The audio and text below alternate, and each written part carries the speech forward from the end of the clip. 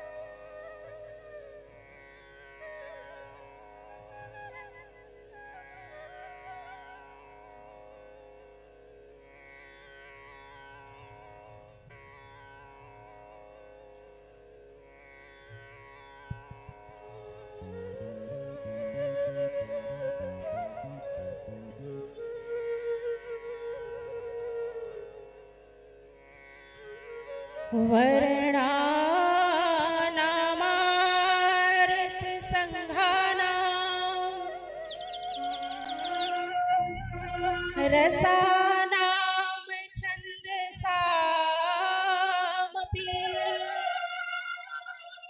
मंगलानां च कर्तारो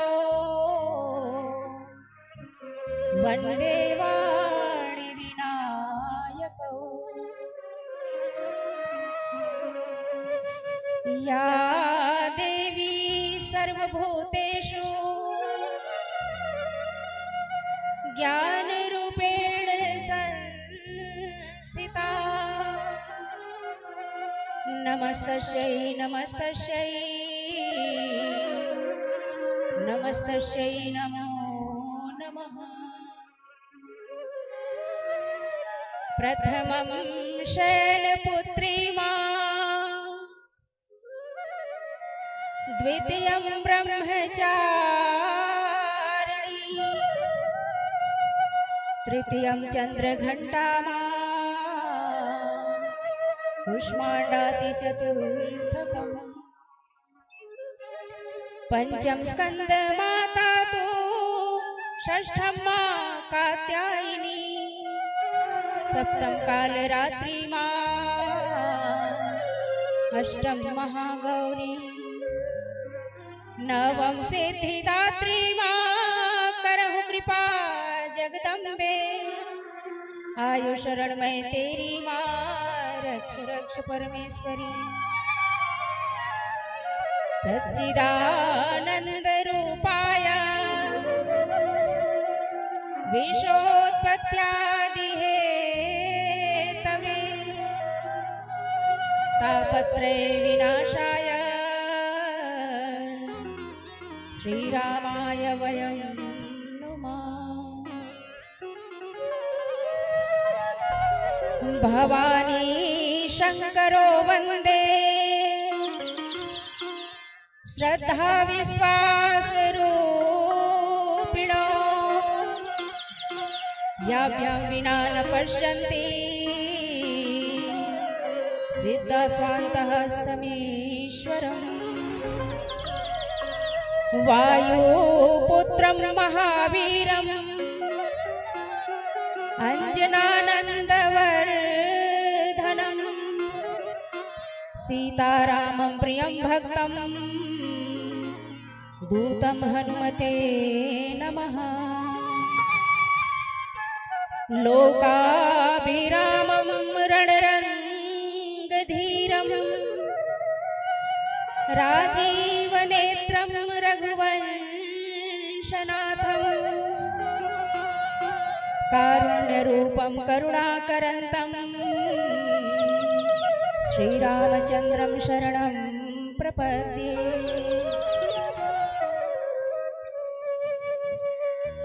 सृष्टिकर्ता ब्रह्मा जी, पालन करता भगवान विष्णु, संहार करता भगवान भोलेनाथ, आप तीनों के चरणों में मेरा कोटि प्रणाम। आप अपना यथा स्थान ग्रहण करते हुए अपनी कृपा दृष्टि हम पर सदैव बनाए रखें।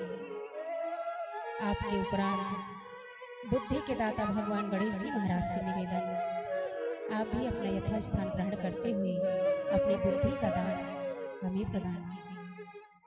आपके उपरांत स्वर और माधुर्य की देवी माँ भगवती सरस्वती से निवेदन, आप भी अपना यथा स्थान ग्रहण करते हुए अपनी स्वर और माधुर्य का दान हमें प्रदान कीजिए।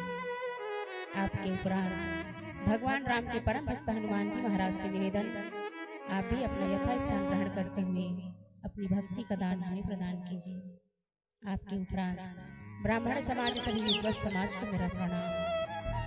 आपके उपरांत जन्म देने वाली माता पिता के चरणों में मेरा प्रणाम। सतगुरुदेव भगवान के चरणों में प्रणाम। यहाँ पर उपस्थित सभी मातृशक्ति माताएं भाई बंधु आप सबको मेरा सादर प्रणाम। साउंड सिस्टम के माध्यम से जहाँ तक हमारी आवाज जा रही है आप सबको इस मंच से जय जय श्री सीताराम। इस पावन भारत भूमि की सुरक्षा हेतु उनमें सभी वीर सपूतों को इस व्यास मंच से प्रणाम करती हूँ और राघवेंद्र सरकार से यही प्रार्थना करती हूँ कि सदैव आपको मेरे राघव की कृपा होती रहे। बल बुद्धि विद्या भगवान राघवेंद्र सरकार आपको प्रदान करे ताकि हमारे भारत की सुरक्षा में कोई कमी न हो और आपके ऊपर जो भगवान की कृपा है वो सदैव बनाए रखे। आइए 2 मिनट नाम संकीर्तन करते हुए प्रभु की अष्टम दिवस की कथा में प्रवेश करेंगे।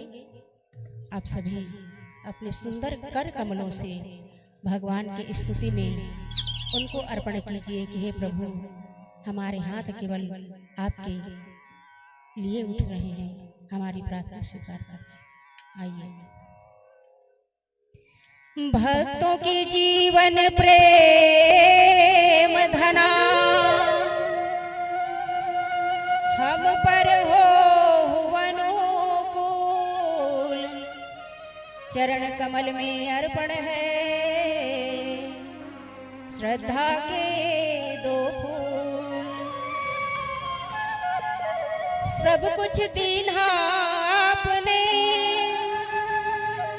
अर्ज करो क्या नाथ, नमस्कार की भेंट लो जोड़ू मैं दोनों हाथ। प्रेम से बोले राघवेंद्र सरकार की जय, हनुमान जी महाराज की जय, गोस्वामी तुलसीदास महाराज की जय, तुलसी महारानी की जय, ग्राम के सभी देवी देवताओं की जय।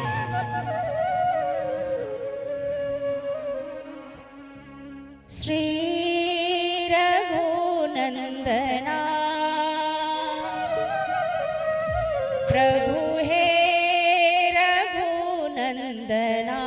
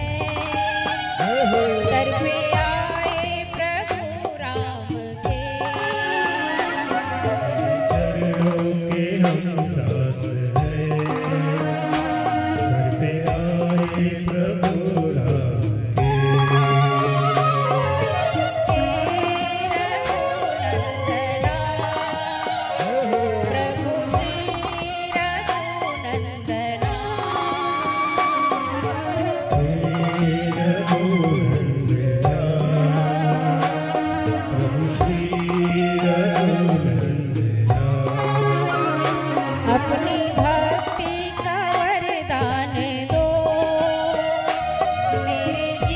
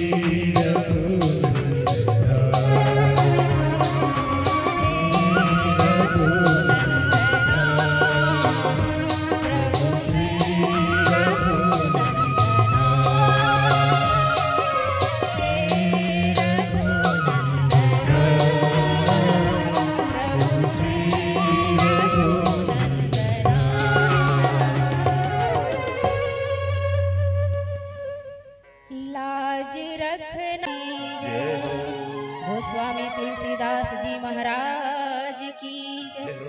ग्राम के सभी देवी देवताओं की जय। श्री शीतला मैया की जय। संत समाज की जय। सद्गुरुदेव भगवान की जय। जय जय सीताराम की जय। जय सीताराम की जय। जय सीताराम की।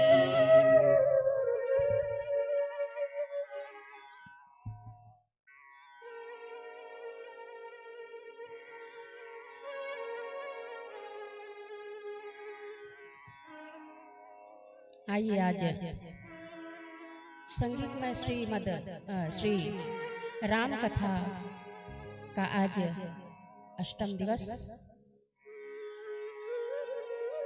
कथा का अब आज और कल अर्थात 2 ही दिन शेष रहा है। अब ये 2 दिन कम से कम आप समय थोड़ा ध्यान से दीजिएगा, क्योंकि इतना बड़ा आयोजन, कथा को सभी जानते हैं, लेकिन व्यास के मुखार वृंद से ऐसा कहते हैं कि व्यास को साक्षात भगवान नारायण का स्वरूप माना जाता है। व्यासाय विष्णु रूपाय विष्णवे, ऐसा स्पष्ट रूप से हमारे वेद। राम राज्याभिषेक कितने कठिन परिस्थितियों से गुजर करके भगवान राम का फिर राज्याभिषेक कराया जाता है। तो आज और कल थोड़ा सा जीवन को, जो पता नहीं इस शरीर से प्राण कब छूट जाए, इसलिए चाहे कितना भी आपको कथा पता हो, लेकिन सुनने का प्रयास करें, क्योंकि पढ़ने और सुनने में जमीन आसमान का अंतर होता है। कभी कभी हम वो नहीं समझ पाते जो समझना चाहते हैं। तो आज और कल मैं चाहती हूँ कि समस्त ग्रामवासी, जहां तक हमारी आवाज जा रही है, आप सभी 2 दिन और सिर्फ 2 दिन हमें समय दीजिए। हमें क्या, आप अपने राघवेंद्र सरकार को समय दीजिए।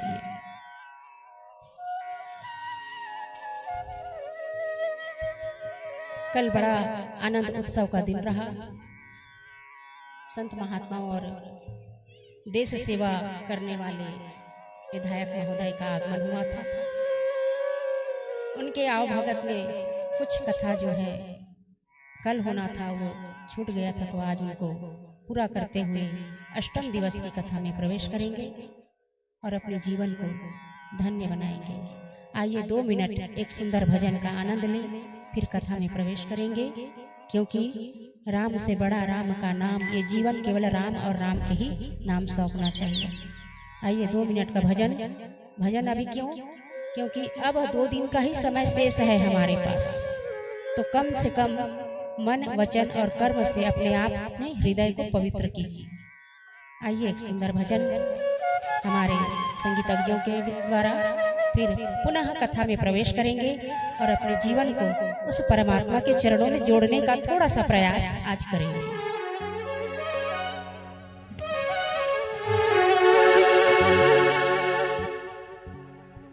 बोलो राम, बोलो राम, बोलो राम, बोलो राम, बोलो राम, बोलो राम, बोलो राम, बोलो राम, आइए बोलो राम, बोलो राम, बोलो राम, बोलो राम। मुनि मन रंजन भव भय भंजन, मुनि मन रंजन भव भय भंजन, असुर निकंदन सीताराम। बोलो राम, बोलो राम, बोलो राम, बोलो राम, बोलो राम, बोलो राम, बोलो राम, बोलो राम। पतित उद्धारण जग जन तारण, पतित उद्धारण जग जन तारण, नित्य निरंजन सीताराम। बोलो राम, बोलो राम, बोलो राम, बोलो राम, बोलो राम, बोलो राम, बोलो राम, बोलो राम।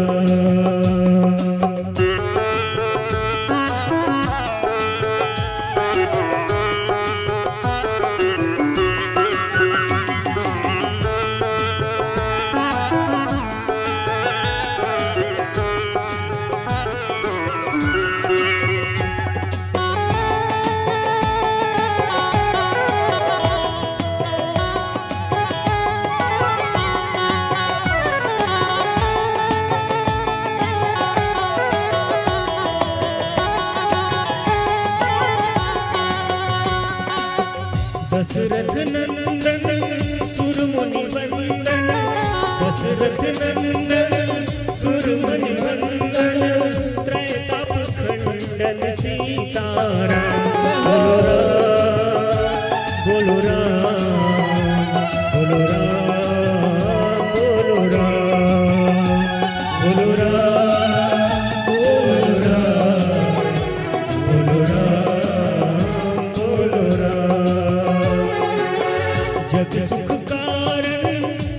जन पालन जग सुख कारण जग जग पालन संतन जीवन सीताराम। बोलो राम बोलो राम बोलो राम बोलो राम बोलो राम बोलो राम बोलो राम बोलो राम।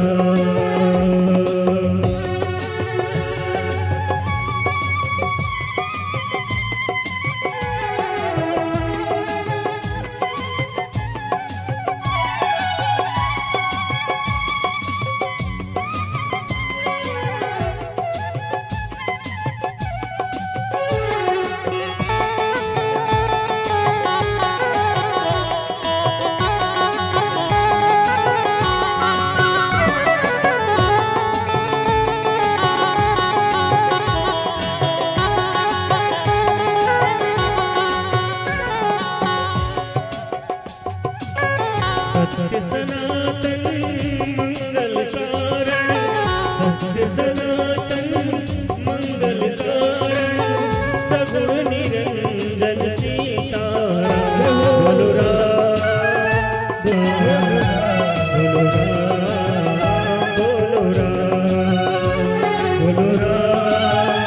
बोलो राम बोलो राम बोलो राम।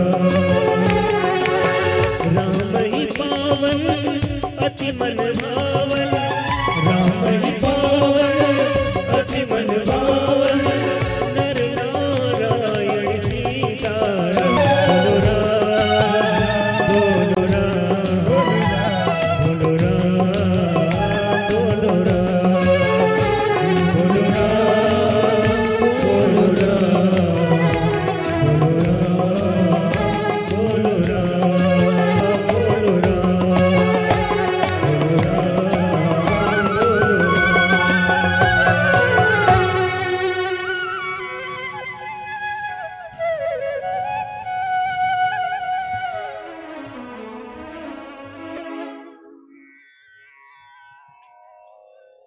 आइए अब चलते हैं अयोध्या की नगरी, जहां पर राजा दशरथ के आज प्राण संकट में है। संकट में होने के पीछे कारण क्या है? क्योंकि राजा दशरथ के हृदय में बसने वाले और प्राणों से भी प्रिय उनके पुत्र, बड़े सुपुत्र भगवान राघवेंद्र सरकार आज वन को चले गए मैया जानकी भैया लक्ष्मण जी के साथ। सुमंत जी ने आकर के बताया, हे राजन, चाहकर भी मैं अपने राघवेंद्र को मैं वापस नहीं ला पाया। मैं जीवित कैसे हूं, ये सुमंत जी महाराज का भाव है, जिससे पता चलता है कि अपने ईश्वर के प्रति प्रेम कैसा होना चाहिए। बड़ा दुखी है आज सुमंत जी महाराज। राजा दशरथ हाय राम करते करते करते फिर मूर्छित होते हैं, फिर उनको होश आता है, फिर मूर्छित होते हैं। मैया कौशल्या को पता चल गया कि आज इस अयोध्या में कि सूर्य कुल के रघुवंशी राजा दशरथ के प्राण नहीं बचेंगे।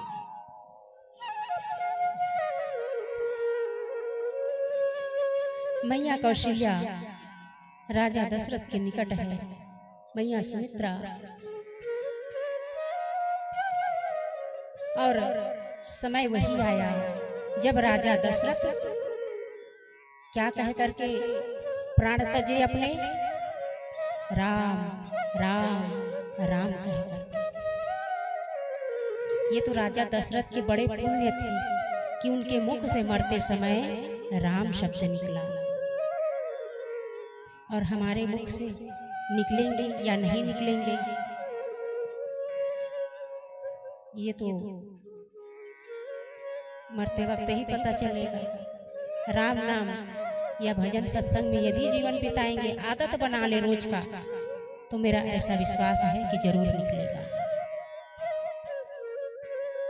राम राम कहते आज मेरे राजा दशरथ जो है प्रभु श्री नारायण के धाम गए हैं, पूरा अयोध्या आज विलाप करने लगा है। रानियां जो है खूब अपने माथे सर को पीट पीट करके रोने लगी हैं। क्यों? क्योंकि राजा दशरथ जैसा प्रतापी, जो अभी कुछ क्षण पहले इतना सुंदर आनंद था कि मेरे राजा राम के सुंदर राज्याभिषेक का मैं आनंद लूंगा, देखिए सोचते कुछ है और होता कुछ और है।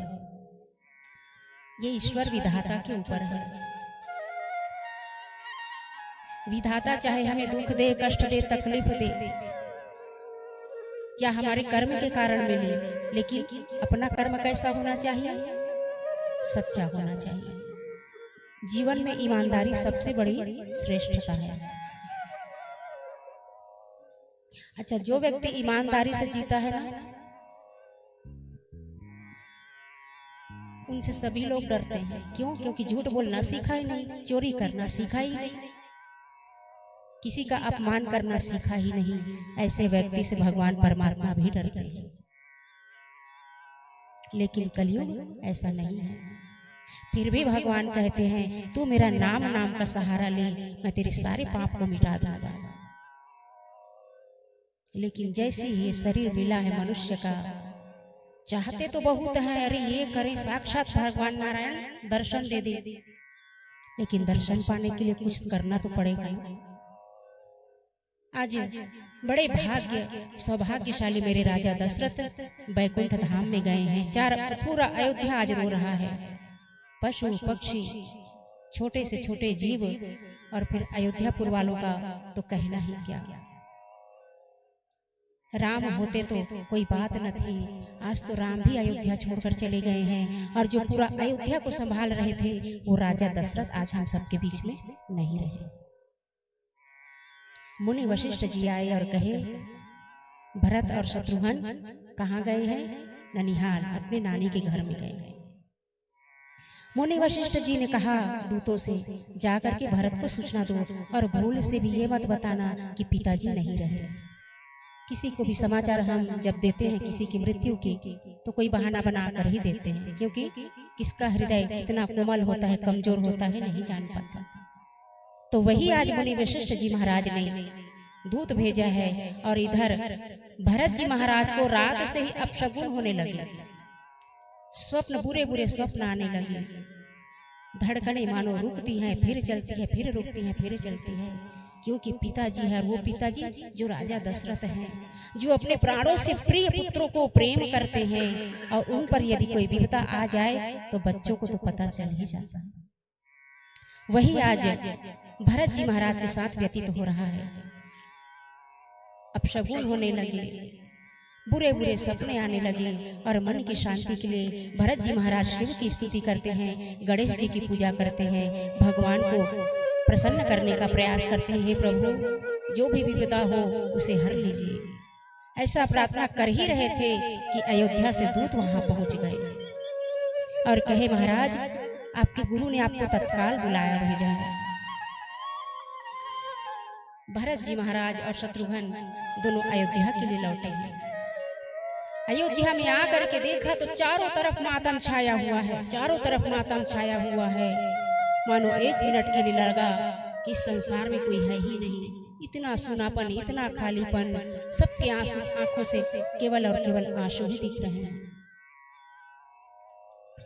भरत जी महाराज का मन व्यथित होने लगा, सोचने लगा आखिर इतना बड़ा आज दुविधा में क्यों लग रहा है अयोध्या, क्यों दुखी लग रहा है, आखिर हुआ क्या है। और कहते हैं संत लोग कि भरत जी महाराज के आने की खबर जब मैया कैकेयी सुने तो आरती की थाली लेकर के आ रही है। इतना बड़ा उस पर लांछन लगा है, फिर भी दिखाना है ताकि किसी को ना पता चले मैंने अपने राघवेंद्र के लिए क्या किया है। मैया कैकेयी जो है आरती की थाली सजा करके भरत के समक्ष आती है और कहती है भरत, अयोध्या में आपका स्वागत है। भरत भैया आज मैया को प्रणाम भी ना करे और कहे आखिर अयोध्या में हुआ क्या है, सब कहाँ है, पिताजी कहाँ है, भैया भाभी कहाँ है, सब लोग आज जीव जंतु इतने व्याकुल क्यों है। मैया कैकेयी कहे पहले भीतर तो आ जाओ, सब बताते हैं। भरत जी महाराज महल के भीतर गए हैं और सबको देख रहे हैं, कोई ना तो पिताजी दिख रहे हैं वहां पर, क्यों कैकेयी का महल है, कैकेयी कक्ष है। बार बार भरत जी महाराज पूछ रहे हैं, मैया बताओ आखिर हुआ क्या है, सब लोग दिख क्यों नहीं रहे हैं। तब मैया कैकेयी हंसते हुए कहती है, तुम्हारे पिताजी से मैंने 2 वचन मांगे थे। 2 वचन मांगे थे? क्या वचन मांगे थे? और ऐसा क्या वचन मांगे थे कि पूरा अयोध्या सुना सुना लग रहा था? कैकेयी कहे, पुत्र मैंने तुम्हारे पिताजी से तुम्हें राजा बनाने का वचन मांगा और दूसरा राम को 14 वर्ष का वनवास मांगा है पुत्र। और जैसे ही सुने कि भैया राम को 14 वर्ष का वनवास, और एक बात और पुत्र, तुम्हारे पिताजी स्वर्ग सिधार गए, अर्थात तुम्हारे पिताजी जीवित नहीं रहे। और जैसे ही ये शब्द सुने भरत जी महाराज, कहते हैं संत लोग वहीं पर मूर्छा होकर के भरत जी महाराज गिर जाते हैं। थोड़ा सा होश आता है भरत जी महाराज को, और इतने अपशब्द मैया कैकेयी को कहती है। गोस्वामी तुलसीदास जी कहते हैं कि इन अपशब्दों को यहाँ रामायण में वर्णन करना मुश्किल था, लेकिन फिर भी भरत जी महाराज मैया कैकेयी से कहते हैं, अरे पापनी तू इतनी बढ़िया भागी है, अपने कोख से जन्म देते वक्त मेरा गला क्यों नहीं घोंट दी। मेरे पिताजी को तूने स्वर्ग भेज दिया, मेरे भैया भाभी को तूने आज वन को भेज दिया, वो भी तपस्वी के वेश में। जब ते कुमति कुमत जी अठायाऊ, खंड खंड होए हृदय न गयाऊ। अरे कुमति, अरे दृष्टि, अरे पापनी, तेरी जिह्वा कट कर नीचे क्यों नहीं गिर गई जब तूने मेरे भैया को वन भेजा है। मेरे पिताजी तेरे चाल को समझ नहीं पाई। एक कैकेयी, अरे दुष्टी, अरे पापनी, दूर हो जा मेरी नजरों से। आज एक पुत्र अपने माँ को ऐसा कह रहा है। बड़ी अभागन है तू राम को जरा भी नहीं समझ पाई, इतनी तू अपवित्र हो गई है। भूप प्रतीति तोरी किमी किन्ह, मरण काल विधिमति हर लिन्ह। राजा ने तेरा विश्वास कैसे कर लिया, पिताजी ने आखिर तेरा विश्वास कैसे कर लिया। स्त्री कुचाल को पिताजी तो बहुत धर्मात्मा थे, समझ नहीं पाए। हे ईश्वर, हे विधाता, अब मैं क्या करूं, इस कलंकनी, इस दुष्टनी से कैसे मैं कहां बचूं, कहां जाऊं।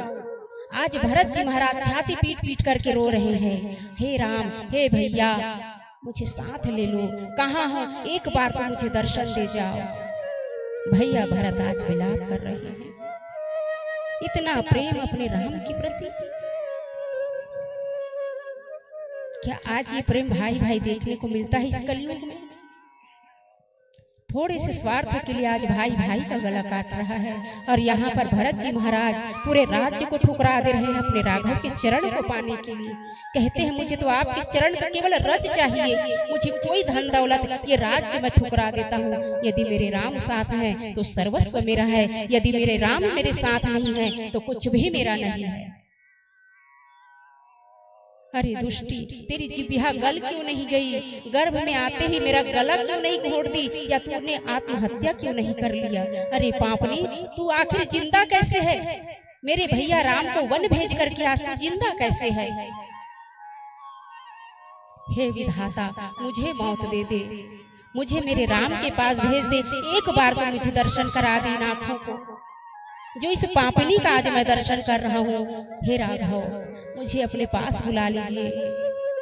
हे पिताजी, आपने मेरा इंतजार भी नहीं किया, इतनी जल्दी मुझे छोड़ करके चले गए, और मेरा भैया राम भी चला गया और बच गई जीवित तो ये पापनी, जिसको अब तो मैं जीवन पर्यंत आज ये प्रण करता हूँ कि इसको मैं कभी भी माँ का दर्जा नहीं दूंगा। आज ये पुत्र अपनी माँ के लिए ऐसे शब्द निकाल रहा है। मैया कौशल्या के कक्ष में जब भरत जी महाराज गए, मैया कौशल्या को विधवा साड़ी में देखे, मैया सुमित्रा को देखे, और मैया कौशल्या जो है आंखें आज आंसू की धाराओं से मानो बंद होने के कगार पर है। इतने आंसू, और जैसे ही थोड़ी सी खुली हुए पलकों से भरत को देखे मैया कौशल्या तो जाकर के हृदय से लगा दी। भरत जी महाराज कहे, मैया वो सारा दोष मुझे लग जाए। यदि मैंने भगवान राम के लिए अपने राज को, अपने राजा बनने का यदि थोड़ा सा भी मैंने मेरा स्वार्थ रहा हो मैया, तो मेरा ये शरीर तुरंत भस्म हो जाए। जो ब्राह्मणों का अपमान करता है वो पाप मुझे लग जाए, जो गौओं को मार कर खाता है वो सारे पाप मुझे लग जाए। यदि इस उल्टा के, इस कुलक्षणी के यदि मति में मेरा सहमति रहा हो, तो हे मैया कौशल्या, मुझे वो सारे पाप लग जाए और मैया कौशल्या भरत को हृदय से लगा ले। नहीं पुत्र, मैं जानता हूँ तू बहुत धर्म कर्म से सबसे जुड़ा हुआ है, सबसे प्रेम यदि कोई करता है मेरे राघव से, तो वो सबसे ज्यादा प्रेम तू करता है भरत। मैं जानती हूँ वो सारे पाप लग जाए मैया मुझे, यदि जरा सी भी सहमति मेरी रही होगी कि मुझे राजा बनना है और मेरे भरत भाई, मेरे राम जी को वन देना है, यदि मैंने सपने में भी सोचा हो तो ये मेरा जीवन नष्ट हो जाए। मैया कौशल्या बार बार आज भरत को समझा रही है, दोष किसी को नहीं है पुत्र, ये तो सब विधाता का लेख है। नहीं मैया, ये सारा दोष उस कुलक्षणी, उस पापनी कैकेयी का है। हे विधाता, जीवन में किसी को ऐसी मां मत देना कि राम जैसे पुत्र को आज वन भेज दे और स्वयं महल में रहे।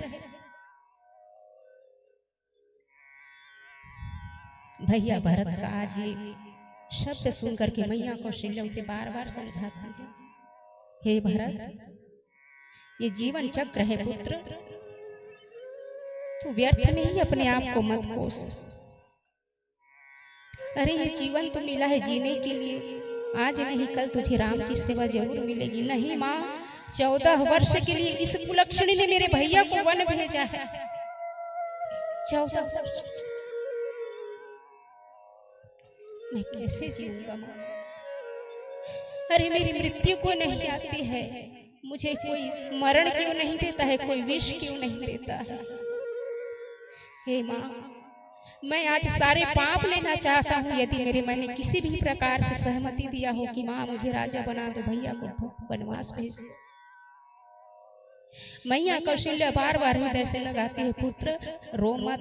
अरे राम का जीवन तो राम का जीवन है, जिसने जिया है वो जानता है। मैं जानती हूँ तेरा हृदय क्या कहता है। हे पुत्र, संभाल अपने आप को। आज तेरे पिताजी भी नहीं है। इधर मैया सुमित्रा को हृदय से लगा करके भरत जी महाराज रो रहे हैं, शत्रुघ्न जी महाराज रो रहे हैं। इधर शत्रुघ्न महाराज को जब पता चला कि सारी कूटनीति का कार्य मंथरा ने किया है, शत्रुघ्न ने जाकर के मंथरा के बाल खींचे और निकल जाए यहाँ से तू करके जमीन से घिसाते हुए महल से बाहर कर दिया। भरत जी महाराज फिर से पृथ्वी पर गिरते हैं। हे भैया, मुझे अपने पास बुला लो, कहाँ हो तुम? हे विधाता, मुझे मृत्यु को नहीं देते, मुझे अपने पिताजी के पास जाना है। पिताजी, आपने भी मेरा थोड़ा सा इंतजार नहीं किया और सीधे मृत्यु को स्वीकार कर लिया। कितना प्रेम था राम के प्रति कि आपको परमात्मा ने उनकी विरह में मृत्यु दे दिया। और मैं पापी, इतना भागा, इतना पापी, ये सुनकर भी मैं जीवित हूँ। और आपने जैसे राम को वन जाते देखा, अपने प्राण तज दिए, और मैं पापी दुष्ट आज अपने राम को छोड़ करके जीवित हूँ। अरे कैकेयी, तूने ये क्या किया? मुझे राजा के सपने देख करके आज तूने पूरे अयोध्या का सर्वनाश कर दिया, पूरा अयोध्या का सर्वनाश कर दिया। अरे अभागिनी, तेरी जिह्वा क्यों गल नहीं गई? इस प्रकार से आज राम जी महाराज की याद में, विरह में भरत जी महाराज व्याकुल हो रहे हैं। हे भरत, मैं जानती हूँ कि तू राम को अपने हृदय में धारण करता है। उनके चरणों को देख करके तेरी रात होती है, तेरी दिन होती है। वशिष्ठ जी महाराज आकर के भरत जी महाराज को समझाते हैं, भरत, नियति को कोई नहीं टाल सकता, नियति को कोई नहीं टाल सकता। अब ये दुख को थोड़ा शांत करके अपने पिताजी का क्रियाकर्म करो और जो पद तुम्हें दिया है अर्थात राजा होने का उनका पालन करो और पूरी अयोध्या की रक्षा करो। भरत जी महाराज कहे, गुरुवर मेरे भैया स्वर्गवासी हो गए, भैया वन को चले गए और आप कहते हैं कि मैं राजा बनूं। एक पाप तो मैं भोग ही रहा हूं कि मैं कैकेयी का पुत्र हूं, उस पर दूसरा मैं राजा बनूं। इतना बड़ा अपराध आप मेरे से कराना चाह रहे हैं प्रभु, इतना बड़ा अपराध। गुरुवर आप सब ने मिलकर के इस कैकेयी को प्राण क्यों नहीं हर लिए, इस महल से क्यों नहीं निकाल दिए। वशिष्ठ जी महाराज समझाने लगे, भरत जी महाराज को पुत्र होनी को कोई नहीं टाल सकता, होनी को टाला जा सकता था गुरुवर। ऐसा वरदान मांगते ही उस दुष्ट उस पापनी कैकेयी के गले में सीधा सीधा तलवार लगा देना था, उनके शरीर से धड़ को अलग कर देना था। आज भरत का चरित्र सुन करके मैया कौशल्या, वाह रे भरत, अपने भैया अपने राम के लिए इतना प्रेम। आज से पूरा संसार विश्व तुम्हें राम से पहले भरत प्रिय राम कहेगा। जब भी कोई जयकारा लगाएगा तो भरत प्रिय रामचंद्र की जय कहेगा। हे पुत्र तू संभाल अपने आप को और जो गुरुवर कहे वही कर।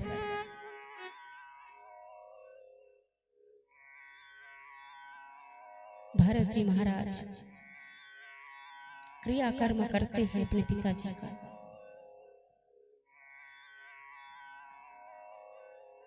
और क्रियाकर्म करके बार बार फिर से वशिष्ठ मुनि जी समझा रहे हैं, क्रियाकर्म तो हो गया, अब मैं चाह रहा हूं कि तू आप अयोध्या को संभालो अर्थात राजा बनो।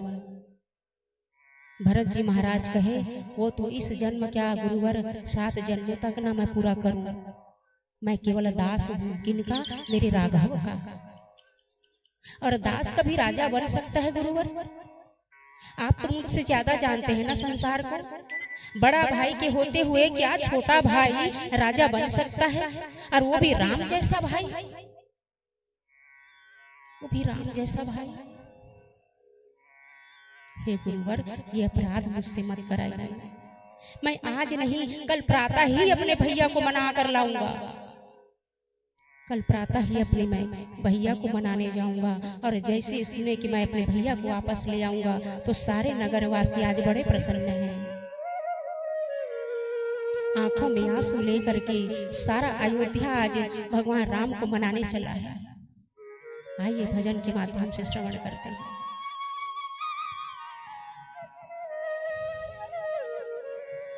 भरत चले चित्रकूट हो रामा, राम को मनाने। आप सब भी गुनगुनाइए और यही प्रार्थना कीजिए कि मेरे भरत जी महाराज राघव को वापस ले आए। भरत चले चित्रकूट हो रामा, राम को मनाने। भरत चले चित्रकूट हो रामा, राम को मनाने। भरत चले चित्रकूट हो रामा, राम को मनाने। भरत चले चित्रकूट हो रामा, राम को मनाने। राम को मनाने भैया, राम को मनाने। नहीं भैया राम को मनाने। राम को मनाने भैया, राम को मनाने। राम को मनाने हो भैया, राम को मनाने। भरत चले चित्रकूट हो रामा, राम को मनाने। भरत चले चित्रकूट हो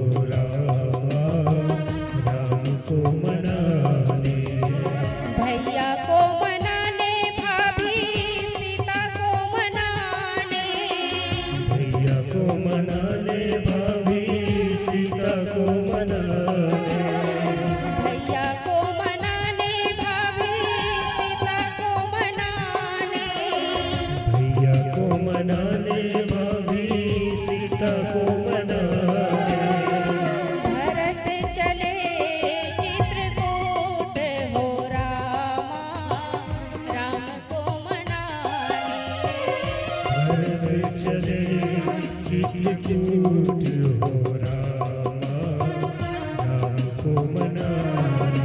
जय हो।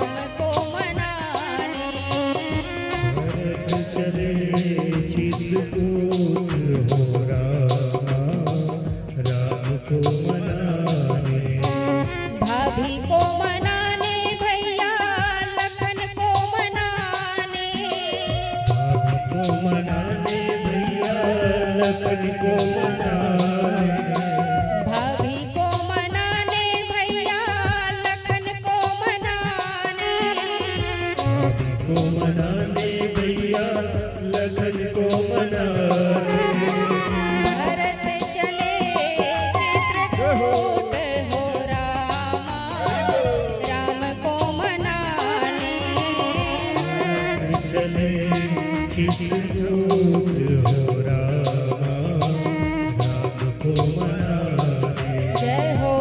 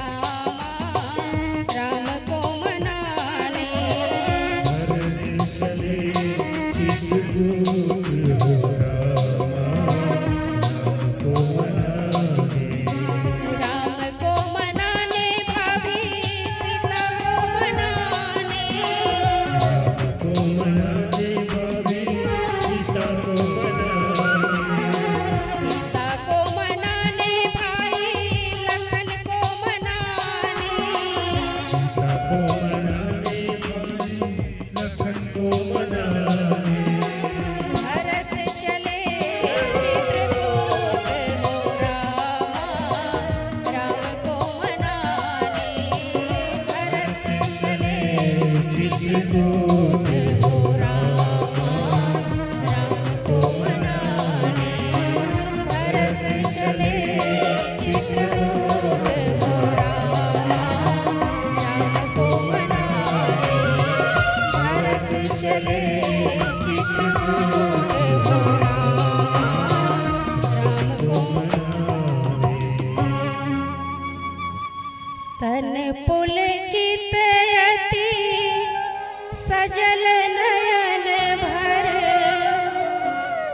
सिर पर कस जटा जूट हो रामा, राम को मनाने भरत चले चित्रकूट हो रामा, राम को मनाने। प्रेम से बोलिए भरत जी महाराज की जय हो, राघवेंद्र सरकार की जय हो।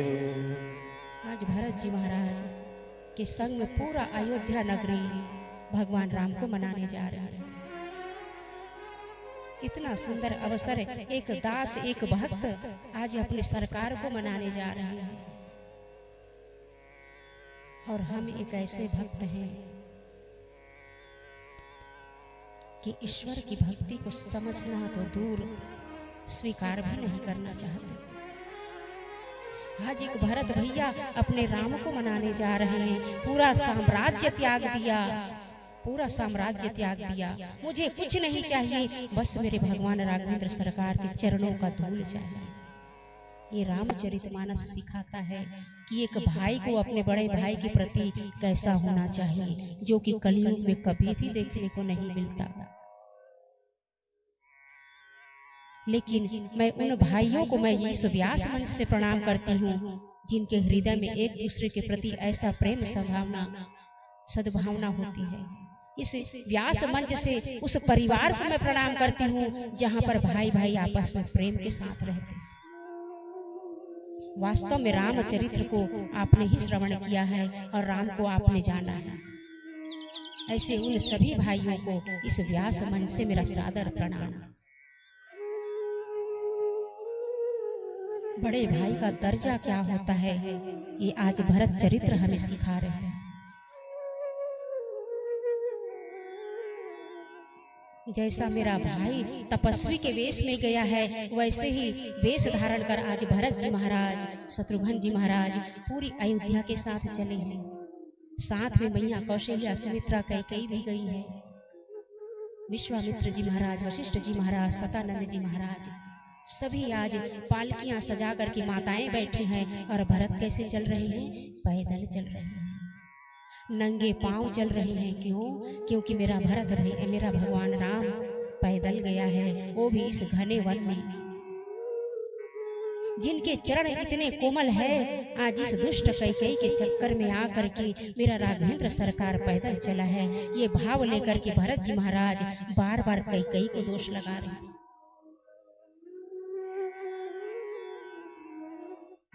तमसा नदी के तट पर पहुंचे हैं पूरा अयोध्या। और आज अयोध्यावासी क्या किए पता है? पिछली बार जब हम राम को छोड़ने आए थे तो राम जी हमें सोता छोड़ गए थे, और कहीं आज हम फिर से सो गए तो कहीं भरत न छोड़कर चला जाए। इसलिए आज सभी अयोध्यावासी रात भर जाग रहे हैं तमसा नदी के तट पर। प्रातः भोर में श्रृंगवेरपुर पहुंचे पूरा अयोध्या भरत भैया के साथ। और जैसे ही श्रृंगवेरपुर पहुंचे तो निषाद जी महाराज को लगा कि राज पा करके आज ये अभिमानी अपने भैया को दिखाने आ रहा है कि देखो मैं राजा बन गया, और तुम वही तपस्वी के वेश में आज वन वन भटक रहे हो। क्या ऐसा सोच लेकर के भरत आ रहे हैं? ऐसा भाव आज निषाद राज जी महाराज सोच रहे हैं। क्यों? क्योंकि उनकी मैया ने तो निकाला था ना, तो जैसा माँ है वैसा पुत्र भी तो हो सकता है।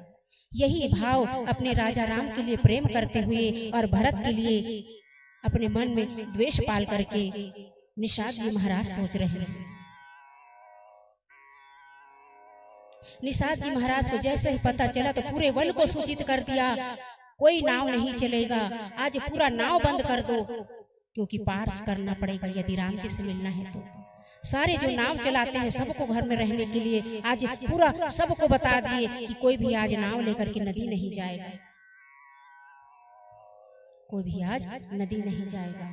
और सब लोगों को सावचेती कर दिए। जैसे ही लगे कि ये सारा दोष इस भरत का है तो सब जाकर के आक्रमण कर देना, मेरे राम तक पहुंचने मत देना, ऐसे पापी ऐसे दुष्ट। लेकिन सारा का सारा उल्टा हुआ। कैसे उल्टा हुआ? जैसे ही निषाद राज जी ने देखा भरत जी महाराज अपने तपस्वी भाई के जैसा वेश धारण करके आ रहा है, सिर पर जटा बांधा हुआ है, वैसी तपस्वी वस्त्र पहना है, साथ में वशिष्ठ जी महाराज है, विश्वामित्र जी महाराज, सतानंद जी महाराज और साथ में तीनों माताएं हैं। पूरा अयोध्या आज रोते हुए आते देख करके निषाद जी महाराज को लगा मुझसे बड़ा पाप हो गया। सामने आते ही निषाद राज को जैसे ही देखे तो बताए कि निषाद राज के गले मिलकर गए हैं राम जी महाराज। भरत जी ने जैसे ही सुना कि इस निषाद के गले मिलकर मेरा भैया बन गया है तो निषाद राज को गले से लगा लेते। जिसको मेरे राम गले लगा ले वो कोई साधारण व्यक्ति नहीं होगा, जिन पर मेरे राम की कृपा होगी वो कोई साधारण मनुष्य नहीं होगा। ऐसा सोच करके भरत जी महाराज आज निषाद राज के चरण पर झुक गए हैं और जैसे ही चरण पर झुके तो निषाद राज जी महाराज ने उठा करके गले लगा लिया। मुझे क्षमा कीजिए महाराज, मेरे मन में अभी आपके लिए बड़ा ही दुष्ट भावनाएं जगी थी। मैं आपके हृदय में जो प्रेम है मेरे राम के प्रति वो समझ नहीं पाया, मुझे क्षमा कर दीजिए। निषाद राज जी महाराज उस स्थान को दिखाते ले जा रहे हैं जहां जहां मेरे राघवेंद्र सरकार ने विश्राम किया था। गंगा पार किया और जैसे ही गंगा के निकट पहुंचे मेरे राघवेंद्र सरकार के परम भक्त भरत जी महाराज, तो भरत जी महाराज ने गंगा से क्या प्रार्थना किया? अर्थन धर्मन काम रुचि गति न चहु निर्वाण, जन्म जन्म रति राम पद यह वरदान नयान। मुझे अर्थ धर्म काम मोक्ष कुछ नहीं चाहिए। तो गंगा ये मैया कहे अरे तो मैं दूं तो दूं क्या, न अर्थ चाहिए न धर्म काम मोक्ष कुछ नहीं चाहिए, तो मेरे पास तो कुछ नहीं बचा है। तो भरत जी महाराज कहते हैं सीता राम चरण रति मोरे, अनुदिन बढ़ाऊं अनुग्रह तोरे।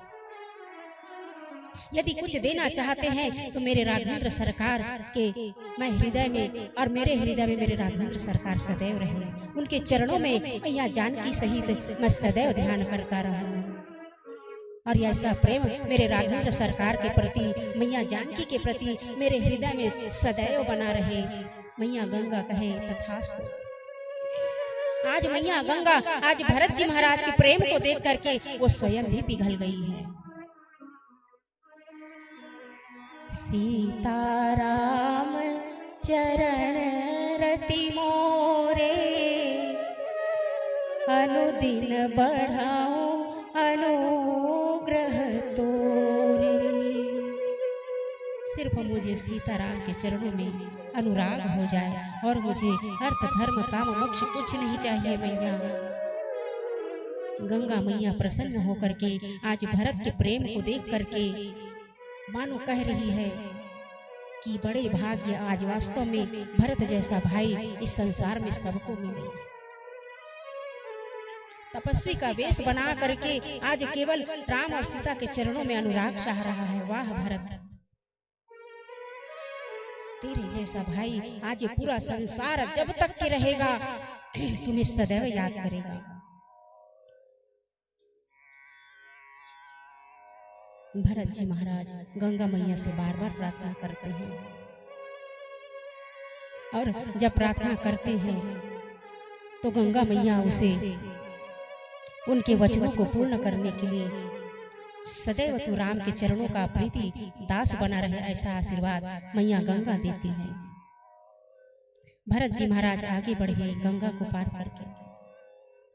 सभी माता जो है पालकी में चलने, लेकिन भरत जी महाराज पैदल चल रहे हैं। मैया कौशल्या कहे कि पुत्र रथ पर बैठ जा। तो कहे भरत जी महाराज यदि मैं रथ पर बैठ जाऊं तो उस समय रथ कहाँ था जब मेरा भैया पैदल चल रहा था, उस समय कहाँ था। भरत का प्रेम ऐसा देख करके निषाद जी महाराज, वाह भरत भैया, आज उनके भी आंखों में आंसू बह रहे हैं। गंगा में स्नान किए, वहां पर शिव की प्रतिमा बना करके पूजा की और मेरे भैया का सदैव रक्षा करना। गंगा और शिव जी से प्रार्थना करते हैं। कौन? भरत जी महाराज। रास्ते पर जाते जाते भरत जी महाराज को मैया सीता के गहने के कुछ कड़ मिले हैं, कुछ छोटे छोटे वस्त्र मिले हैं।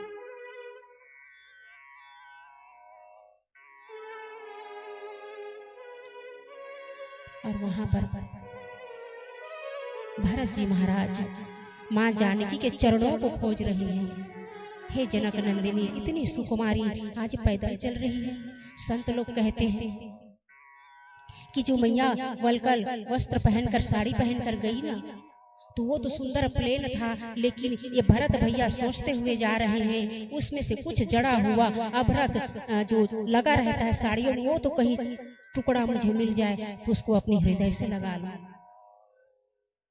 और माता जान करके प्रणाम करूं।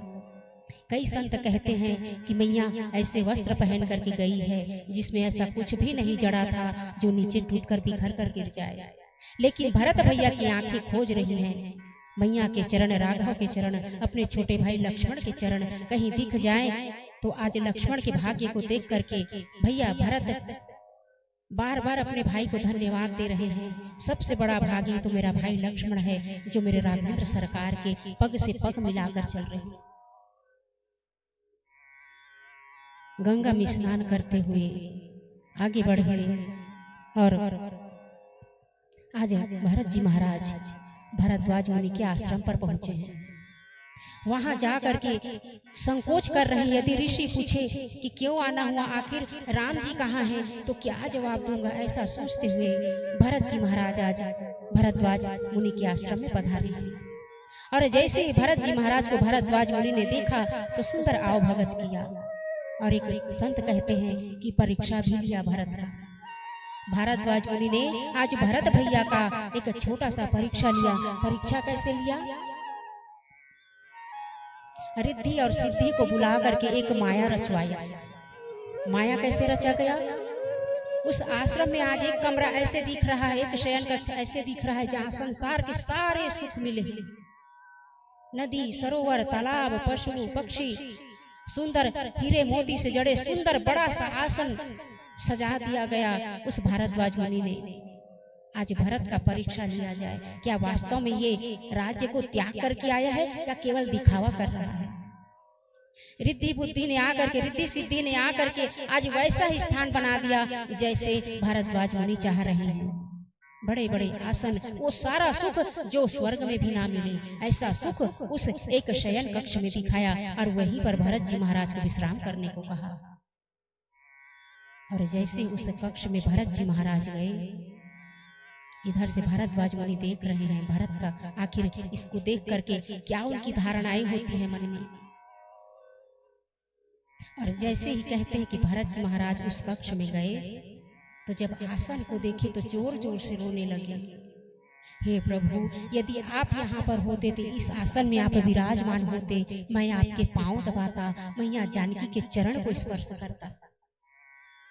जब ऐसे बोलते बोलते भरत जी महाराज रो रहे थे तो भरद्वाज मुनि को लगा कि ये कोई राज्य का लालची नहीं है, ये तो केवल राम के चरणों के अनुरागी है। और मन ही मन भरद्वाज मुनि मानो भरत जी महाराज से क्षमा याचना करते हैं और कहे कि भरत, तेरे जैसा भाई इस संसार में न तो है और न कभी आगे चल करके कोई होगा। आज से तेरा नाम पूरे जन्म जन्मांतर तक, जब भी कोई भी युग रहे, तेरा नाम सबसे पहले लिया जाएगा। भरत प्रिय रामचंद्र की जय। ऐसा भाव लेकर के आज भरद्वाज मुनि आश्रम से आज भरत जी महाराज वहां से विदा लेते हैं। जहां जहां भैया राघव ठहरे थे उसी स्थान को दिखाते आज निषाद जी महाराज ले जा रहे हैं। वाल्मीकि आश्रम पहुंचे हैं भरत जी महाराज। वाल्मीकि आश्रम पहुंच करके वहां पर भी भैया के वन गमन जाने का दुख सुनाते हैं। वाल्मीकि भगवान कहते हैं, भरत दुख न हो, ये तो सब भगवान की लीला है। भरत जी महाराज कहे, गुरुवर, क्या मुझसे बड़ा कोई पापी संसार में होगा क्या? मुनि कहे, ऐसा क्यों कह रहे हो भरत, ऐसा क्यों कह रहे हो? भरत जी महाराज कहे, सही तो कह रहा हूँ प्रभु। मेरे भैया राघव सरकार आज वन वन भटक रहे हैं, देखो तो मैं जीवित हूँ। मेरे पिताजी आज इतने प्रेमी थे मेरे राघव के प्रति कि जैसे ही सुना कि वन जाना है तो तुरंत प्राणों के निछावर करके आज वैकुंठवासी हो गए हैं। और मुझे तो देखो, मैं अब तक जीवित हूँ। क्या ये मेरा भाग्य है? क्या ये मेरा सौभाग्य है क्या अभी भी मैं राजा बनने के लायक हूँ? अरे मैं तो सपने में भी ना सोचूं कि मेरे राम के वन जाने पर मैं राजा का पदभार संभालूं। वशिष्ठ जी मुनि महाराज बहुत समझाते हैं। वहां पर कहते हैं कि कुछ वशिष्ठ जी महाराज ने भी आज भरत का परीक्षा लिया है। भरत जी महाराज वहां पर भी परीक्षा में उत्तीर्ण हुए हैं, अर्थात पास हो गए हैं, क्योंकि राघव के प्रति जो प्रेम, जो वात्सल्य आज भरत जी महाराज के हृदय में है, किसी के हृदय में दिखाई नहीं दे रहा। कामदागिरी के पास आज पहुंचे हैं, नदी पर। रास्ते में जाते हुए जितने भी हमारे राघव सरकार ने जहां जहां आश्रम में रुककर दर्शन किया, वहां वहां सभी मेरे भरत जी महाराज रुके हैं। वहां पर आज मेरे भरत जी महाराज रुके हैं।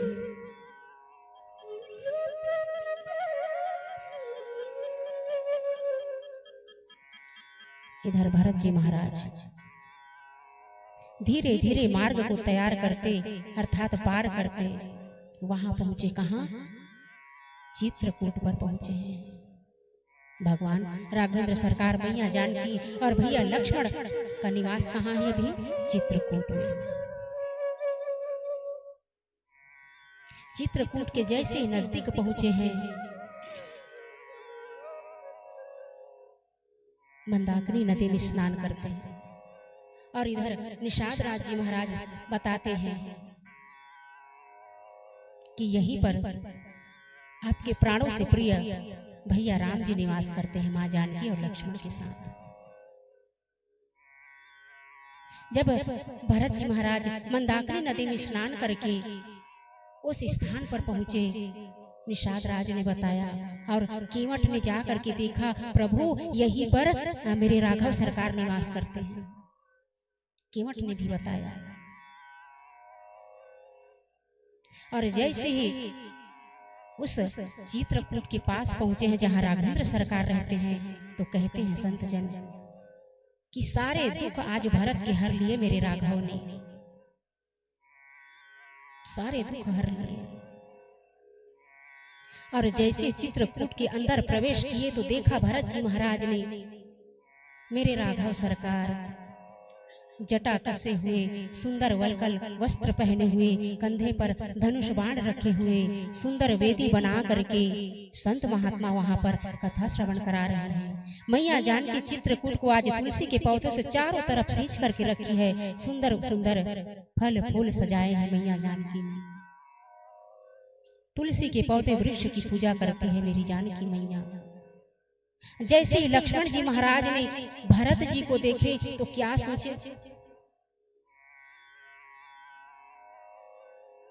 क्योंकि अभी राम की दृष्टि मेरे भरत पर नहीं पड़ी है, केवल लक्ष्मण जी महाराज ने देखा है। जैसे ही देखे तो सोचने लगे कि आ गया ये कपटी जो हमें आज हमारा तमाशा देखने आ रहा है कि हम सही है कि नहीं। और कहते हैं संत जन कि उसी समय आकाशवाणी हुई। आकाशवाणी ने कहा, भरत लक्ष्मण, किसी को जाने बिना ऐसी मन में दुर्भावनाएं नहीं लानी चाहिए। राम जी भी समझाया कि मेरे भरत को मैं जानता हूँ, लक्ष्मण तो व्यर्थ ही अपने मन में उसके लिए द्वेष न पाल। अरे भरत जैसा भाई तो इस संसार में न कभी था और न कभी होगा। राम जी महाराज आज आसन पर विराजमान होकर के संतों के मुखार वृंद से कथा श्रवण कर रहे हैं। कथा श्रवण कर रहे हैं, मैया जानकी सहित वहां पर कथा श्रवण कर रहे हैं। और जैसे ही लक्ष्मण ने भरत आया है ऐसा बोले राम जी को, और राम जी ने जैसे केवल भय सुना तो वहां से न तो उठते बन रहा है न भागते बन रहा है। क्यों? क्योंकि कथा श्रवण कर रहा है। और हम कथा कैसे सुनते हैं, मन लगे तो उठ के चले जाओ, मन लगे तो बैठ जाओ, मन लगे तो पाँव को ऐसा करो वैसा करो, क्योंकि कलयुग है, ऐसा हृदय हमें भगवान ने अर्पण नहीं किया है। फिर भी भगवान कहते हैं तू कैसे भी स्थिति में रहो, बस मेरे नाम का आश्रय लेते रहे। भाय को भाय अनख आलसहु, नाम जपत मंगल देसी दसहु, चाहे जिस भी स्थिति परिस्थिति में आपका हृदय नाम ले, भगवान उसे स्वीकार करते हैं। यहाँ पर जैसे ही भैया लखन ने भरत आया है बोले, और जैसे ही भा शब्द को सुने मेरे राघव सरकार आज लड़खड़ाने लगे, न तो उठ पा रहे हैं न बैठ पा रहे हैं। उठते हैं तो कथा का मर्यादा भंग होता है, और बैठे रहे तो मेरा भरत आज इतना व्याकुल है, इतना दुखी है, उसको कैसे मैं दुखी देखूं। संत महात्मा समझ गए, राम के व्याकुलता को समझ गए और आदेश देते हैं जाओ अपने भरत भाई से मिल लो। और जैसे ही भरत भाई से मिल लो, सुने राघवेंद्र सरकार लड़खड़ाते उठे, कहीं पीताम्बरी गिरे, कहीं धनुष गिरे, और सब अंग में जो साजे थे वो सब गिरते गए। और कवि लोग कहते हैं कि जब भक्त और भगवान का मिलन होता है ना, तो बीच में कुछ भी नहीं आना चाहिए। छोटे से छोटा तिनका भी इस भगवान और भक्त के बीच में नहीं आना चाहिए। और कहते हैं जो भगवान के कार्य में बाधा बने ना, उसको तो तुरंत त्याग देना चाहिए। चाहे वो व्यक्ति हो, मनुष्य हो, जीव हो, जंतु हो, कोई भी हो, जो भगवान के कार्य को रोकने का प्रयास करे, ऐसे व्यक्ति का मुख देखना भी पाप के समान माना गया है, जो आपके धर्म के कार्य को रोके। भगवान राघवेंद्र सरकार आज सारे वस्त्रों को फेंक करके ऐसे चले हैं मानो हे भरत, आज तो मैं धन्य हो गया, मेरा भरत करके जा करके आज राघवेंद्र सरकार भरत को हृदय से लगा रहे हैं, और देवताएं आज फूल बरसा रहे हैं, फूल बरसा रहे हैं मेरे राघवेंद्र सरकार और भरत का मिलाप देखकर। भगवान राघवेंद्र सरकार की आंखों से आज वैसे ही आंसू निकल रहे हैं जैसे भरत अभी बहुत बहाते हुए आया। प्रभु त्राहि माम, मेरा अपराध क्या है प्रभु, मैंने तो कुछ नहीं किया। मैं तो अभी भी कह रहा हूँ कि संसार के जितने भी पाप हैं वो मुझे लग जाए, यदि मैंने सपने में भी सोचा होगा कि भरत को राजा और आपको वन मिला हो।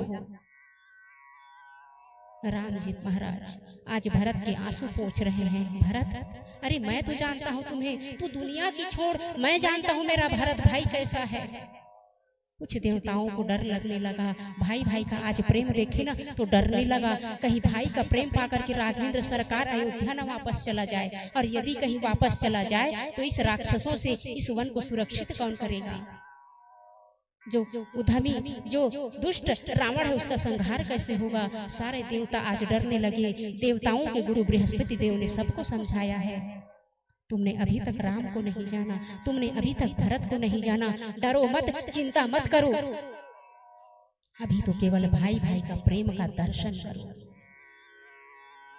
और जिस प्रेम का दर्शन न कर पाए, मैं तो कहता हूँ उनकी आंखें फूट जाए। ऐसा आज दोनों भाइयों का मिलाप हो रहा है, भरत राम का मिलाप हो रहा है।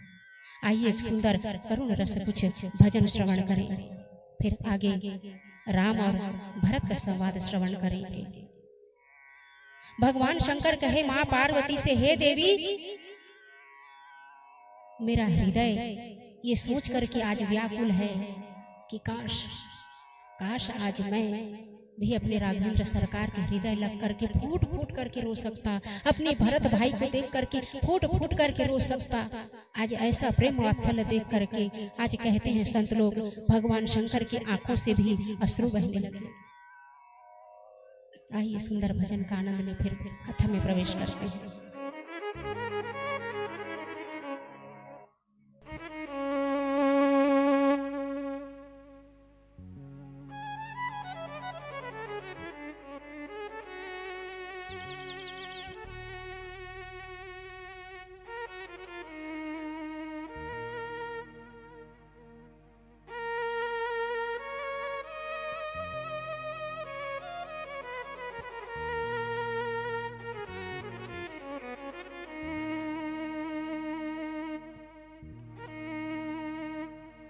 प्रेम से बोलिए लखन सिया रामचंद्र की जय।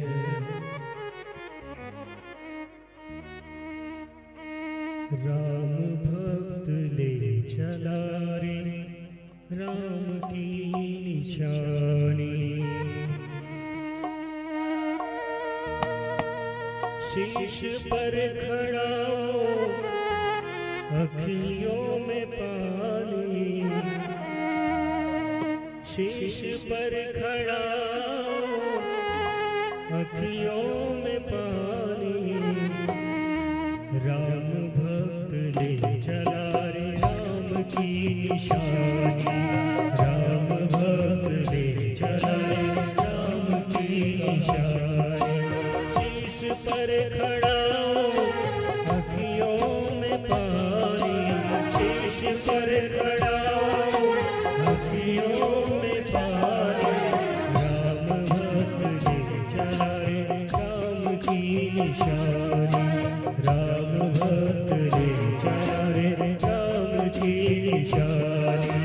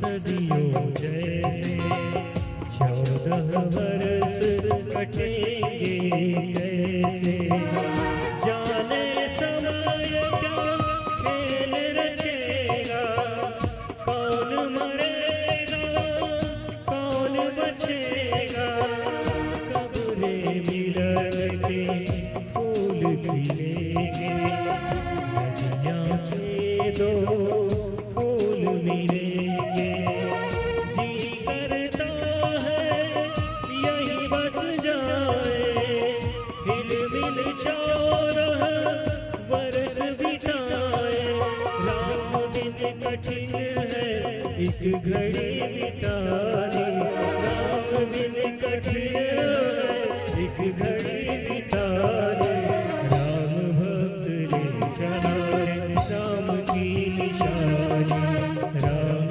भक्त ले चला रे राम की निशानी।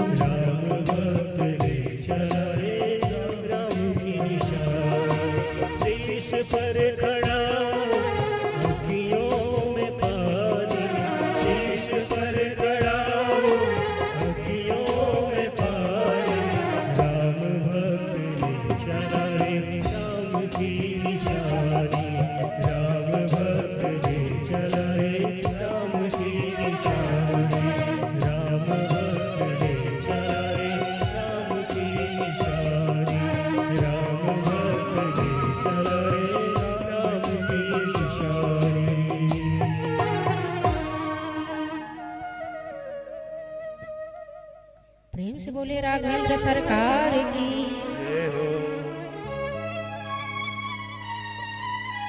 राम और भरत का मिलाप देख करके आज सभी साधु संत जो हैं बड़े भाव विभोर हो रहे हैं।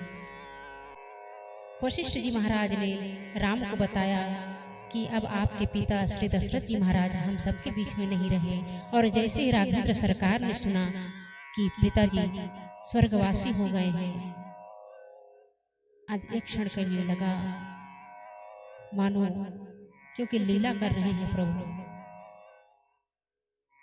पिताजी को वहीं से मन ही मन प्रणाम किए। वशिष्ठ जी महाराज के कहने पर सारा दशकर्म आज राजा दशरथ का किया है मेरे राघव सरकार ने। शुद्ध होकर के आज राम जी महाराज मैया कौशल्या सुमित्रा कैकेयी सबसे मिल रहे हैं। लक्ष्मण शत्रुघ्न भरत सब एक दूसरे के हृदय लग रहे हैं। इधर जैसे जनक जी महाराज को पता चला तो कुछ दूत भेजे, आखिर हुआ क्या है, क्या हो रहा है, जरा वन में देख कर आओ।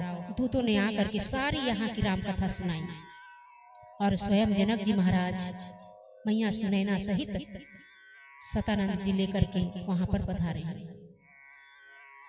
चित्रकूट पर। जनक जी महाराज ने आज अपनी पुत्री को पहली बार देखा है। जब से विवाह हुआ है तो पहली बार आज जनक जी ने अपनी पुत्री को देखा है। क्यों? क्योंकि पहले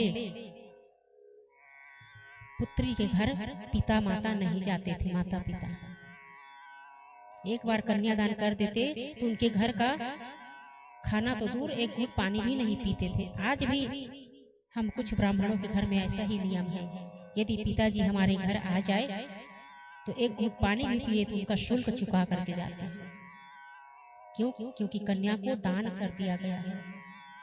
अब दान करने का अर्थ लोग अनर्थ शब्द निकालते हैं।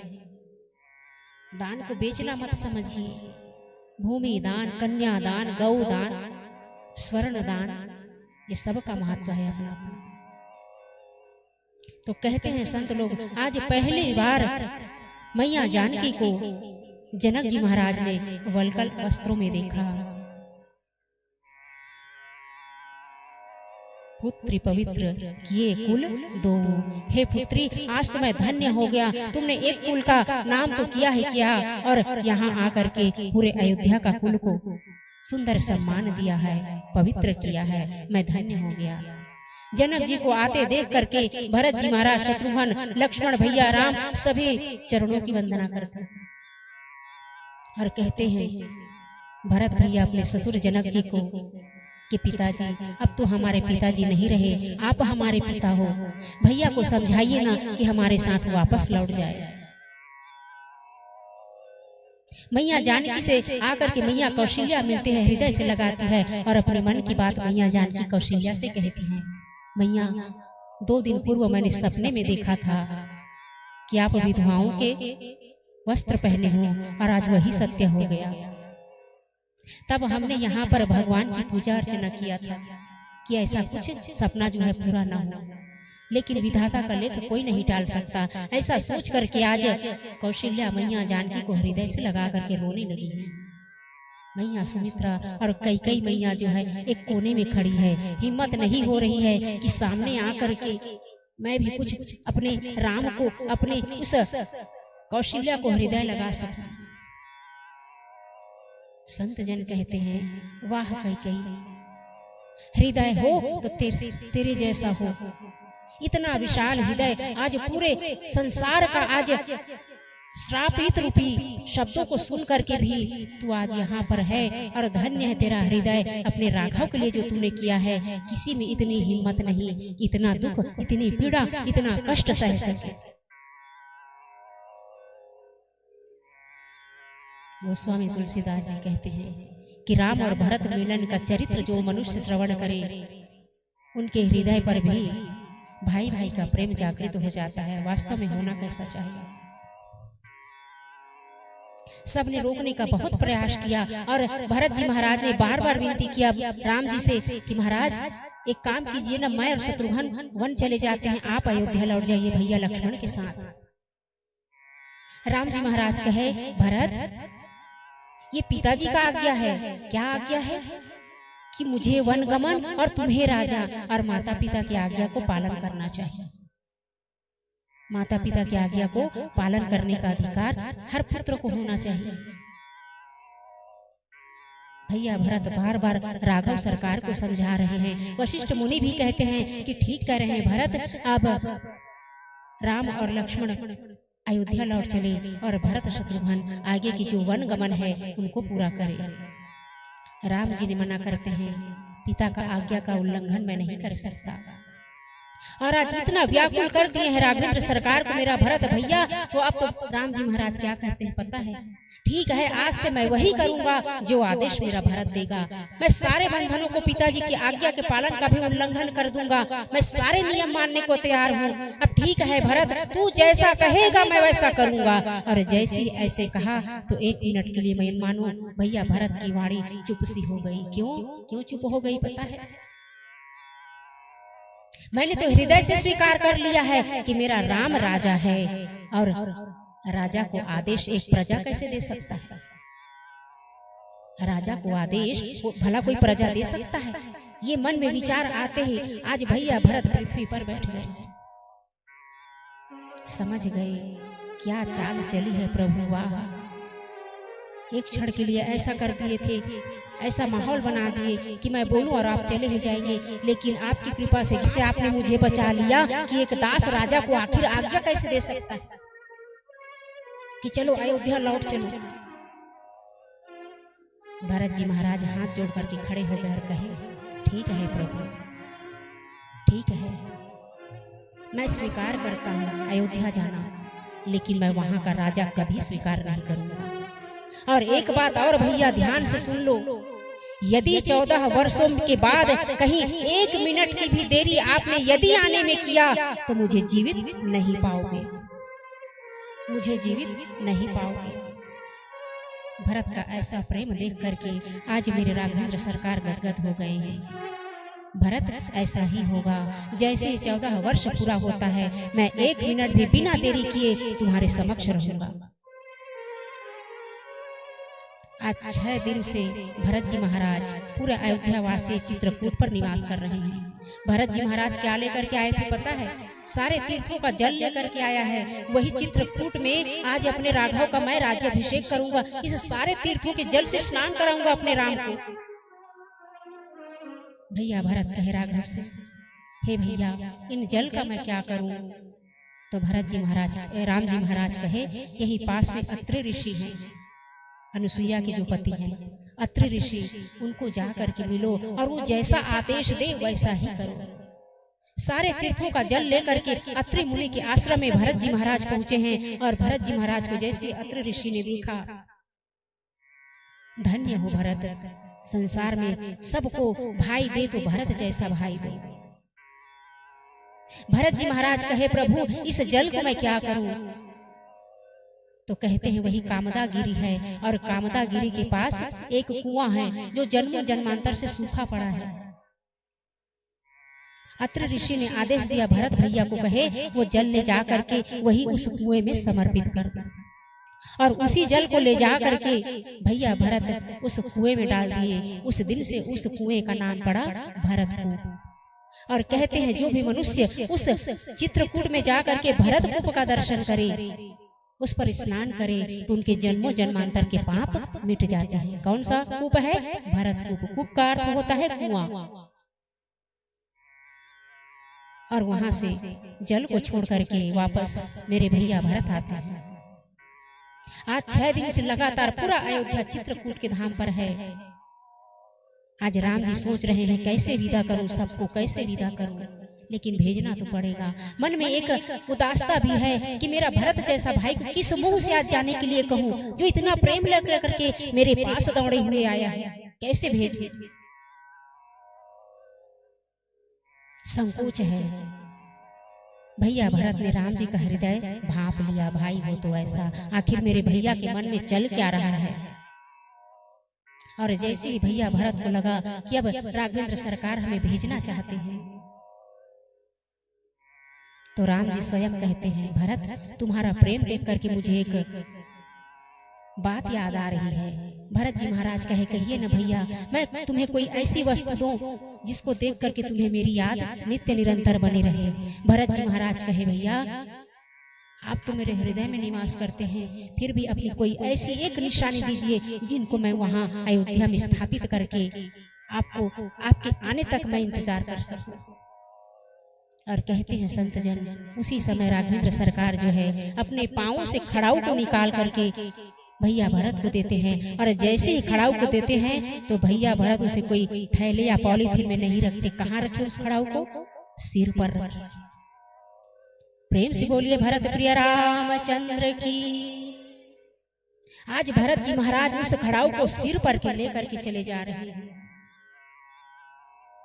और जाकर के उस खड़ाऊ को रथ में स्थापित करते हैं और ऐसे ले जा रहे हैं मानो स्वयं मैं अपने राघवेंद्र सरकार अर्थात भैया राम को ले जा रहा हूं। धीरे धीरे रथ चली और भैया भरत शत्रुघ्न पूरा अयोध्या तीनों माताओं के साथ जनक जी अपने जनकपुर के लिए लौट रहे हैं।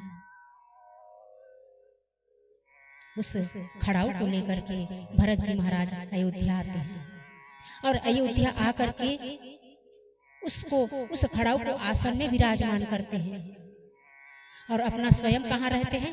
नंदीग्राम में। जैसा मेरा भाई जीवन जी रहा है वैसा ही जीवन मैं जीऊंगा। मेरे भाई पृथ्वी पर हैं और उनके बराबर समक्ष आखिर मैं कैसे बैठूं? तो संत जन कहते हैं भैया भरत ने आज इतने गड्ढे बना दिए जमीन पर और उस गड्ढे में बैठ करके अपने राघव सरकार का पूजन अर्चन करते हैं।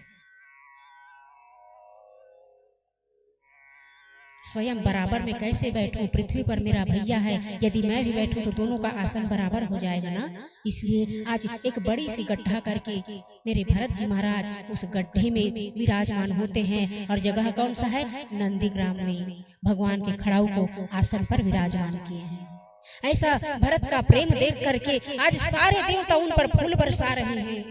भरत भैया की जय हो, भरत भैया की जय हो, भरत प्रिय रामचंद्र की जय हो, ऐसा बार बार जयकारा लगा रहे हैं।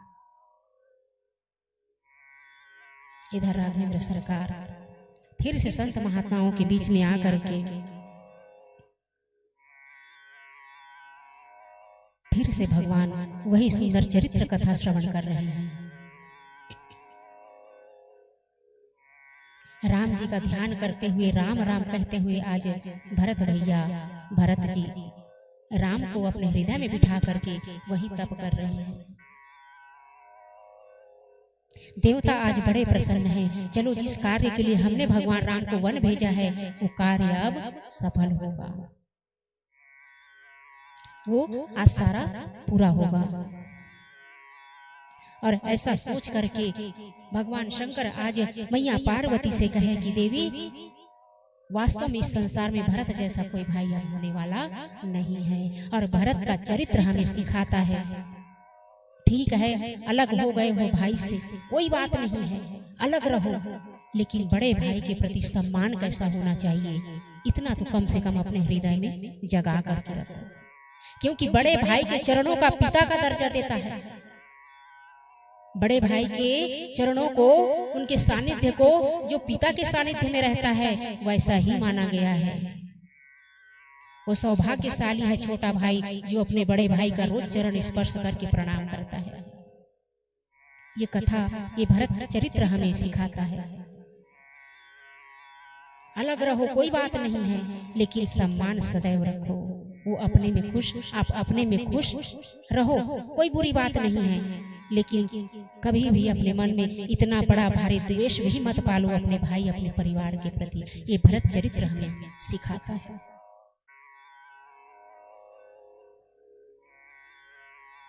अब आइए भरत मिलाप के बाद हम चलते हैं अरण्य कांड पर। अभी हम कुछ देर पहले अयोध्या कांड में थे, उसके पहले बाल कांड में थे, अब अरण्य कांड पर चलते हैं। अरण्य कांड क्या कहता है? आज भगवान राघवेंद्र सरकार चित्रकूट पर सुंदर सुंदर नाना प्रकार के पुष्पों को तोड़ करके लाता है, और जब सुंदर सुंदर पुष्पों को तोड़ करके लाता है तो आज मन कर रहा है मैया जानकी को अपने हाथों से श्रृंगार किया जाए। और आज भगवान राघवेंद्र सरकार मैया जानकी के लिए गजरा बना रहे हैं, फूलों की गजरा, कानों में कर्ण फूल बना रहे हैं और अपने हाथों से आज भगवान राम मैया जानकी का श्रृंगार कर रहे हैं। इस श्रृंगार को जब देखे एक कुटिल कौन? इंद्र का एक पुत्र है जयंत। इंद्र का पुत्र आज भगवान राम की परीक्षा लेने आए हैं। ऐसा दुष्ट है, भगवान राम की परीक्षा लेना किसी साधारण के हाथ में नहीं रहता। और मन में आज भगवान राम की आखिर ये है कौन, ऐसा सोच करके आज इंद्र पुत्र जयंत जो है परीक्षा लेने आए हैं।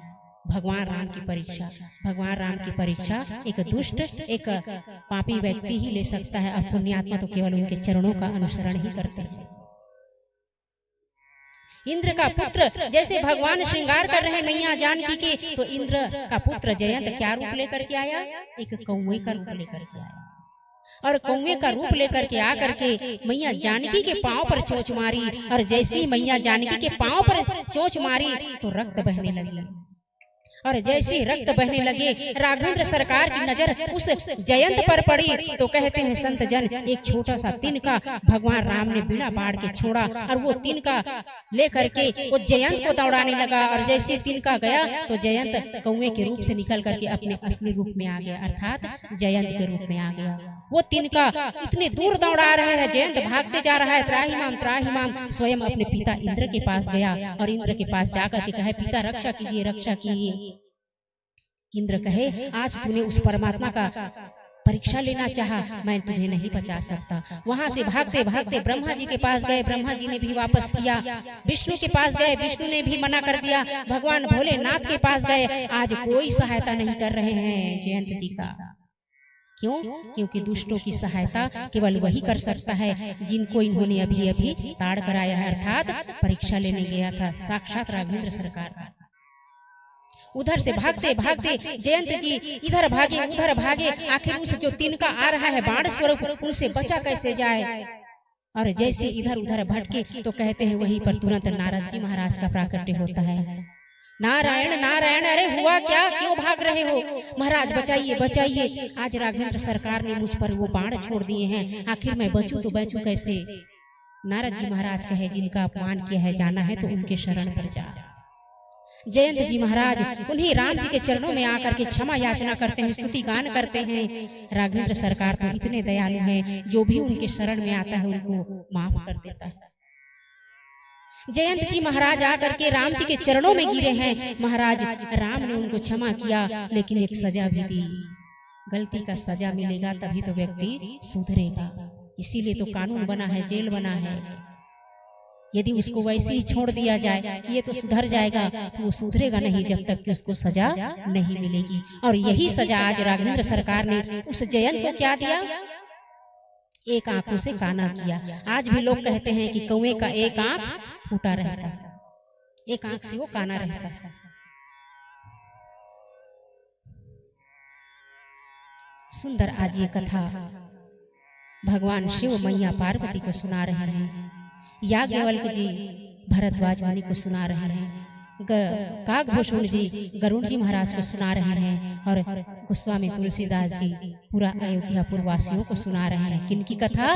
भगवान राम की कथा, जो आप हम सब मिलकर यहाँ आज अष्टम दिवस की ओर प्रवेश कर चुके हैं।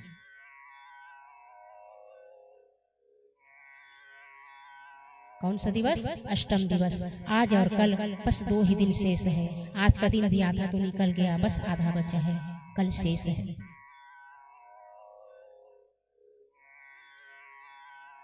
और चित्रकूट से निकल करके भगवान राम और मैया जानकी भैया लक्ष्मण निकल करके आज कहाँ गए हैं? अत्रि ऋषि के आश्रम में गए हैं। ये अत्रि ऋषि कौन है? वही मैया अनुसुईया के पति हैं ऋषि अत्रि मुनि जी। उनके आश्रम पर गए हैं, और उनके आश्रम पर गए हैं ना, तो अत्रि ऋषि ने आकर के बहुत ही आव भगत से भगवान का स्वागत किया है। किनका स्वागत किया है? भैया का। भैया राघवेंद्र सरकार का स्वागत किए हैं ऋषि अत्रि मुनि ने। जैसे ही देखे तो वहां पर आकर के अत्रि मुनि ने सुंदर भगवान का स्तुति किया है। नमामि भक्तवत्सलम कृपालुशील कोमलम। सुंदर स्तुति किया है। इधर मैया अनसुईया की दृष्टि जब मैया जानकी पर पड़ी है तो अपने आश्रम के भीतर ले गई है। और कहते हैं संत जन और रामायण में भी वर्णित है, मैया अनसुईया जो है माता सीता को सुंदर वस्त्र प्रदान करती है और ऐसा आशीर्वाद देती है कि वो कपड़े वो वस्त्र कभी भी मैले नहीं होंगे। सुंदर गहनों से सजाई इनको मैया जानकी को और सुंदर उपदेश दे रही है मैया जानकी को। मैया जानकी को मैया अनसुईया आज सुंदर सीख दे रही है कि एक पतिव्रता स्त्री को होना कैसा चाहिए। स्वागत किया, सम्मान किया। मैया अनसुईया कहती है कि धीरज धर्म मित्र अरुणारी, ये सब आफत काल की है धिकारी। धीरज धर्म मित्र अरुणारी, आफत काल परिख्यहि चारी।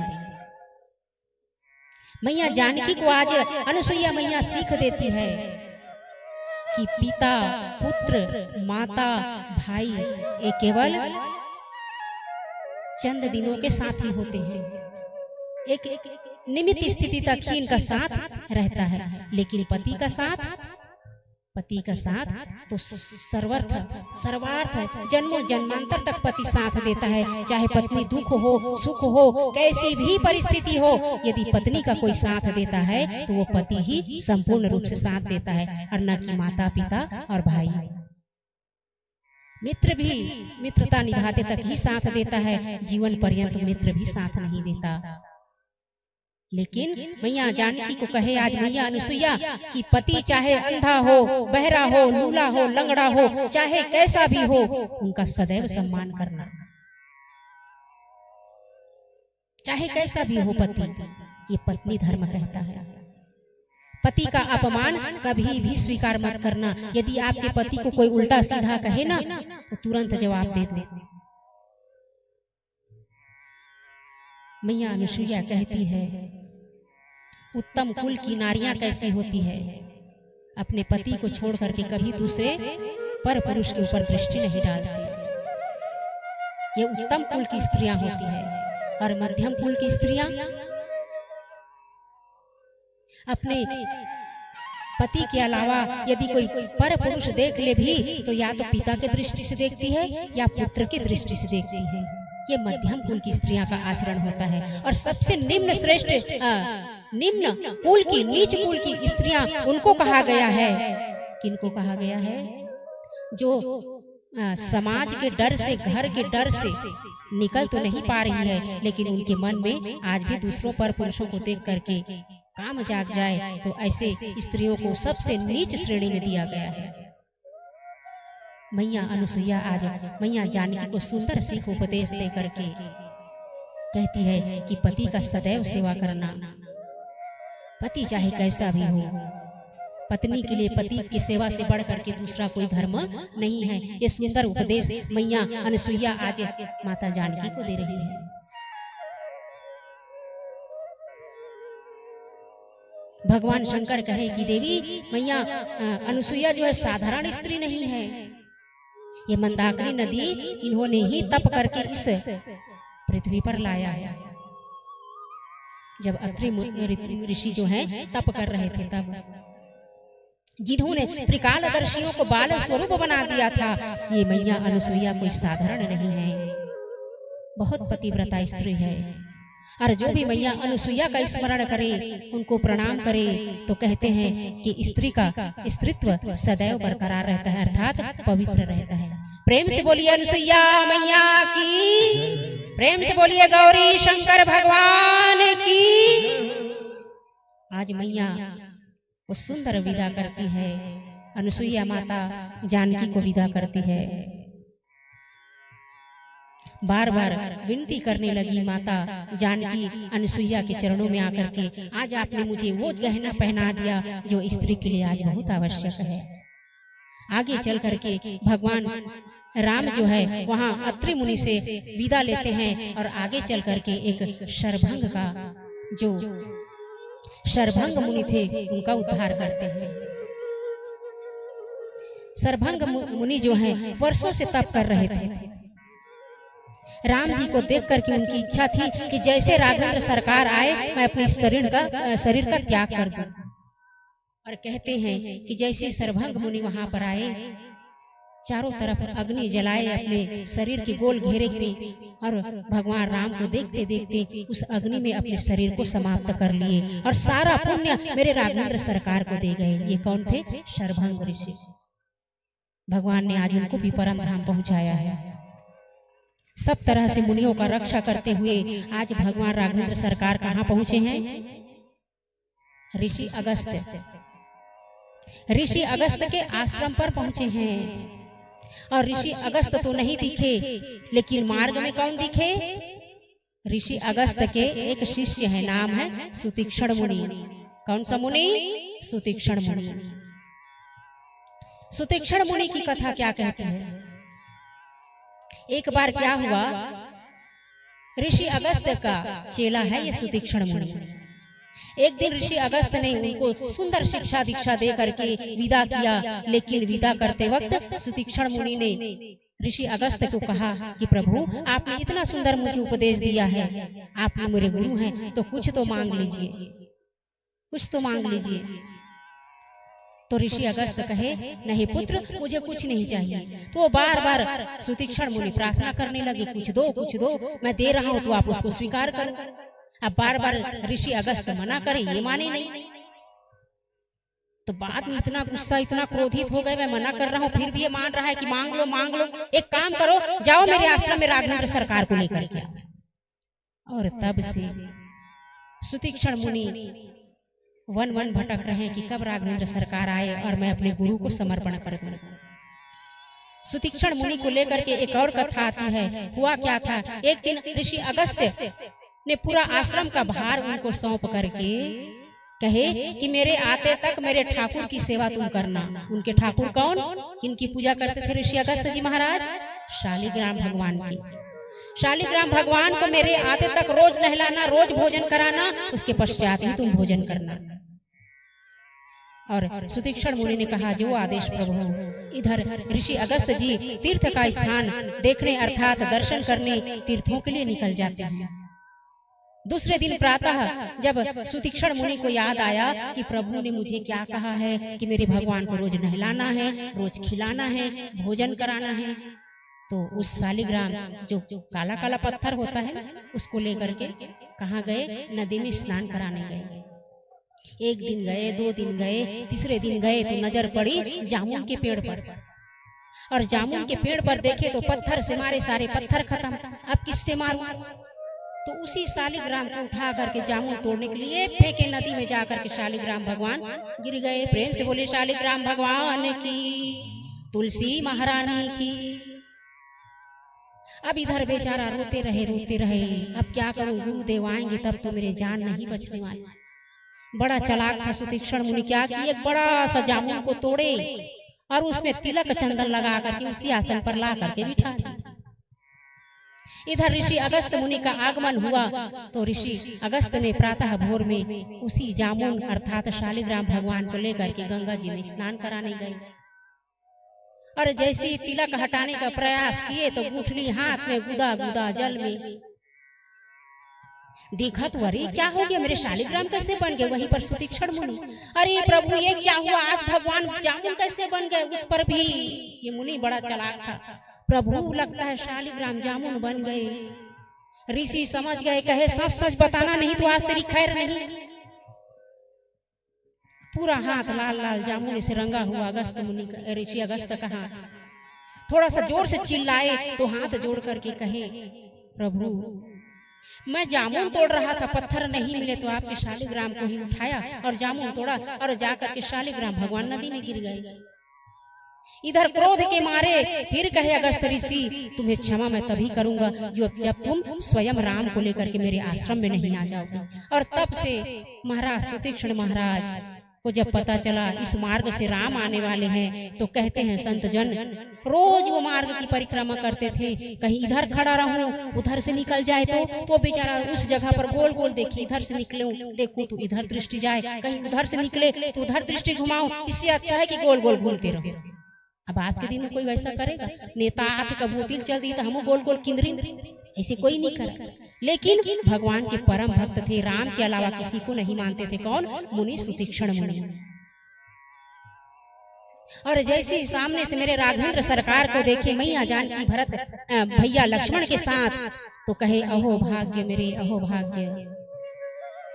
और सारी व्यथा जो है आज सुतीक्षण मुनि राम जी सरकार को सुनाने लगे। आज राम जी महाराज सुतीक्षण मुनि के तप बल और भक्ति को देख करके वरदान मांग लो पुत्र कहे। तो सुतीक्षण मुनि कहे मुझे तो वरदान मांगने आता ही नहीं है प्रभु, जो आप देना चाहे दे दो।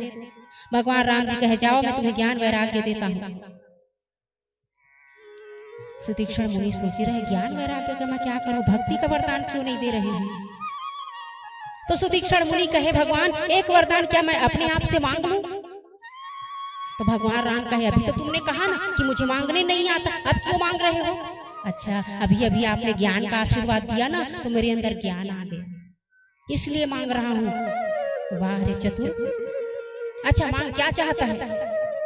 तो कहे मेरे हृदय में राम लक्ष्मण और आप भगवान राम सहित मेरे हृदय में सदा निवास करो, बस यही आशीर्वाद दे दीजिए। प्रेम से बोलिए राघवेंद्र सरकार की। और अविरल भक्ति आज सुतीक्षण मुनि को भगवान राम ने आशीर्वाद दिया है। सुतीक्षण मुनि कहे महाराज यही निकट मेरे गुरु का आश्रम है, मैंने उनको वचन दिया है कि एक न एक दिन मैं राम को आपके शरण में ला करके रहूंगा। और राम लक्ष्मण मैया जानकी को लेकर के आज सुतीक्षण मुनि अगस्त ऋषि के आश्रम में पहुंचे। ऋषि अगस्त ध्यान मग्न थे और कहे ऋषि की जय हो, मुनि आपकी जय हो, मैंने राम लक्ष्मण सीता को ले आया। मानो चिल्ला चिल्ला कर बता रहे थे, आप बोले थे ना देखो ले आया। ऋषि अगस्त ने आंखें खोली, देखा तो राम लक्ष्मण मैया जानकी को देखे और गदगद हो गए। वाह रे सुतीक्षण, आज तूने मेरा सपना साकार कर दिया। राम लक्ष्मण मैया जानकी को तूने मेरे आश्रम में ले आया। जहाँ मैं तुम्हें आशीर्वाद देता हूँ सदा सदा तुम भगवान राम के हृदय में या तुम्हारे हृदय में राघवेंद्र सरकार विराजमान हो। तो भक्त जन कहते हैं जो भक्त होता है वो मेरे राघवेंद्र सरकार के हृदय में रहता है, और जो भक्त होता है राघवेंद्र सरकार उनके हृदय में व्याप्त रहता है। जैसे ऋषि अगस्त ने राम लक्ष्मण मैया जानकी को देखे तो सुंदर सुंदर आज आसन दे करके सुंदर आओ भगत कर रहे हैं। जब भगवान आश्रम में आए या आपके घर पे आए, चाहे संत हो महात्मा हो, न जाने कौन से रूप में मेरे नारायण मिल जाए। संत चाहे कैसा भी हो, राम जी कहते हैं कि जो भी मनुष्य संतों का अपमान करता है, ब्राह्मणों का अपमान करता है, उनको मैं कभी प्राप्त नहीं होता। आज ऋषि अगस्त भगवान समक्ष राम लक्ष्मण मैया जानकी को देख करके सुंदर सुंदर स्तुतियां गान कर रहे हैं, कीर्तन कह रहे हैं, और भगवान राघवेंद्र सरकार मुनि के चरणों में प्रणाम करते हैं। मुनि अगस्त ने बताना ही चाह रहे थे अपने संतों को कि ये तो साक्षात नारायण का ही स्वरूप है। भैया राघवेंद्र सरकार ने मना कर दिया, प्रभु अभी नहीं, अभी तो एक दुष्ट का संहार करना है, जो कल होना है। किनका? रावण का संहार कल होना है। अभी तब तक गुप्त रखिए इन बातों को, अभी किसी को मत बताइए। ऋषि अगस्त आज भगवान को पा करके बहुत प्रसन्न है। आइए एक सुंदर भजन का आनंद लें, फिर आगे कथा में प्रवेश करते हैं। क्या बोलना पड़ेगा? क्या बोलना पड़ेगा? राघवेंद्र सरकार की, मैया जानकी की, भैया लक्ष्मण जी का। आइए एक सुंदर भजन का आनंद लें, फिर आगे कथा में प्रवेश करते हैं।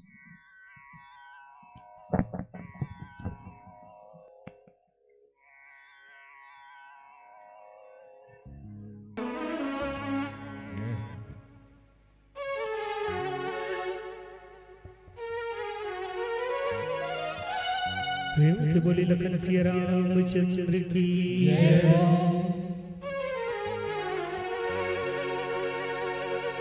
आइए हम सब मिलकर के राम नाम का बड़े भाव से कीर्तन करें।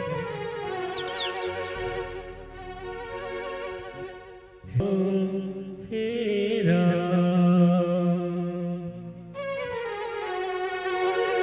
हे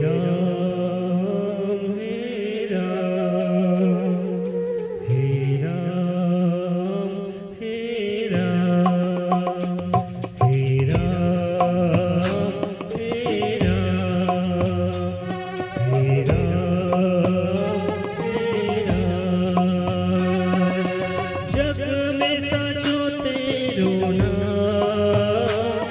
मेरा मेरा मेरा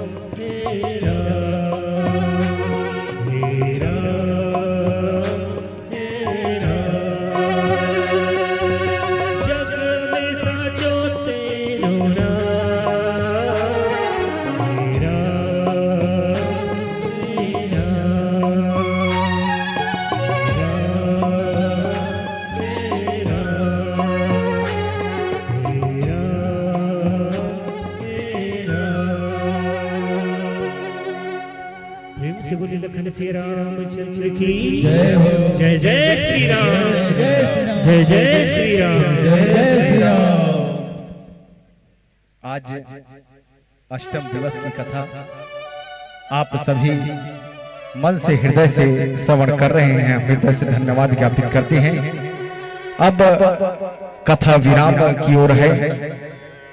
2 दिवस की कथा शेष है। कल प्रातः 7 बजे से भव्य चढ़ोत्री का कार्यक्रम संपादित होना है, संपन्न होना है। पश्चात अगले दिवस 31 जनवरी पूर्णाहुति के साथ न केवल ग्राम बीजेपार अपितु क्षेत्रवासियों के लिए भोजन प्रसादी की व्यवस्था होगी।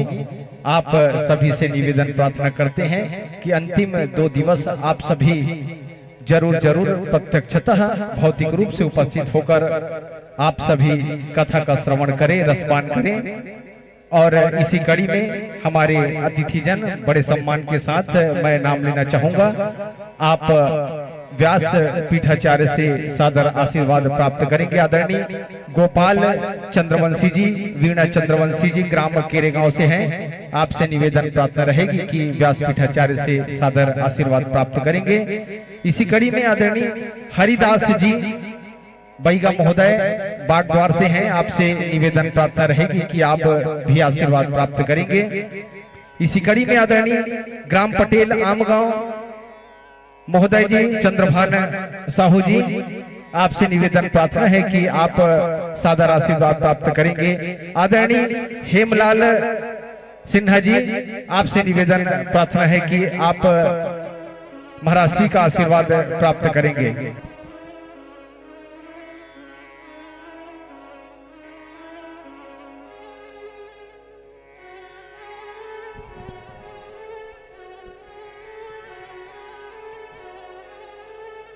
कल आप सभी को सूचित हो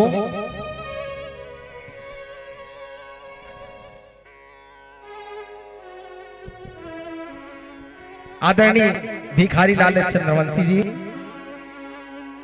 सागर से हम बहुत सम्मान के साथ आपको प्राप्त करेंगे। हमारे व्यास पीठाचार्य जी दीदी जी से आशीर्वाद प्राप्त करेंगे। और आप सबको सूचित हो कल कथा का समय 12 बजे से रहेगा। समय अभाव के कारण समय को ध्यान में रखते हुए संध्याकालीन शोभा यात्रा होना रहता है, आप सबको विदित है। तो कल कथा 12 बजे से 4 बजे तक रहेगा। 4 बजे के पश्चात ग्राम भ्रमण के लिए, शोभा यात्रा के लिए हम सभी निकलेंगे। चढ़ोत्री के लिए आप सबको विदित हो कल प्रातः 7 बजे से ही चढ़ोत्री का कार्यक्रम संपन्न प्रारंभ होना शुरू हो जाएगा। कथा पंडाल स्थल के दाएं बाएं तरफ हमारे युवा वर्ग साथी नाम का लिस्टेड करेंगे। आप अपने पूर्वजों का नाम, अपने परिवारजनों का नाम आप लिस्टेड कराएं। भले ही प्रत्यक्षतः आशीर्वाद आप जो भी अर्पण भेंट करना चाहते हैं वो व्यास पीठाचार्य को करें, उसमें किसी भी प्रकार की कोई समस्या नहीं है। साथ ही साथ आप सबको विदित हो कल और परसों 30 और 31 जनवरी की कथा पश्चात व्यासपीठ खुला रहेगा। और आदरणीय इसी बीच हमारे ग्राम पटेल महोदय आमगांव आदरणीय चंद्रभान साहू जी को हम सादर निवेदन प्रार्थना करते हैं कि आप सादर व्यास पीठाचार्य दीदी जी से आप आशीर्वाद प्राप्त करेंगे। महोदय आदरणीय ग्राम पटेल महोदय ग्राम आमगांव।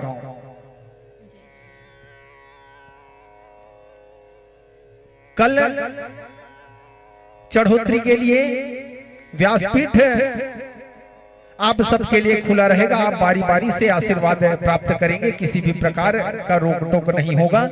आप सबसे हम निवेदन प्रार्थना करते हैं।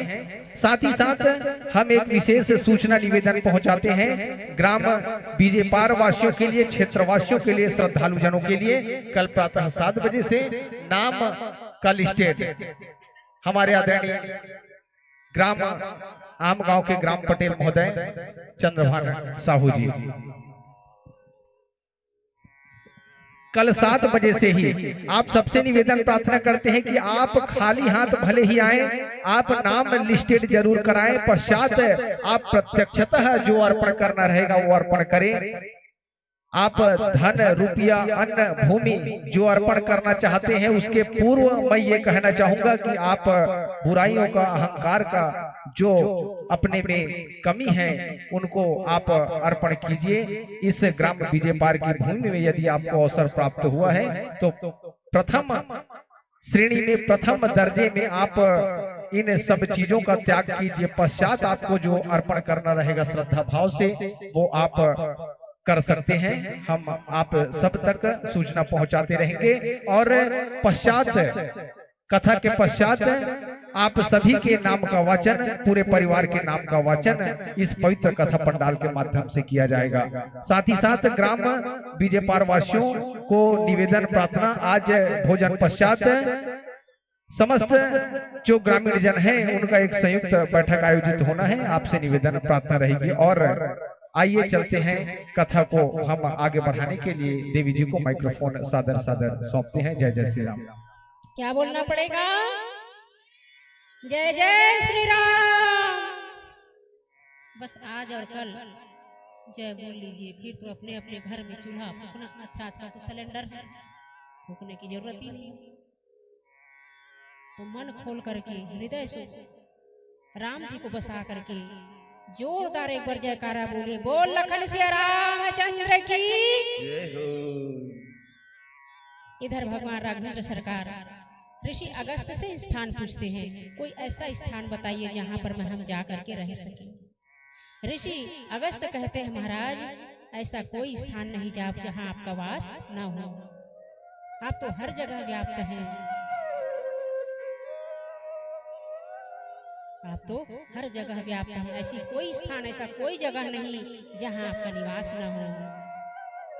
हरि व्यापक सर्वत्र समाना, प्रेम ते हो ही प्रगट मैं जाना। यदि हृदय में प्रेम हो, भाव हो तो मनुष्य आपको हर जगह व्याप्त पाएंगे। फिर भी यदि आपने पूछा है तो मैं आपको एक स्थान बताता हूँ। और कौन सा स्थान है? पंचवटी। आप पंचवटी में जाकर के स्थान ग्रहण कीजिए। वहाँ पर सुंदर संत महात्माओं के बीच में सुंदर बाग बगीचे, नदी सरोवर है और सुंदर संतों का दर्शन कीजिए। गोदावरी नदी के तट पर ये पंचवटी है। और कहते हैं संत जन, राम लखन मैया जानकी सहित भगवान राम आज पंचवटी में सुंदर कुटिया बना करके वहां पर स्थान निवास करते हैं। पंचवटी में जाते हुए मार्ग पर जटायु का प्रेम भगवान को सानिध्य प्राप्त होता है। जटायु को पता है कि राघवेंद्र सरकार का आगमन कभी न कभी मेरे इस मार्ग से होगा। और आज भगवान राम का दर्शन गिद्धराज जटायु करते हैं। पंचवटी में सुंदर पर्ण कुटिया बनाकर के मैया जानकी भगवान राम और मैया जानकी लक्ष्मण सहित वहां पर निवास करते हैं। सुंदर भोजन रसोई बनाती है मैया जानकी। और वहां पर उस पंचवटी में किनका आगमन होता है पता है? शूर्पणखा का। और शूर्पणखा जैसा नाम वैसा उनका गुण। ये बड़ी बड़ी नख है, बड़े बड़े दांत है, बिल्कुल जो भी देख ले वही बेहोश होकर के राम नाम सत्य हो जाएगा। ये किनकी बहन है? खरदूषण रावण की बहन है। आकाश मार्ग से उड़ते हुए जब भगवान राम और लक्ष्मण को देखे तो इनके मन में काम की इच्छा हुई। इतने सुंदर कोमल राजकुमार को देखे और आकर के शूर्पणखा क्या कहे पता है? तो सम पुरुष नमो सम नारी, यह संजोग जग रचा बिहारी। आपके जैसा पुरुष इस संसार में नहीं है ये मैं मानती हूँ, लेकिन मेरी जैसी स्त्री भी सुंदर कोई नहीं है इस संसार में। क्योंकि वेश बदल करके आई है शूर्पणखा, इतना सुंदर बन करके आई है। और नकली तो नकली रहता है भाई। यदि कोई कह दे मैं 5 तोले का हार पहना हूँ सोने का है, तो हमें भी तो सोने का परख है। सोने और नकली में अंतर तो होता है। ये नकली वेश बना करके शूर्पणखा पंचवटी में आई है और राघवेंद्र सरकार को जाकर के विवाह का प्रस्ताव देती है। इस संसार को मैंने पूरा छान मारा, लेकिन मुझे मेरे लायक कोई भी वर नहीं मिला। मैं कुंवारी हूँ, जबकि इसके पति को रावण नहीं मार खाया है। आज झूठ बोल रही है। भगवान राम भी कहे मुझे झूठ बोलती है, क्षमा करो देवी, मैं तो विवाह कर चुका हूँ। वो जो सामने खड़ी है ना, वो मेरी सीता है, मेरी धर्म पत्नी है। मेरे साथ मेरा छोटा भाई लखन भी है, जा करके उनसे अनुरोध करो, यदि वो कर ले तो। शूर्पणखा जाकर के लक्ष्मण से अनुरोध करती है, मैं आपके साथ विवाह करना चाहती हूँ। लक्ष्मण कहे तेरे जैसे विवाह करने से अच्छा है कि जीवन पर्यंत आदमी कुंवारा ही रहे। और जैसे ये शब्द सुने तो मैया शूर्पणखा मारे क्रोध करके फिर राम के पास आए और कहे मुझे आपके साथ विवाह करना है। विवाह तो करना ही पड़ेगा, नहीं तो जबरदस्ती तुम्हारी जो पत्नी है उसको मार खाऊंगी। तो भगवान कहे मार खाऊंगी? इतनी सुंदर आप दिख रही हो, क्या मनुष्यों को खाती हो? भगवान भी कम थोड़ी ना है। शूर्पणखा को याद आया, अरे मैं तो अप्सरा बन के आई है, खाऊंगी बोलूंगी इनको शक हो जाएगा। बार बार कभी लक्ष्मण के पास आए, कभी राम जी के पास आए। राम जी के पास आए तो लक्ष्मण भेजे, और लक्ष्मण के पास गए तो राम जी के पास भेजे। अब तो क्रोध से शूर्पणखा मारे व्याकुल हो गई, कहे क्या तुम लोगों ने मेरा तमाशा बना के रखा है? अरे तुम्हारी से पत्नी में रखा है क्या है? देखो तो कितनी पतली पतली हाड़ मांस जैसी दिख रही है, ना कोई चंचलता है, ना कोई सुंदरता है। मुझे देखो, मेरी जितनी सुंदर तो इस संसार में नहीं है। मैंने भी बहुत खोजा कि मेरे लायक कोई पति मिल जाए, लेकिन कोई नहीं मिला, बस आप ही दिख रहे हो। भगवान राम जी कहे वो तो ठीक है देवी, लेकिन मैं तो शादीशुदा हूं। लक्ष्मण कहे वो व्यक्ति बड़ा अभागा होगा जो तुझसे विवाह करेगा। और जैसे सुने शूर्पणखा अपने असली रूप में आकर के मानो एक भाला लेकर के मैया जानकी के ऊपर प्रहार करने लगी। मैया जानकी डर जाती है। राघव ने इशारा किया लक्ष्मण को कि अब तू अपना काम कर, और कहते हैं उसी समय लक्ष्मण ने एक तलवार उठाया और शूर्पणखा के नाक कान को काट दिया। जैसे नाक कटे कान कटे को लेकर के मानो रक्त से बह रही है, रोते रोते रोते शूर्पणखा बचाओ बचाओ करते किनके पास गई? खर और दूषण के पास गई। ये भी रावण का भाई है, शूर्पणखा का भाई है। खरदूषण को जाकर के कहे अरे भाइयों, तुम लोगों को तो डूब मरना चाहिए। आज यहाँ पर तो राजकुमार आए हैं, और जिनका सुंदरता एक बार देख लो तो तुम संसार को भूल जाओगे। शूर्पणखा वहां पर तो गई थी, लेकिन उनके रूप का प्यासी दासी तो वो भी बनकर आई है। कहे यहाँ पर दो राजकुमार आए हैं, सुना है कि राजा दशरथ के सुपुत्र हैं, और उनके साथ में एक नारी है जो अद्भुत सुंदर है। खर और दूषण पूरा सेना लेकर के आकर के राम और लक्ष्मण को मारने के लिए दौड़े। और जैसे ही राम और लक्ष्मण का मुख देखे ना, तो थोड़ी देर के लिए भी क्या सोचे, इतने सुंदर कोमल है, वाह वाह क्या दर्शन हो रहा है। छोड़ देते हैं इनको, छोड़ देते हैं और इनकी स्त्री को ले जाते हैं। राम लक्ष्मण से कहे हम तुम्हें छोड़ देते हैं, तुम्हारी स्त्री हमें सौंप दो, हम युद्ध करना नहीं चाहते। भगवान राम कहे हम ऐसे क्षत्रिय नहीं हैं कि युद्ध जो करना चाहे तो रण से भाग जाएं, युद्ध तो करना ही पड़ेगा। वहां पर और युद्ध हुआ, अंत में यही हुआ, खर और दूषण दोनों भाई मारे गए। किनके हाथों? मेरे राघव सरकार के हाथों मारे गए। इधर जब दाल न गली खरदूषण को मारा सुनी, शूर्पणखा तो दौड़े दौड़े रावण के पास गई है। भैया आपके इस राजा को धिक्कार है, आपके राजपाट को धिक्कार है। आज तुम्हारी ये बहन की दशा तो देखियो, मारे रो रही है। नमक मिर्च लगा लगा करके रावण को बहला रही है, ताकि वो जाए और सुंदर स्त्री का स्थान ये रावण के महल में होना चाहिए। वो सुंदर स्त्री तो मेरे रावण भैया को मिलना चाहिए। भैया जानते हो ये मेरी हालत किसने किया? रावण कहे अरे ऐसी रोती रहेगी कि आगे भी कुछ बताएगी, आखिर हुआ क्या, किसने तुम्हारी दशा की है? तो शूर्पणखा कहे राजा दशरथ के पुत्र हैं दो सुंदर, राम और लक्ष्मण, जो वलकल वस्त्र पहने पंचवटी में निवास कर रहे हैं। और जानते हो भैया उनके पास जो एक स्त्री है ना, सीता, इतनी सुंदर है, इतनी सुंदर है। जब से देखा है मुझे लगा कि वो सीता तो आपके महल में होनी चाहिए, अर्थात आपके दासी बनाकर रखो। रावण ने सोचा इतने सुंदर है, कहीं ये मनुष्य का रूप लेकर के नारायण ही तो नहीं आ गए हैं। यदि ऐसा है तो आज तो मैं बल करके लड़ूंगा और एक दिन ऐसा आएगा कि उनके हाथों भी मुझे मृत्यु प्राप्त होगी। आज रावण ऐसा सोच रहा है। शूर्पणखा कहे यदि आज के आज यदि आपने उनसे बदला नहीं लिया तो मैं आपकी आज से बहन नहीं, आप मेरे भाई नहीं, आज से आप मेरे भाई नहीं। रावण बार बार मन में विचार करने लगा और विचार करके क्या सोचे अब करना क्या है, आखिर उस नारायण से मेरा मिलाप कैसा हो, कितना जल्दी मेरे आंखों को उनका दर्शन है। और कहते हैं रावण कहाँ गया, मारीच के पास गया। मारीच के पास जा करके कहे तुम एक लीला करो। क्यों? क्योंकि तुम एक मायावी हो, किसी का भी रूप एक मायावी पुरुष या स्त्री पकड़ सकती है। तुम एक सोने का मृग बनो और जा करके राम को भटकाओ और मैं उनकी पत्नी को हरण करूंगा।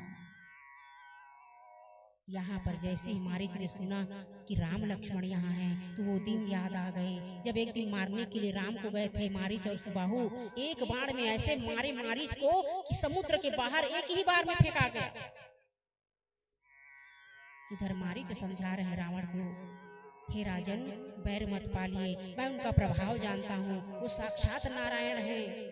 इधर रावण सोचे यही तो मैं चाहता हूँ कि उनके हाथों ही मेरी मृत्यु हो। और मृत्यु को पाने के लिए आज इतना भगवान को आज इतना क्रोध दिलाऊं, इतना क्रोध दिलाऊं कि उनके हाथों मेरी मृत्यु हो जाए। लेकिन दिखावे के लिए मारीच को कह रहे हैं, अरे दुष्ट, मैं तुम्हें वो समझाने आया हूँ, तुम मुझे समझा रहा है। मेरा आदेश है कि तुम एक सोने का मृग बनो और तुम्हें देख करके राम तुम्हारे पीछे हो और उनकी पत्नी का मैं हरण कर सकूं। मारीच समझ गया, मारीच समझ गया। क्या समझ गया पता है? 9 लोगों से कभी भी बैर नहीं करना चाहिए। किन किन लोगों से? जिनके हाथों में शस्त्र हो, कुल्हाड़ी हो, भाला हो, बंदूक हो। तो वहां पर जाकर के यदि हम बहस करेंगे तो कुल्हाड़ी रखा है तो कुल्हाड़ी से मार देगा, बंदूक रखा है तो बंदूक से मार देगा, कोई भी शस्त्र हाथ में रखा है तो हमें नुकसान पहुंचा सकता है। वहां पर भैया गधे को भी बाप कहना पड़ता है यदि जान को बचाना है। वहां पर यदि बहस करने की भी जरूरत पड़े तो हाथ जोड़ लो, वहां से अपने जान को बचाओ। क्यों? क्योंकि इतना सरल हमें मनुष्य जीवन नहीं मिला है। बड़े भाग्य मानुष तन पावा, सुर दुर्लभ सब ग्रंथ ही गावा। जिनके हाथों में शस्त्र हो उनसे कभी बैर मत करो। जो वैद्य हो, जो डॉक्टर है, उनसे कभी दुश्मनी मोल मत लेना। क्यों? उनको कभी गुस्सा दिला दिए, गए तो थे सर दर्द के इलाज के लिए और पता चला तुम्हारी किडनी को फेल कर दिए, तो इसलिए डॉक्टरों से भी कभी बैर नहीं करनी चाहिए। जो रसोईया है, जो भोजन बनाता है, यदि उल्टा सीधा कह दिए तो पता नहीं भोजन में क्या मिला सकता है वो। इसलिए जो भोजन बनाए उनसे कभी भी ज्यादा शत्रुता नहीं करनी चाहिए। नमक की जगह कहीं विष मिला कर दे दिए तो राम नाम सत्य। जो कवि है उनसे कभी भी बैर नहीं करना चाहिए। क्यों? क्योंकि कवि को आए दिन माइक मिलते रहता है और माइक पाए तो न जाने आपके बारे में क्या बोल दे। इसलिए कवि से भी कभी उलझना, बैर नहीं करना चाहिए। यहाँ के हमारे कवि कौन है? दीपक भैया है, उनसे मत उलझना। माइक उनके हाथ में रहता है, बोलने का मौका तो उनको भी मिलता है बीच बीच में। जो भोजन बनाता हो, जो वैद्य है और जो धनवान है, जिनके पास अथाह संपत्ति है, जो नेता है, उनसे यदि बेटा कभी बैर कर लिए तो नेता तो तुम्हें चुटकी में उड़ा देगा। पावर है और पावर का इस्तेमाल कब और कैसे कहाँ करना है ये धनवान व्यक्ति को अच्छे से पता है। और कहे मूर्ख व्यक्ति से, जो मूर्ख है उनसे कभी भी बहस ना करो। क्यों? क्योंकि वो आपकी बातों को समझेगा ही नहीं, तो बहस करने का फिर मतलब क्या? इसलिए कहते हैं कि मूर्खों से भी बहस नहीं करनी चाहिए। जिनके हाथ में शस्त्र है, जो भोजन बनाता है, जो डॉक्टर है, जो कवि है, इन सब से बैर कभी भी नहीं करना चाहिए। जिनके पास अथाह बल है, बुद्धि है, विवेक है, उनसे भी कभी बैर नहीं करना चाहिए।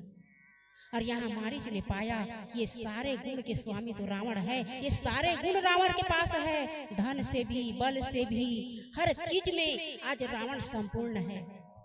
और इनसे यदि मैं यहाँ पर बहस करूं तो आज तो मेरे प्राण जाएंगे ही जाएंगे। तो इस दुष्ट के हाथों मरने से अच्छा है कि राम के हाथों मैं मर जाऊं। राम के हाथों मरना पसंद किए। इधर मारीच सोने का मृग बकर के आज कहाँ गए? पंचवटी पर, जहाँ मैया जानकी है, राघवेंद्र सरकार है, उपस्थित नहीं थे। उससे पहले संत लोग कहते हैं मैया जानकी से राघवेंद्र सरकार ने पहले ही कह दिया था। क्या कह दिया था? कि हे जानकी, अभी मुझे कुछ लीलाएं करनी है, मेरी लीला करते तक तुम अग्नि में प्रवेश करो और तुम्हारे छाया को यहाँ पर स्थापित करो। और कहते हैं असली सीता जो है आज अग्निदेव अपने गोद में ले लिए हैं, और सीता की जो परछाई है आज वही असली जैसे दिख रहा है, वैसी बोली भाषा सब कुछ है। मैया जानकी का स्वरूप, उनकी प्रति छाया आज राम के इस पंचवटी में स्थापित हो गई, समक्ष हो गई है। इधर मारीच सोने का मृग बन करके उस पंचवटी के आसपास दिखे। मैया जानकी की दृष्टि पड़ी, अरे कितना सुंदर हिरण है, सोने का मृग है। राम जी से आग्रह करते हैं प्रभु वो सोने का मृग मुझे दिला दो, उनकी छाल में बैठ करके मैं पूजन अर्चन करूंगी।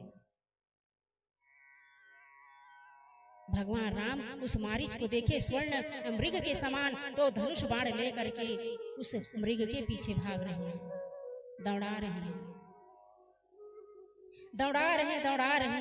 और एक इच्छा थी उस मारीच की पूर्व जन्म में, प्रभु जब भी मैं आपके हाथों मेरी मृत्यु हो ना, तो मैं आपको जी भर के देख लूं, जी भर के देख के मैं आपके हाथों मेरी मृत्यु हो।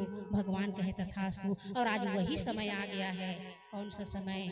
बार बार मृग भाग रहा है, थोड़ी देर रुकता है और राम जी भी रुक जाते हैं। चाहे तो भगवान राम तो एक बार में मार सकते थे, लेकिन उनको देखने का अवसर दे रहे हैं। किनको? मारीच को। ले तू मुझे जी भर के देख ले, वरदान मांगा था ना, आज वरदान मैं पूरा कर रहा हूँ। मारीच फिर मृग के रूप में खड़े होकर के भगवान के सर्वांग शरीर का दर्शन करते हैं, और भगवान रुक करके ऐसे बाण ताने खड़े रहते हैं। ले जी भर के देख ले, फिर पीछे मुड़े, फिर देखे, देख मुड़ के आज मारीच भगवान राम के दर्शन करते हैं। और भगवान राम के दर्शन करते करते कभी इधर भागे, कभी उधर भागे, और मारीच ने अंत में कहा हे लक्ष्मण बचाओ बचाओ, हा लक्ष्मण। मैया जानकी ने सुना कि लगता है मेरे पति को आज कुछ तकलीफ है, कष्ट है। हे लक्ष्मण तुम जरा भी देर न करो, जाओ, तुम्हें तुम्हारे भैया की आवश्यकता है, जाकर की रक्षा करो। लक्ष्मण कहे जो सारे संसार का पालन पोषण करता है, जो सारे संसार का रक्षा करता है, क्या उनको कोई नुकसान पहुंचा सकता है? क्या उनको कोई नुकसान पहुंचा सकता है? ये सब मायावी का लीला है भाभी, समझो। मैया जानकी, लक्ष्मण तो मैं स्वयं जा रही हूँ। और जैसे ही मैया जानकी कहे कि मैं स्वयं जा रही हूँ, तो आज लक्ष्मण जी महाराज कहे ठीक है माता, आपका आदेश मेरे सर आंखों पर। हे विधाता, हे वन के सभी देवी देवताओं, आज मेरी भाभी की रक्षा करना। ऐसे कहते हुए एक लक्ष्मण रेखा खींच दिए, जो भी यदि मायावी इधर आए, इसको पार करे तो वही जलकर भस्म हो जाए। इधर राम जी महाराज ने उस मारीच को एक बाण मारा, और एक बाण लगते ही मारीच का प्राणांत हो गया, और स्वयं भगवान राम ने उसको बैकुंठ धाम भेजा। प्रेम से बोले लक्ष्मी नारायण भगवान की जय हो। क्या हम उस परमात्मा के हाथों मर सकते हैं? क्या मारने आएंगे हम? अरे मारना तो दूर, हमारे मुख से तो राम नाम भी नहीं निकलेगा। कितना भी भजन करते हैं, उस समय तो कहते हैं मृत्यु के समय मुंह टेढ़ी हो जाती है, लकवा ग्रसित हो जाता है इंसान, या मूर्छित अवस्था में रहता है, तो क्या हमारे मुख से भगवान नाम निकलेगा, राम का नाम निकलेगा? इसीलिए कहते हैं जब तक शरीर स्वस्थ है, तालियों के साथ मेरे गोविंद का नाम लो, अभी नहीं तो कल, लेकिन मृत्यु के समय तुम्हारी गति अवश्य बन कर रहेगी, अवश्य बन के रहेगी। आज मारीच भगवान राम के परम भक्त, जो पिछले जन्म में भगवान के धाम जाने की इच्छा लेकर के आए थे, भगवान ने आज उनको परम पद प्राप्त कराया है। इधर लक्ष्मण भैया, लक्ष्मण रेखा खींच करके बाण पकड़ करके गए हैं, जा करके देखा तो राम जी तो सही सलामत हैं। राम जी ने देखा हे लक्ष्मण तुम्हें जानकी को छोड़कर अकेले नहीं आना था, क्योंकि इस जंगल इस वन में बड़े बड़े राक्षसी मायावी घूम रहे हैं। लक्ष्मण कहे मैया जानकी का आदेश था भैया क्या करूं। उतने में इधर रावण एक संत का वेश लेकर के आए हैं और संत का वेश लेकर के उस कुटिया में आकर के भिक्षाम देही करके जोर जोर से पुकारने लगा। मैया जानकी भिक्षा लेके स्वरूप कुछ फल फूल लेकर के आई है। सामने मैया जानकी पांव बढ़ाना तो चाहती है, लेकिन भैया ने लक्ष्मण रेखा खींच रखी है। कहे मुनिवर आप आगे आ जाइए, क्योंकि इससे आगे जाने की मनाही है, मेरे देवर ने मुझे समझा कर गया है। संत के रूप में रावण कहे यदि देना चाहती हो तो दरवाजे तक आकर बाहर आकर दो, दरवाजे के अंदर से मैं भिक्षा कभी नहीं लेता, और यदि यहाँ से मैं खाली हाथ जाऊंगा तो क्या तुम्हें शोभा देगा, एक संत का अपमान। और सीता मैया को लगा मुनिवर तो ठीक कह रहे हैं, भिक्षा को कभी दरवाजे के अंदर नहीं दरवाजे के बाहर आकर देना चाहिए। ये राम की कथा हमें बताती है।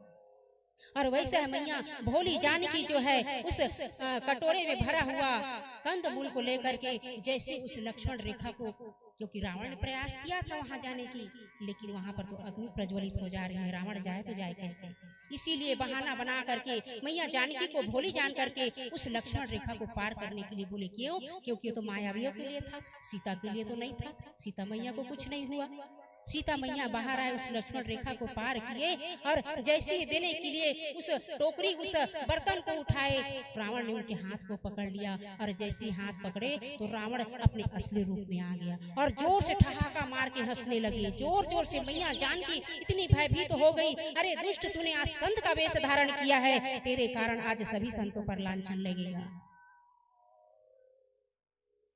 इसलिए रावण को भी पता था कि संतों का वेश धारण कर लेने से कोई संत नहीं बन जाता।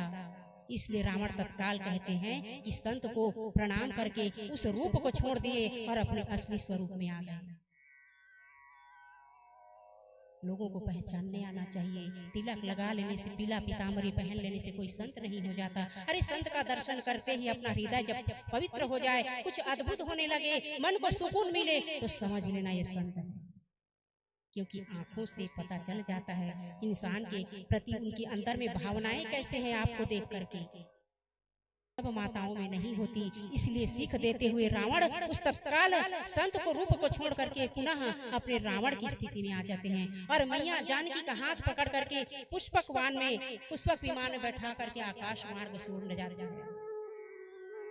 आकाश मार्ग से उठते जाते हैं। मैया जानकी हे राम हे राम हे राम बचाओ बचाओ चिल्ला रही है, विलाप कर रही है। और इस विलाप को किसने सुना? गिद्धराज जटायु ने। और जटायु को पता था अभी कुछ ही दिनों पूर्व तो यहाँ पर मैया जानकी, लक्ष्मण और मेरे ठाकुर मेरे राघवेंद्र सरकार आए थे और ये उन्हीं की धर्म पत्नी का आवाज है। जटायु ने देखा कि आकाश मार्ग से रावण एक सुंदर स्त्री को लेकर के जा रहा है। देखा तो पहचान लिया गिद्धराज जटायु ने, ये तो मैया जानकी जनक की सुपुत्री और राजा दशरथ की पुत्रवधू। जटायु ने उड़ते उड़ते जा करके रावण पर प्रहार किया और रावण पर प्रहार किया तो रावण भी बड़ा शक्तिशाली था, लेकिन उससे कम भी नहीं था जटायु। आज एक स्त्री की रक्षा के लिए एक पक्षी ने भी अपना योगदान दे रहा है। उस स्त्री के लाज को बचाने के लिए, उस स्त्री को जो दुष्ट हरण करके ले जा रहा है उनसे भिड़ गया एक पक्षी तो ही था जटायु। यहाँ पर संत लोग बड़ा सुंदर उपमा देते हैं। रामायण महाभारत काल में कौन था? एक भीष्म पितामह, जिन्होंने द्रौपदी की लाज को जाते हुए उस महासभा में देखा, कुछ नहीं कर पाया। लेकिन रामायण में ऐसा जटायु है जो एक स्त्री का लाज जाते उनका हरण देख करके आज उस दुष्ट रावण से भी है एक पक्षी। इसलिए रामायण का यदि है गिद्ध जाति का होते हुए भी आज स्त्री की लाज बचाने के लिए अपने जान गंवा देते हैं। और ये को महान भीष्म पितामह थे जिन्होंने भरी सभा में द्रौपदी की लाज को जाते हुए देखा। अरे अभागे, तू तो बड़ा अभागा है। तू चाहता तो दुर्योधन को 1 सेकंड में रोक सकता था, तू दुशासन को रोक सकता था, लेकिन तुझमें इतनी सामर्थ्य नहीं थी। इसीलिए तो तू बाणों की सैया पर सोया और मेरा गिद्धराज जटायु आज मेरे राघव के गोद में सो रहा है। ऐसा ऐसा भाग्य सौभाग्य मिला है आज मेरे जटायु को। जटायु ने बार बार प्रहार किया रावण पर। रावण भी कई बार मूर्छित हो गया। और कितने देर तक धराज है, कितने देर तक लड़े, क्योंकि ऐसा बलवान है रावण जो कैलाश पर्वत को हाथ पर उठा लिया था।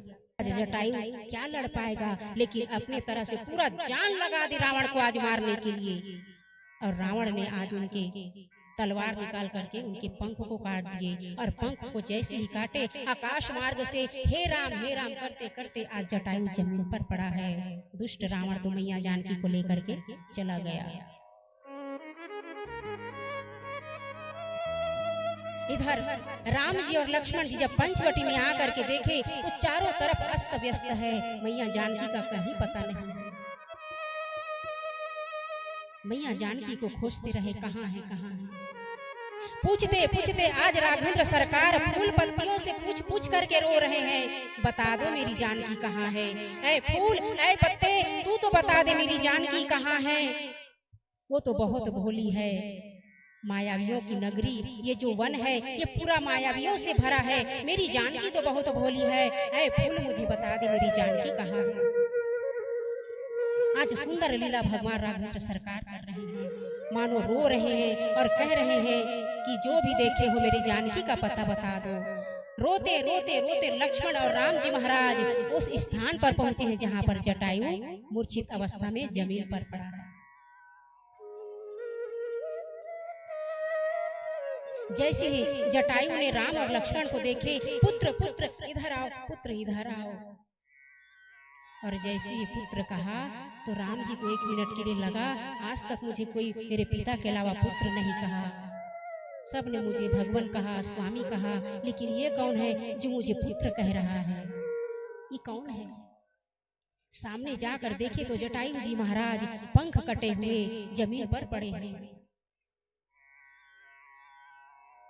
और जटायु महाराज कहे, महाराज वो दुष्ट रावण जो है मैया जानकी को हर कर ले गया है। मैंने बहुत प्रयास किया प्रभु, लेकिन मैया जानकी को मैं नहीं बचा पाया। इधर पुष्पक विमान में मैया जानकी जाते जाते अपने गहने जेवर जो माता अनुसुईया ने पहनाए थे उनको फेंकते हुए जा रहे मार्ग पर। सारे बंदरों ने देखा आकाश मार्ग पर जाते हुए, लेकिन किसी ने सहायता नहीं किया। वो धन्य है गिद्धराज जटायु जिन्होंने रावण जैसे दुष्ट व्यक्ति के पास भिड़ गया।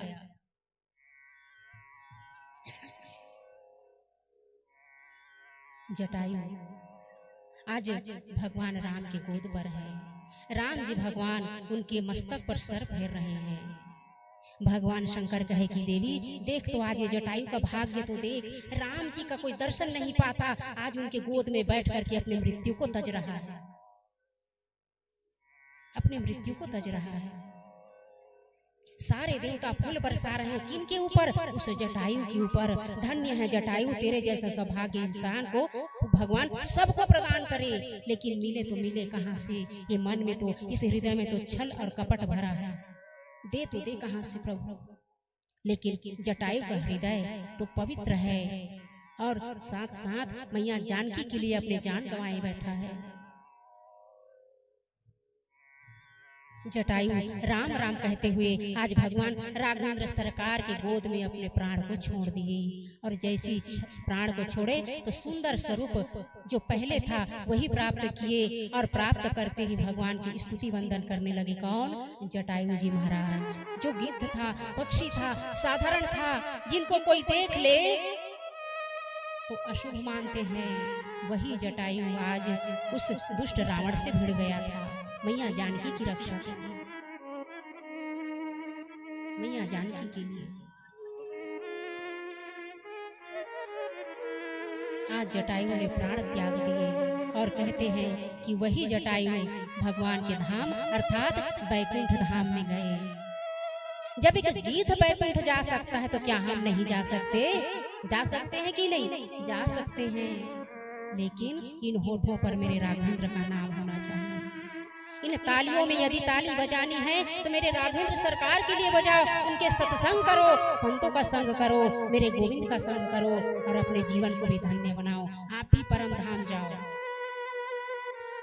अभी से आदत बना लो, कब प्राण छूट जाए पता नहीं, कौन से घड़ी में मृत्यु का आगमन हो जाए पता नहीं। इसलिए अभी भी मौका है, अभी भी मेरे राघवेंद्र सरकार ने समय दिया है तुझे।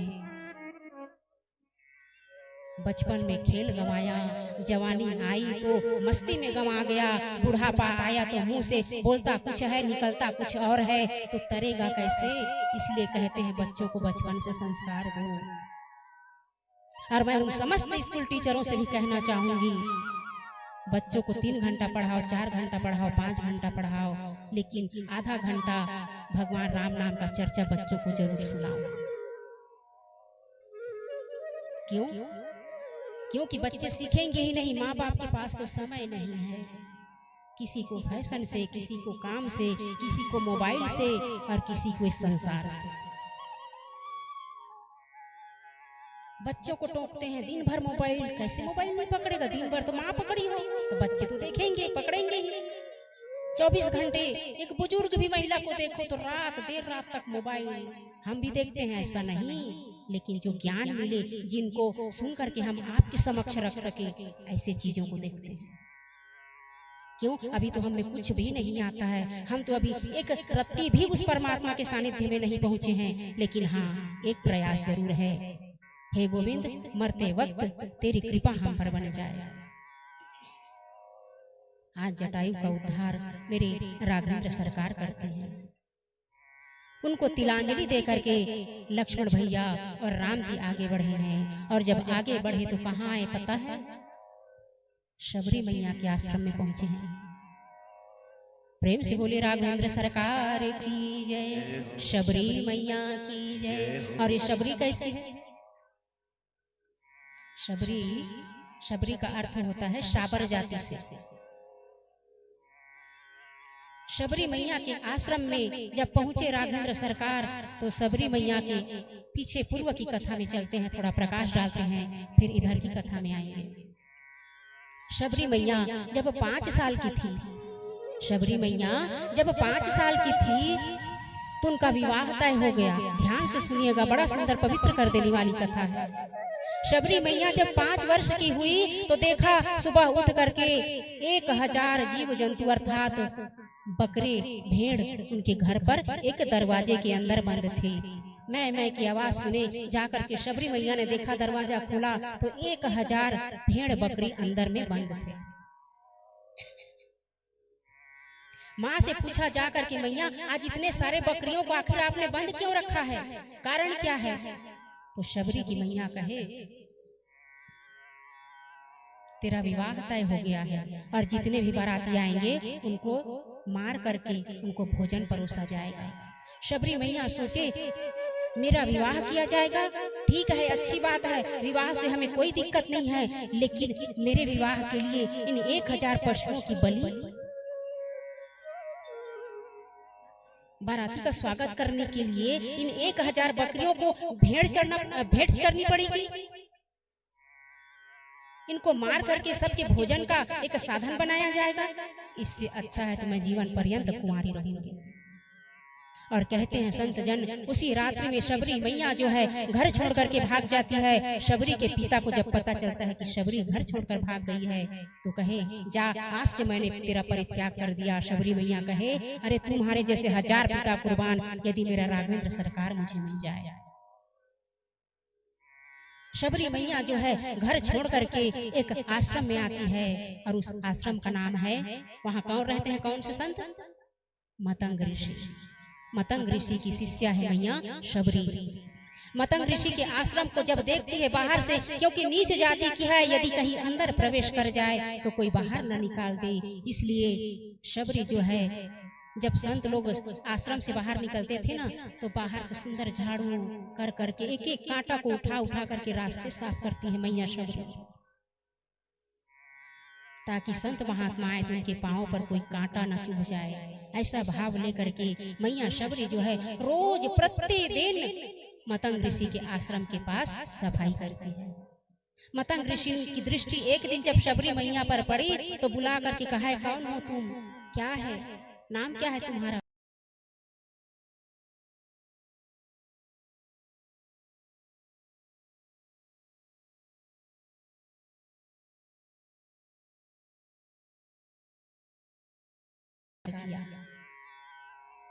और एक उपदेश दे गया। क्या उपदेश दे गया? तुम इस वन को सुंदर बना दो, इतना सुंदर बना दो, नए नए रोज फूल पत्ते लगाओ, वृक्ष लगाओ, पौधे लगाओ, इतना सुंदर बनाओ, इतना सुंदर बनाओ, और एक दिन तुम्हें राघव सरकार ढूंढते हुए आएंगे। ऐसा आशीर्वाद आज मतंग ऋषि ने दिया। क्यों दिया? तेरी भक्ति से आज मैं बड़ा प्रसन्न हूँ, तेरी भक्ति से मैं बड़ा प्रसन्न हूँ शबरी। याद रखना, तो राजकुमार सीता की खोज करते करते एक दिन तेरे दरवाजे तक आएंगे। मैं तो यहाँ नहीं रहूंगा। एक दिन दीदार तो राघवेंद्र सरकार और भाई लक्ष्मण का दर्शन करेगी। एक नीला होगा, अर्थात एक सांवरा होगा, और एक गौर कलर का होगा। एक सांवरा वर्ण, दूजा गौर वर्ण होगा। और उन्हीं दोनों भाई को, जो दशरथ के पुत्र है राम और लक्ष्मण, तुम्हारे आश्रम में आएंगे और दर्शन देंगे। तुम्हारा जीवन धन्य हो जाएगा। पूरा संसार तुम्हें, यदि राम का नाम लेना, तुम्हारा भी नाम लेंगे। अरे ये तो वही शबरी है जिन्होंने झूठे बेर खिलाए थे, किनको? भगवान को। और आज वही हुआ। भगवान राघवेंद्र सरकार आज मैया जानकी को ढूंढते ढूंढते उसी आश्रम में पहुंची है जहां पर माँ शबरी जो है रोज, अच्छा ऐसा नहीं कि एक दिन सजा लिए, उनको इंतजार था, क्योंकि संत कह गए थे कल नहीं परसों नहीं, हो सकता है 10,000 वर्ष भी लग जाए राघवेंद्र सरकार को यहाँ आने में। तो जब ऋषि ने कह दिया है तो सत्य तो होगा, आज नहीं कल। तो कहते हैं संत जन, मैया शबरी 10,000 वर्षों तक राघवेंद्र सरकार का इंतजार करती है। और कैसा इंतजार करती है? रोज गली और पूरे पूरे मतलब जितने भी वहाँ पर बगीचा था सबको रोज संवारती है, सजाती है, फूलों से बिछाती है, ताकि राघवेंद्र सरकार आए तो पाँव पर कांटा न चुभ जाए। इतना प्रेम करने वाला कोई है? हम तो पता चलता है कि कल मेहमान आने वाला है तो उनके आने से 1 घंटा पूर्व ही घर की साफ सफाई करते हैं। लेकिन मैया शबरी जो है 10,000 वर्षों तक रोज फूल बिछाती है, रोज फूल बिछाती है। न जाने कौन सी घड़ी में मेरे नारायण का प्राकट्य हो जाए। प्रेम से बोलिए राघवेंद्र सरकार की। और मैया शबरी आज राघवेंद्र सरकार का इंतजार करती है। आइए सुंदर भजन का आनंद लें। और भजन के बाद मैया शबरी को भगवान कौन कौन से आशीर्वाद देती है, हम और आप सब बड़े ही प्रेम भाव से आनंद के साथ श्रवण करेंगे।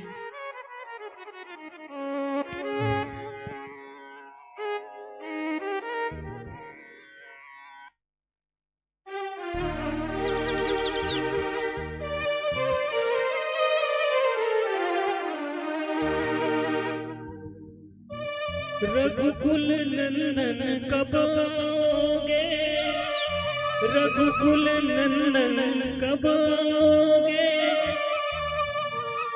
भिलनी की डगरिया,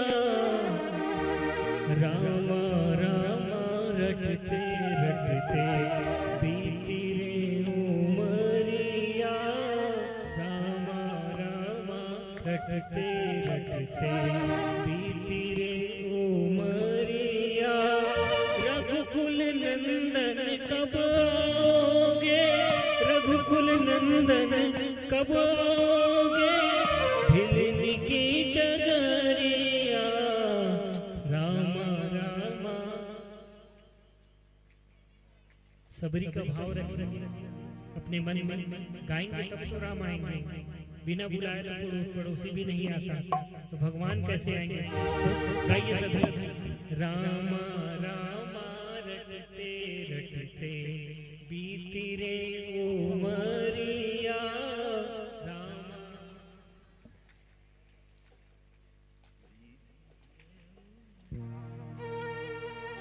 रघुकुल नंदन कब आओगे, रघुकुल नंदन कब आओगे, भिलनी की डगरिया, रामा रामा रटते रटते बीती रे उमरिया, रामा रामा रटते रटते बीती रे उमरिया। रघुकुल नंदन कब आओगे, रघुकुल नंदन कब आओगे, भिलनी की डगरिया, रामा रामा रटते रटते बीती रे उमरिया, रामा रामा रटते रटते बीती रे उमरिया।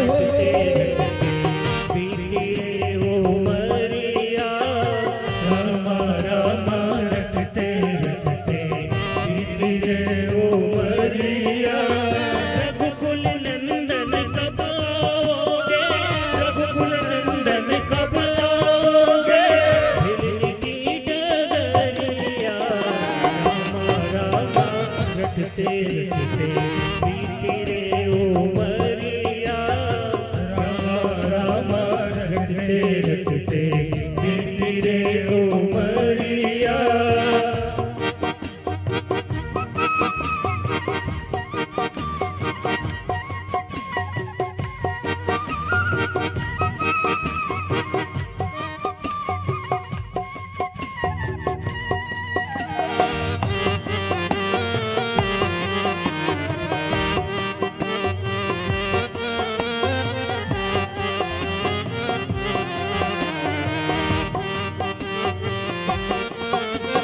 रोज सवेरे वन में जाकर रास्ता साफ कर आती हो, रोज सवेरे वन में जाकर रास्ता साफ कर आते हो। अपने प्रभु के खातिर वन में चुन चुन के फल लाती हो, अपने प्रभु के खातिर वन से चुन चुन के फल लाती हो।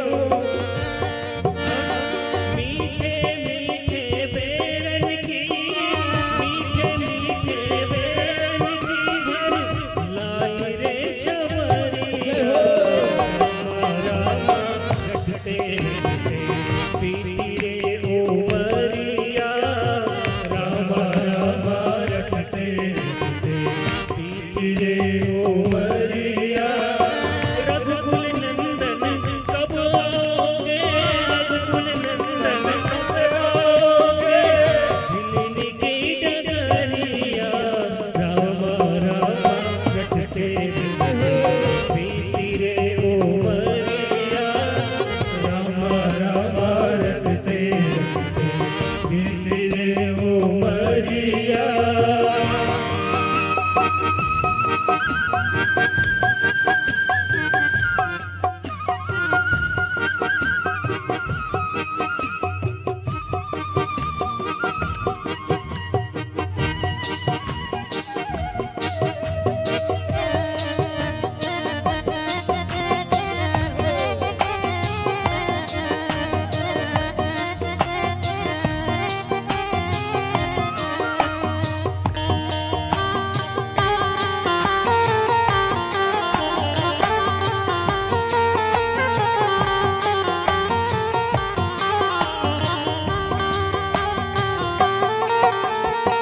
सुंदर श्याम सलोनी सूरत नैनन बीच बसाऊंगी, सुंदर श्याम सलोनी सूरत नैनन बीच बसाऊंगी।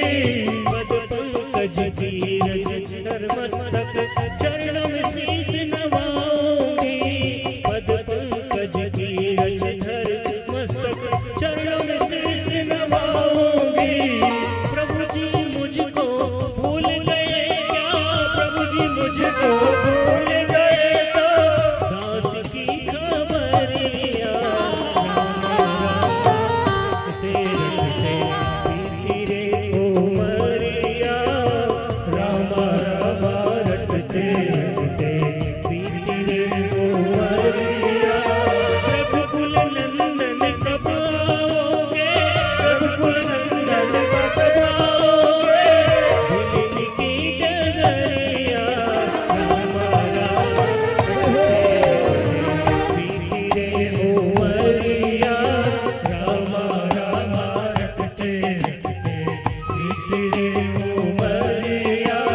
रघुकुल नंदन कब आओगे, रघुकुल नंदन कब आओगे, हिलनी की डगरिया रामा रामा बीती रे उमरिया रामा रामा रटते रटते बीती रे उमरिया रामा रामा रटते रटते बीती रे उमरिया रामा रामा रटते रटते बीती रे उमरिया।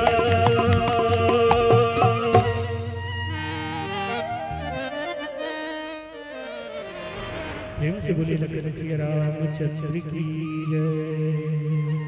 आज मैया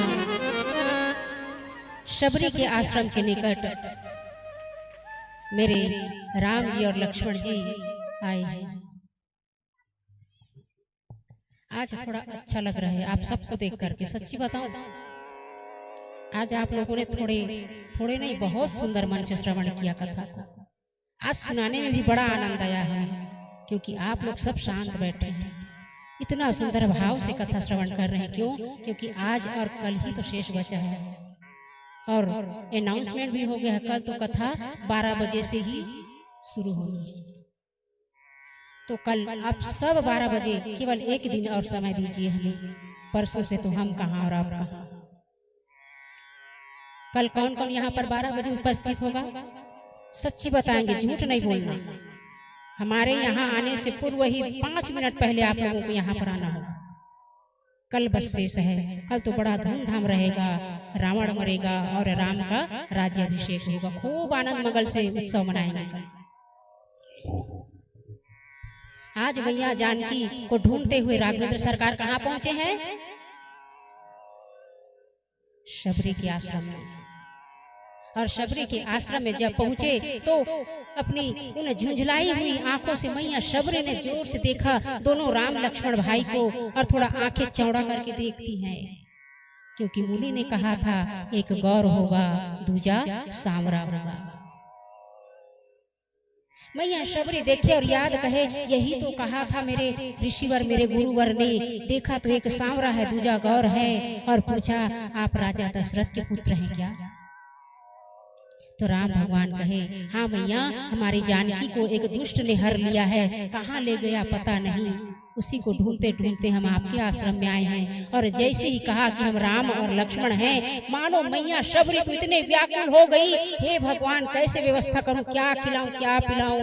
व्याकुल व्याकुल मैया शबरी आज इधर घूमे इधर फिरे, और एक छोटे से बांस की टोकरी में बेर तोड़ करके रखे थे। अब क्योंकि वन में नाना प्रकार के बेर के वृक्ष हैं, तो कोई खट्टा है, कोई मीठा है, कोई बेस्वाद है, कोई बड़ा सुंदर स्वाद है। तो मैया शबरी आज एक बांस की टोकरी में भर करके बेर तोड़ के रखी है। और रोज रखती थी नए नए प्रकार का फल, लेकिन आज हिस्सा में क्या आया? बेर आया। और जैसे ही शबरी मैया को लगा यही राम और लक्ष्मण है, तो सुंदर एक चटाई बिछाया वहां पर, और चटाई बिछा करके राम और लक्ष्मण को बैठाए, चरण धोए। चरण धो करके वही फलों से भरे बेर के टोकरी को समक्ष लाए। लक्ष्मण भैया खड़े हो गए मैया शबरी को देख करके। कहीं न कहीं मैया लक्ष्मण के मन में था, शबरी जाति की है और ऊपर से ये बेर लेकर के आ रही है, वो भी मेरे भैया के लिए। क्या मेरे भैया खट्टे खट्टे बेर खाएंगे? पता नहीं कीड़ा हो अंदर में। तो भैया लक्ष्मण मुंह सिकोड़ते हुए खड़े हो गए। और शबरी मैया जो है, राघव आपको बेर पसंद है ना? ये हमारे जितने भी वन में बेर है ना, मैंने बचपन से लगाए हैं, और देखो तो आपके आते आते कई बार फल चुके हैं, और इस बार तो इतना फला है, इतना फला है। सारे वृक्ष जो हैं वन में, सारे अपने आप मानो आपके स्वागत के लिए बेसमय ही फल गए हो। क्योंकि कहते हैं ना, आप किसी पौधे को कितना भी पानी डालो, फलेगा तो समय आने पर। ऐसा तो नहीं पटेल भैया, इतना सारा खातू आज उड़ेल दे तो काल में पालक भाजिया देख बड़ होकर खाई डाले। ऐसे नहीं हुए ना, समय आई तब छोटे अंकुरित हो ही, फिर दो दो पत्ता निकल ही, फिर और धीरे धीरे बड़े हो तब खान के खाता। तो वैसे ही आज मानो सारे फूल पत्ते वृक्ष जो हैं, मानो मेरे राघवेंद्र सरकार के स्वागत के लिए समय से पहले ही फल और फूल गए। मैया शबरी कहे, भगवान आपको बेर पसंद है ना, एक काम करती हूँ, मैं चखती जाती हूँ, जो मीठे होंगे वो आप खाना, जो खट्टे होंगे उसको मैं फेंक दूंगी।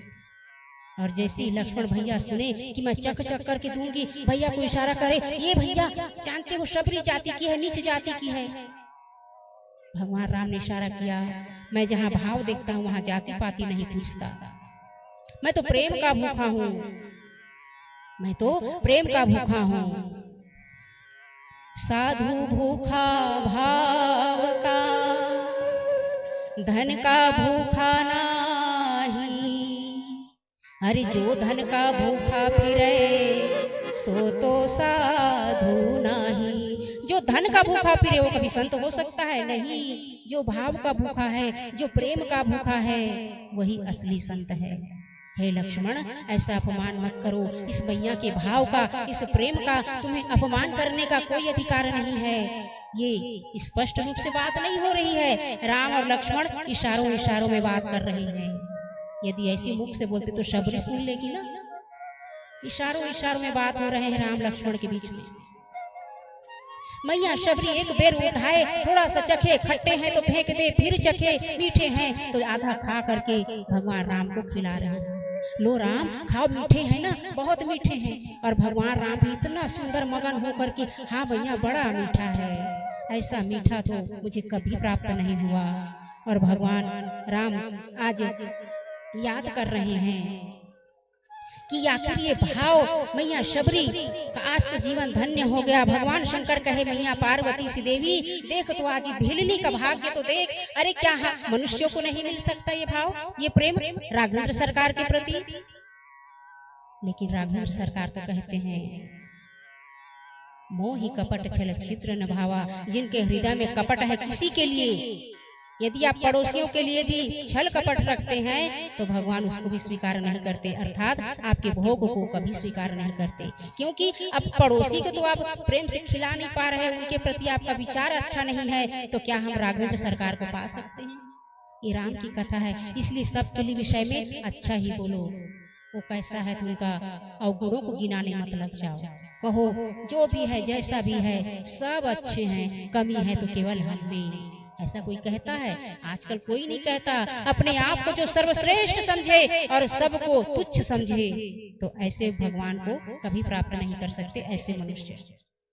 मैया शबरी बार बार जूठे बेर को चख चख के भगवान को खिलाया जा रही। इधर लक्ष्मण भैया रोके, अरे रुक जाओ भैया, नीच जाति की है, इनके जूठे खा रहे हो। धन है शबरी, मेरे भैया मेरे राघवेंद्र सरकार को जूठे बेर खिला रही हो, कौन से नरक में जाओगी? भगवान राघवेंद्र सरकार इशारा करे, अरे चुप रे लक्ष्मण, आनंद आ रहा है आज जूठे बेर में। अरे 56 भोग में वो आनंद नहीं जो आज शबरी के जूठे बेर में आनंद आ रहा है।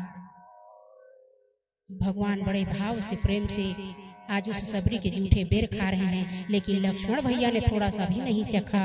और संत जन कहते हैं आज शबरी मैया के जूठे बेर को लक्ष्मण जी ने नहीं खाया तो आगे चल करके इनको उसी के कारण ही शक्ति बाण लगा। आज यदि इस भाव को स्वीकार किया रहता लक्ष्मण तो शायद उनको आज शक्ति बाण से झेलना नहीं पड़ता, जो रावण के पुत्र मेघनाद ने लक्ष्मण को लगाया था। संत जन यही कहते हैं, इसी का परिणाम है कि लक्ष्मण ने उस भाव को स्वीकार नहीं किया जो जिन्होंने, जब भगवान राम स्वीकार कर सकते हैं तो लक्ष्मण की क्या औकात, उनको तो स्वीकार कर लेना चाहिए ना। जब राम खा रहे हैं तो तुम्हें क्या, जब भगवान भाव से प्रेम भाव से भोग पा रहे हैं तो लक्ष्मण तुम्हें भी तो स्वीकार कर लेना चाहिए। ये राम लक्ष्मण को नहीं, हम सबको बताने के लिए ऐसा लीला कर रहे हैं। क्या लक्ष्मण को पता नहीं कि शबरी का भाव कैसा है? क्या लक्ष्मण को पता नहीं कि कितनी पुण्यात्मा है शबरी? क्या लक्ष्मण को पता नहीं कि कितने हजारों साल से आज इंतजार करते हुए मेरे राघव सरकार के लिए रोज राहों पर फूल बिछा रही है? तो क्या ये लक्ष्मण को पता नहीं था? लक्ष्मण को पता था। ये तो हमें बताने के लिए ये लीला कर रहे हैं। किसी को भाव को अपमान मत करना, जो आपको प्रेम से पूजे उनके कभी हंसी मत उड़ाना। और याद रखना, आज तुम किसी भी व्यक्ति पर हंसोगे तो वही पलटकर तुम्हारे पास भी आएगा। हम किसी के साथ चुगली करते हैं तो बड़ा आनंद आता है, फलाना की बहू तो फलाना लेके भाग गए, अति आनंद है, वो मजे ले लेकर के सुनाते हैं सबको। फलाना की बेटी और फलाना के बेटा लेके भाग गए, दोकर बेटा जहर खा ली, कुछ रही सोही कभी खाई से, नाना प्रकार के मन में चलते ना। और असली का है वो तो घर के मालिक जान ही, का है वो तो परमात्मा जान ही ना। इसलिए दूसरों को हंसने से पहले याद रखना, तुम जिस पर जितना हंसोगे एक दिन तुम्हारे साथ भी वैसा ही होगा। भगवान करे ना हो, यदि ऐसा आप करते हैं तो इस जन्म में नहीं तो अगले जन्म में तो भुगतना पड़ेगा ही पड़ेगा। क्योंकि राघवेंद्र सरकार सदैव कहते हैं, परहित सरस धर्म नहीं भाई और पर पीड़ा नहीं सम अधमाई। जो दूसरों का हित करता है मैं उसके साथ सदैव हूँ, लेकिन जो दूसरों को दुख देता है मैं उनके साथ कभी नहीं होता। दूसरों को भला बुरा कहने में कितना आसान है, दूसरों के ऊपर हंसना कितना मजा देता है, कितना आनंद देता है इस तन को। और जब वही बात वही दुख तुम्हारे ऊपर आ जाए तो जिस पर हंसे हो उनको भी लगता है हंसा था ना एक दिन, अब तू भुगत, आज मेरी बारी खत्म, तेरी बारी शुरू हो गई। जो अच्छा है तो अच्छा कहो, जो बुरा है तो भी कुछ मत बोलो, चुप हो जाओ। अरे उनका कर्म है, जैसा कर्म किया है वैसी भोग रहा है। अच्छा किया है तो अच्छा है, बुरा किया है तो बुरा है। अब उस पर हम रिजल्ट देने वाले कौन होते हैं? कोई नहीं होते हैं। इसका रिजल्ट का परिणाम तो मेरे गोविंद देंगे, मेरे राघवेंद्र सरकार देंगे। इसलिए दूसरों को हंसने से पहले अपने ऊपर एक बार जरूर ध्यान दीजिए। आज लक्ष्मण भैया को सब पता था, लेकिन हमको बताने के लिए आज लक्ष्मण भैया कहे, राम जी इस जूठे के बेर खा रहे हो, इस भीलनी जाति के, जो नीच जाति के है। राम जी कहते हैं जाति कुल पूछे नहीं, मैं जाति कुल कभी नहीं पूछता, मैं नहीं पूछता, मैं किसी का समाज नहीं देखता कि ऊंचे खानदान का है कि नीच खानदान का है। अरे मैं तो केवल भाव देखता हूँ, जो भी मुझे भाव से खिला दे।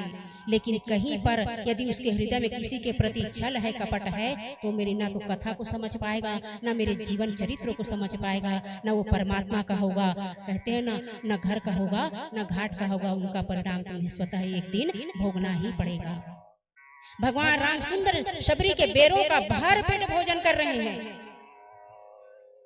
भर पेट भोजन करते हैं। और जब भर पेट उस शबरी के जूठे बेर को खा लेते हैं, भगवान जब आघा जाते हैं तो कहे मैया बस अब कितना खिलाओगी, आप कितने सुंदर मीठे मीठे बेर खा करके आज मेरे हृदय पवित्र हो गए, अर्थात मेरा मन आज सदैव के लिए पर्याप्त हो गया, तृप्त हो गया मेरा मन। अब तो ऐसा लगता है कि दोबारा भोजन करने की आवश्यकता नहीं पड़ेगी।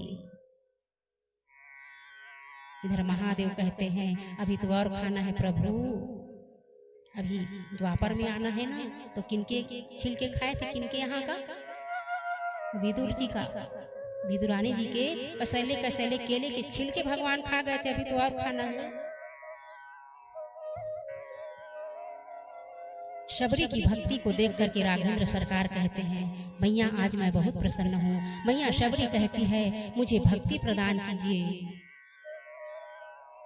मुझे भक्ति प्रदान कीजिए। कैसी भक्ति प्रदान कीजिए? भगवान शंकर कहते हैं कि देवी पार्वती आज भगवान राम जी ने मैया को नवधा भक्ति श्रवण कराया है। प्रथम भगति संतन कर संगा, दूसर रति मम कथा प्रसंगा। हे शबरी, प्रथम भक्ति संतन कर संगा, तुम संतों का संग करना, ये पहली भक्ति है। दूसरी भक्ति मेरी कथाओं को अपने कानों से श्रवण करना, ये दूसरी भक्ति है। और कहते हैं मेरे कथा को हृदय से पवित्र होकर के सुनना, अभिमान होकर के सुनना। अगर अपने मन में कभी भी अभिमान मत आने देना, इसलिए अभिमान रहित होकर के मेरी कथाओं का आनंद लेना। सुंदर नवधा भक्ति मेरे राघवेंद्र सरकार मैया शबरी को दे रहे हैं। जो वेदों में प्रसिद्ध है वो कथा को श्रवण करना, जो जगत भर को समभाव से देखे, जो एक समान देखे, उनका आचरण करना, जो सबको मिल जाए उनको स्वीकार करना। जहां पर मेरी कथा हो, सत्संग हो, वहां पर भक्ति का आनंद लेना। सपने में भी किसी के लिए बुरा मत सोचना, सपने में भी सबका अच्छा ही सोचना। हे शबरी, यही नवधा भक्ति मैं तुझे आज प्रदान करता हूँ। भक्ति क्या है? सरलता है। भगवान हमारी भक्ति में सरलता चाहते हैं। नवी भक्ति सरलता प्रदान किए शबरी मैया को। भक्त यदि जितना सरल होगा, जितना सरल होगा, मैं उनको तत्काल ही प्राप्त होऊंगा, उनकी भक्ति को मैं स्वीकार कर लूंगा। हे शबरी, इन 9 भक्ति में से दया, धाम, करुणा, जो भी एक भी भक्ति तेरे अंदर हो या किसी के भी अंदर हो, तो मैं उसको स्वीकार करता हूँ, उसकी भक्ति को। जो अभिमान रहित होकर के मेरी कथा सुने, जो संतों का संग करे, जिनके मन में कभी किसी के लिए अपशब्द ना हो, और सबसे बड़ी बात जिनका हृदय सरल हो। यदि इन 9 भक्ति में से यदि मनुष्य के पास एक भी कोई ऐसा भक्ति हो जिसको स्वीकार करे, तो समझ लेना मैं उनके हृदय में व्याप्त हूँ। और जिनके हृदय में मैं व्याप्त हूँ उनका जीवन क्या है? पर्याप्त है। फिर किसी और की गाथा गाने की आवश्यकता नहीं है। सुंदर नवधा भक्ति का वरदान दे करके मैया शबरी से आज राघव पूछते हैं, हे शबरी, हम अपनी जानकी का पता पूछते हुए आए हैं, क्या कोई पता बता सकती हूँ मेरी जानकी कहाँ होगी? तो मैया शबरी कहे, भगवान आप तो त्रिकालदर्शी हैं, आपको तो सब पता है, फिर भी यदि आप मुझे इतना सम्मान दे रहे हैं तो हे राघव आप यहाँ पर जाइए जहाँ पर पंपा सरोवर नाम का एक सुंदर एक तीर्थ स्थल है, नाम है पंपा सरोवर। वहाँ पर आप जा करके सुग्रीव से मित्रता करो, वो तुम्हें पता बताएंगे। आगे चल करके भगवान राम और लक्ष्मण जी महाराज आज ऋषिमुख पर्वत पर वही पंपा सरोवर पर पहुंचे हैं। इधर से सुग्रीव ने देखा कि कोई दो भाई आ रहे हैं, एक मुनि के वस्त्र पहन करके आ रहे हैं, तो तुरंत हनुमान जी महाराज को सूचित करते हैं, अरे हनुमान जी महाराज जाओ तो देखो कहीं मेरा भाई बाली ने किसी दुष्ट व्यक्ति को तो नहीं भेजा हमें मारने के लिए। पता करके आओ आखिर जो राजकुमार आ रहे हैं, जो वल्कल वस्त्र पहने हैं, जो तपस्वी के वेश में हैं, कहीं ये मेरे भाई बाली का भेजा हुआ कोई दूत तो नहीं है जो मुझे मारने आ रहा है। और जैसे ही सुने तो हनुमान जी महाराज कहते हैं, वेश बदल करके आए। किसका वेश बदल करके आए? एक ब्राह्मण का वेश बदल करके आए। और ब्राह्मण का वेश बदल करके आकर राम और लक्ष्मण के समक्ष खड़े हो गए और कहे, कौन हो तुम? मुझे आपको देख करके ऐसा लगता है कि आप साक्षात नारायण के अवतार हो। मुझे आपको देख करके ये लगता है कि आखिर किस कारणवश आप इस घने वन में फिर रहे हैं, वो भी इस तरह का वेश धारण कर। ये वही हनुमान जी हैं जिनके हृदय में मेरे राघव जी सदैव व्याप्त रहते हैं। लेकिन आज तो लीला देखिए भगवान की, भगवान तो पहचान गए, क्योंकि भगवान से कभी कुछ बात छुपा नहीं रहता। इधर हनुमान जी महाराज की बुद्धि थोड़ी कमजोर होती है, वो भूल जाते हैं, उनको याद कराना पड़ता है, उनको याद कराना पड़ता है। हनुमान जी महाराज ब्राह्मण का वेश लेकर के उस घने वन में आए जहाँ पर राम लक्ष्मण है, और पता पूछते हैं, आप दोनों आखिर इस वन में किस कारण घूम रहे हैं? तो राम जी बताते हैं, हम रघुकुल नंदन श्री राम और लक्ष्मण हैं, अर्थात हम राजा दशरथ के पुत्र राम और लक्ष्मण हैं। एक दुष्ट रावण ने हमारी पत्नी अर्थात जानकी जी का हरण करके ले गया है, उसको पता ढूंढते ढूंढते हम यहाँ तक आए हैं। और जैसे ही सुना हनुमान जी महाराज ने कि ये दशरथ के पुत्र हैं, मेरे ठाकुर हैं, मेरे रघुनंदन हैं, मेरे साक्षात राम जी आए हैं, तो भगवान हनुमान जी महाराज अपने असली स्वरूप में आ जाते हैं। प्रेम से बोलिए हनुमान जी महाराज की।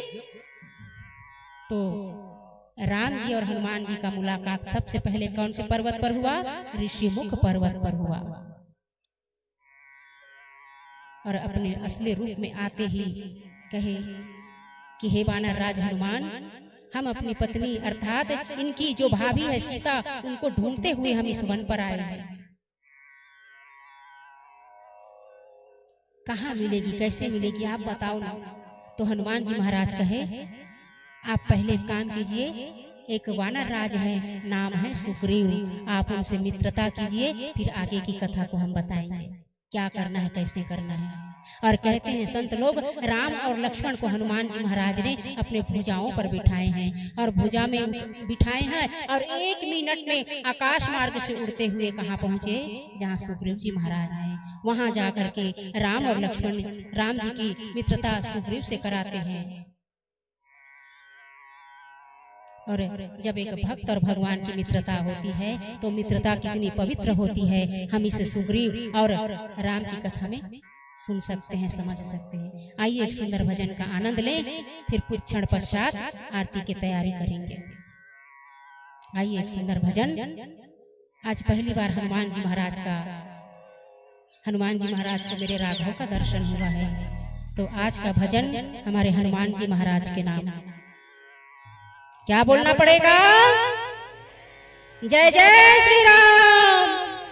बोलिए भक्त वत्सल भगवान श्री रामचंद्र जी की जय हो। प्रेम से बोलिए हनुमान जी महाराज की जय हो।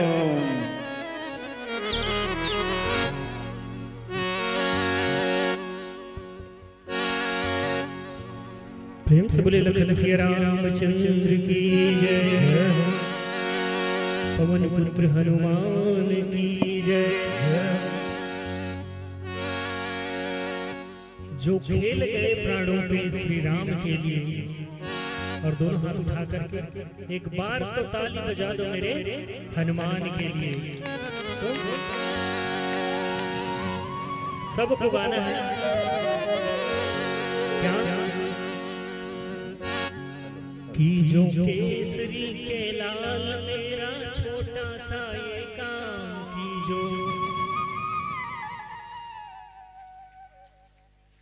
कि जो केसरी के लाल मेरा छोटा सा ये काम की जो। जोर से गाइए अच्छे से, आप लोग संकोच करते हैं क्योंकि राम जी को पाना है तो पहले हनुमान जी को मनाना पड़ेगा। यदि वो मान गए तो हमारे राम जी तक वो पहुंचा ही देंगे।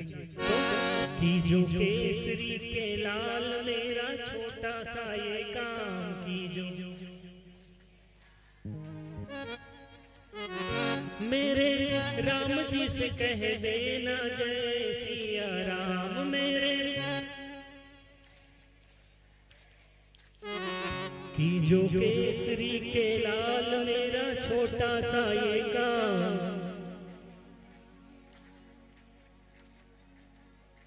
मेरे राम जी से कह देना जय सिया राम मेरे। मैं राम संग जपता तुम्हारा सदा नाम। मैं राम संग मेरे राम जी से कह देना। मेरे राम जी से कह देना कि जो केसरी के लाल मेरा छोटा सा ये काम।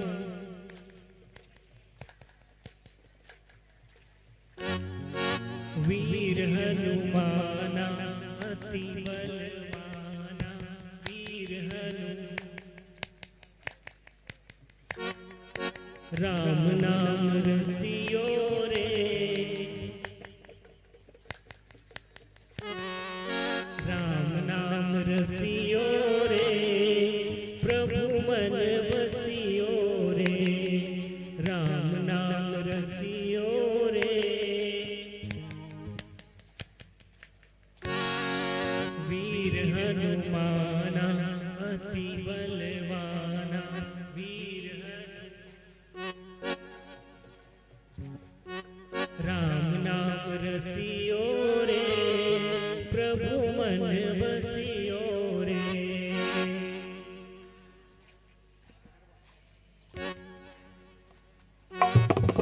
राम नाम रसियो रे प्रभु मन बसियो रे।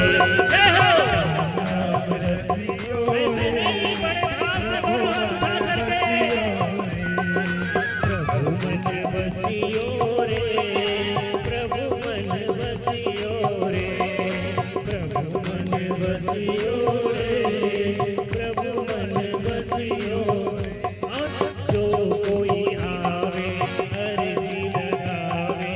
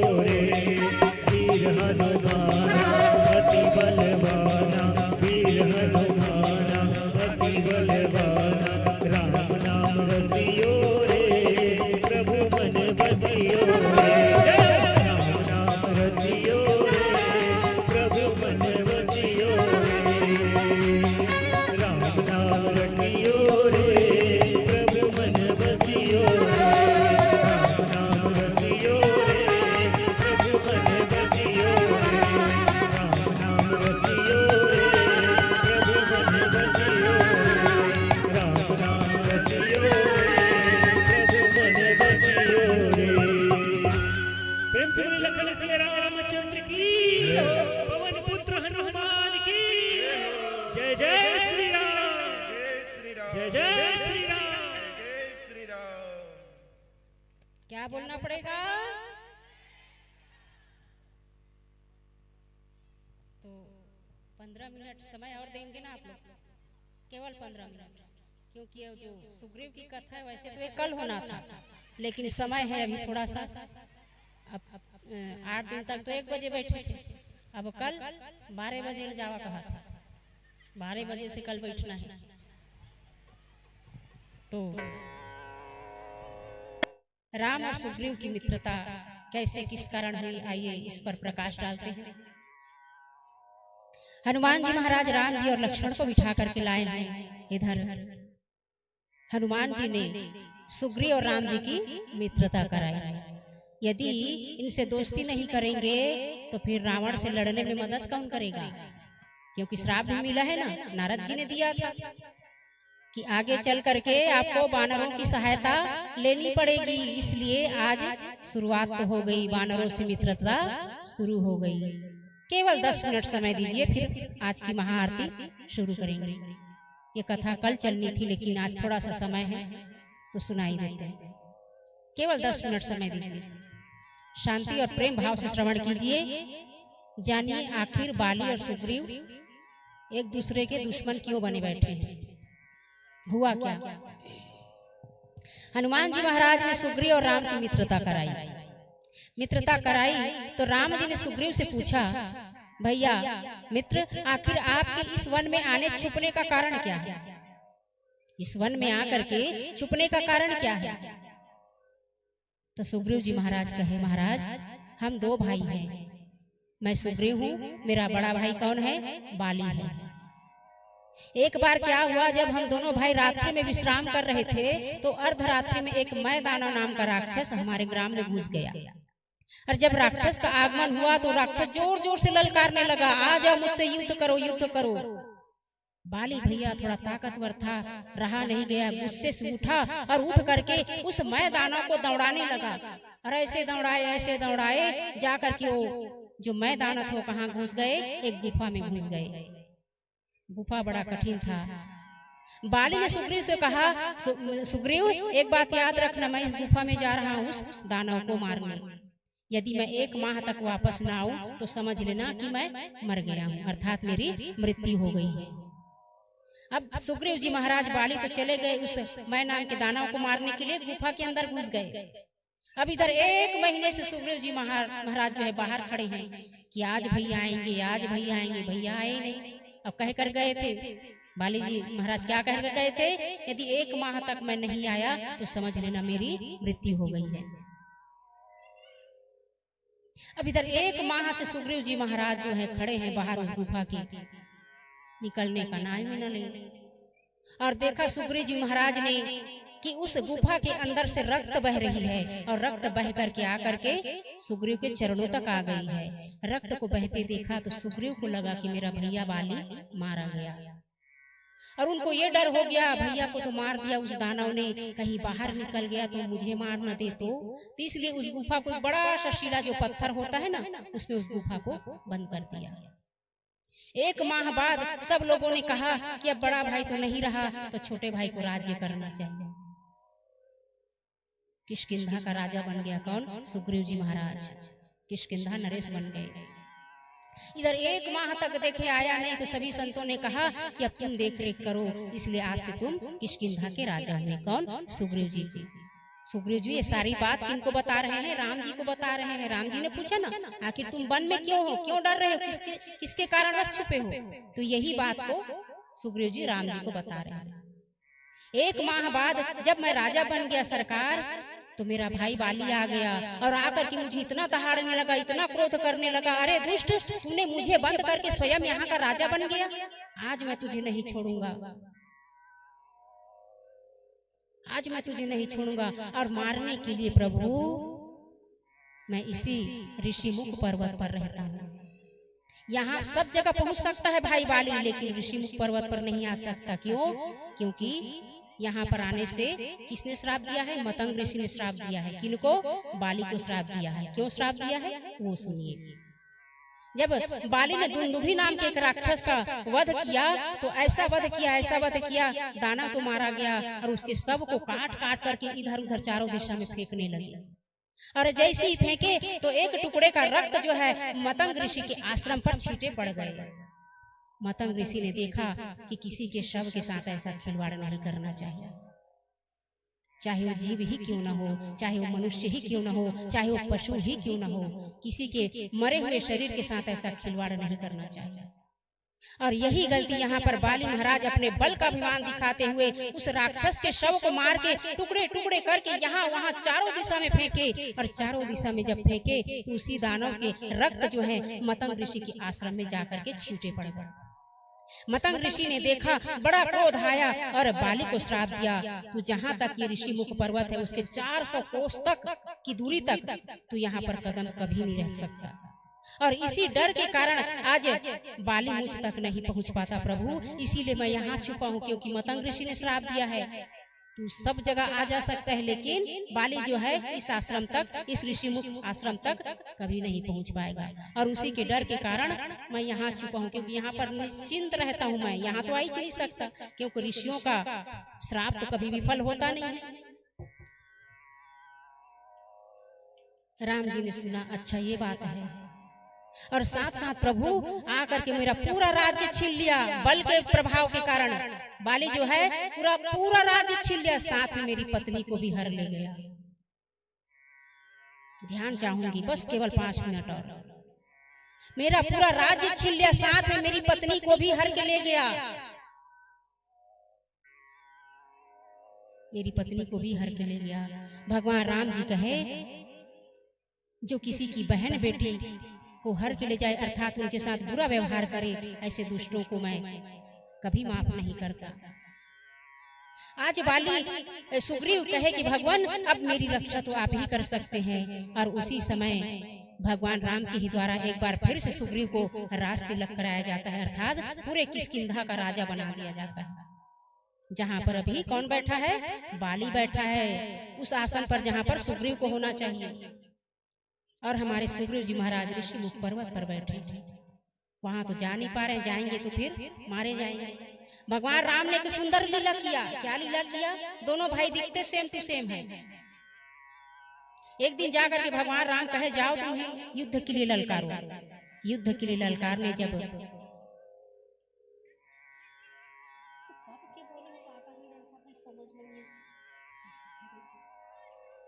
कहाँ भरत चरित्र के दिए? तो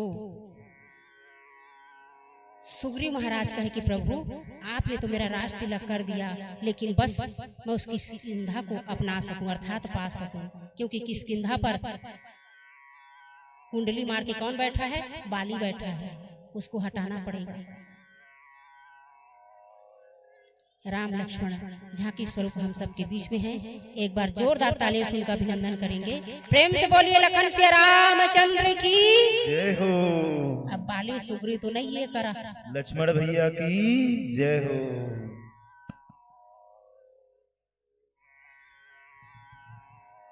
जय हो मथुरा वाले भैया की। 4 बजे बोले बोले 5:30 बजे उड़ी।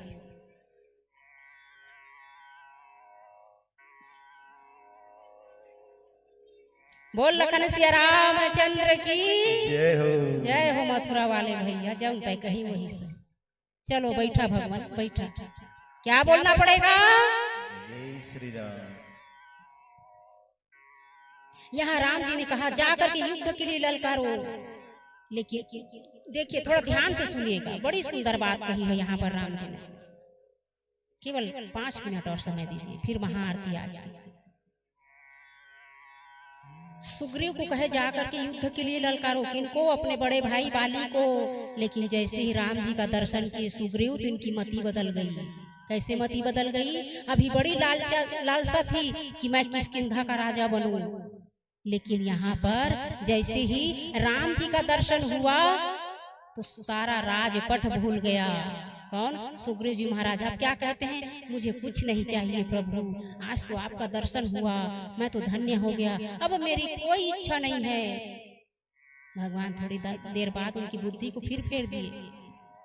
देखिए पल पल में हमारी बुद्धि बदलती रहती है। कभी सोचते हैं ये लेना है, कभी सोचते हैं वो लेना है, और जब थोड़ा सा दुख कष्ट आता है तो क्या कहते हैं? कुछ नहीं चाहिए प्रभु, तो शरण में बस राख ले।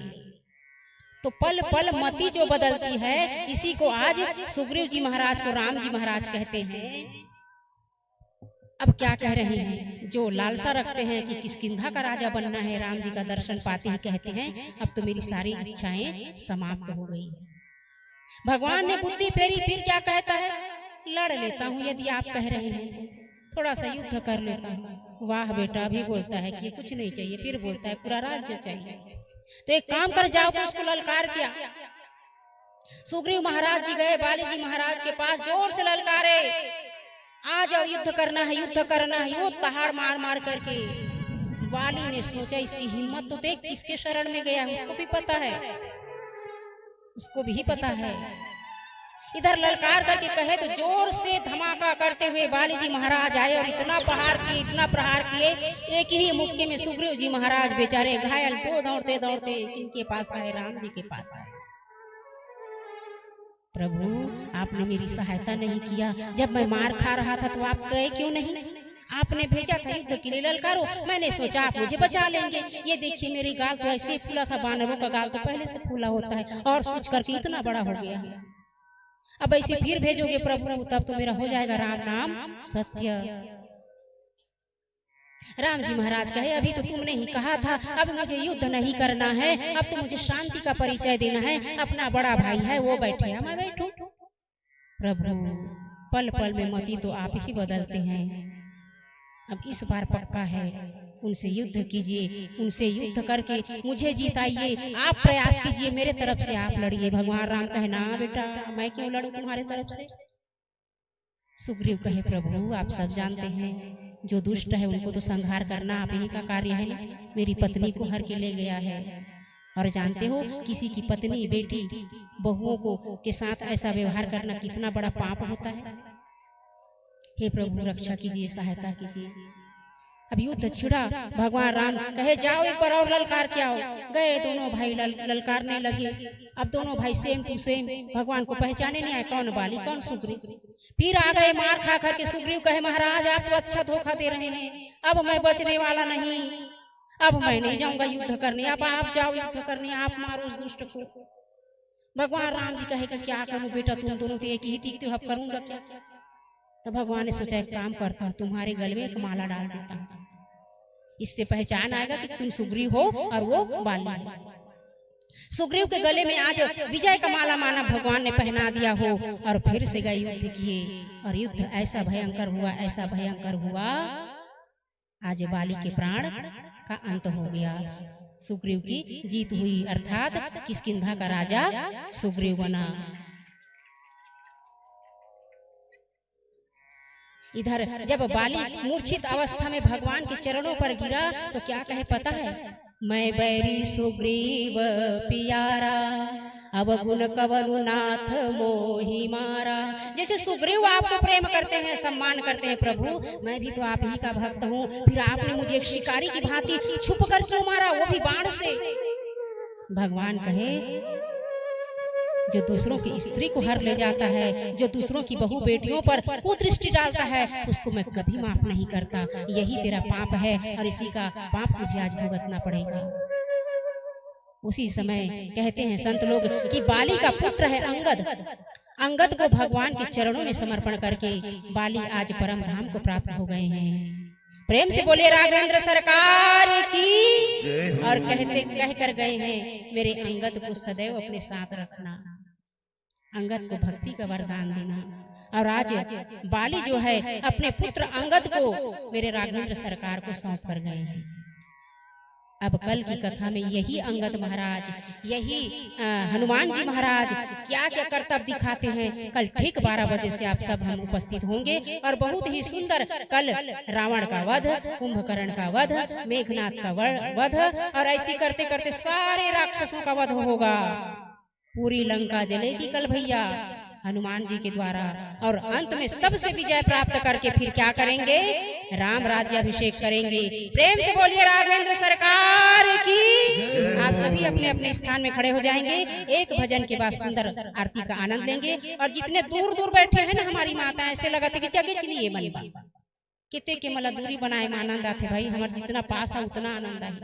तो जितना माता भाई बंधु पीछे पीछे सब आगे आ जाएंगे। भगवान की आज महाआरती में शामिल होना है। जितना पास आएंगे भगवान के आज सुंदर आरती का आनंद लेंगे। आरती के पूर्व एक झमाझम छत्तीसगढ़ी भजन की हिंदी भजन,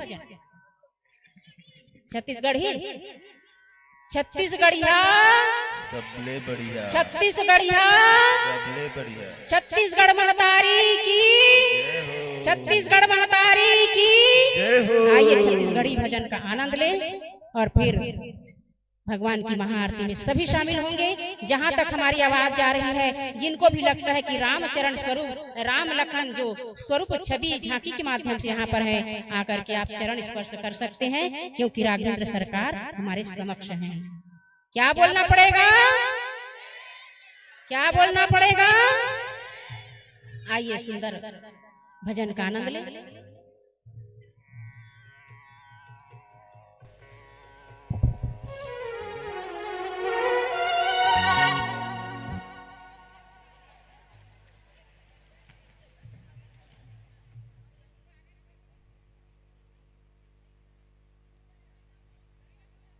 प्रेम से बोलिए लखन सिया रामचंद्र की जय।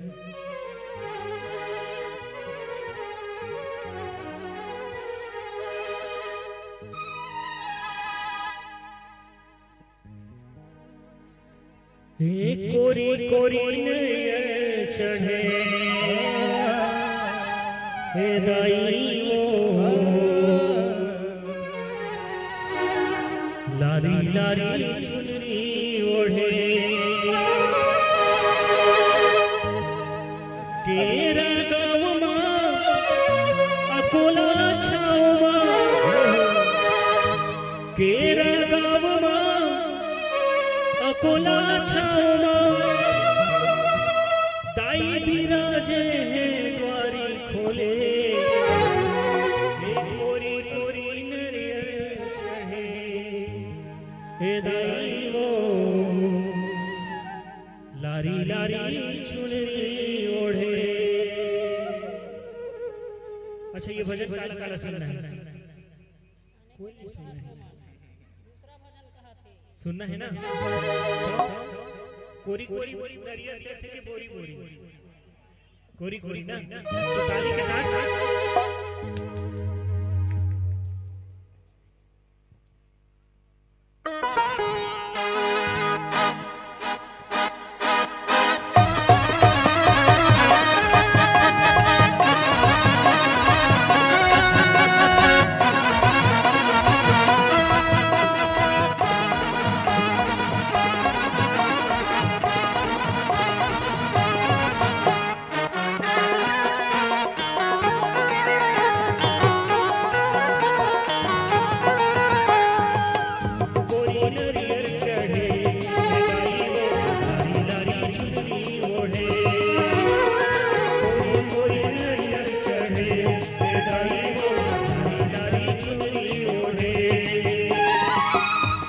तेरा गाँव माँ अकोला छाँव माँ, तेरा गाँव माँ अकोला छाँव माँ, दाई बिराजे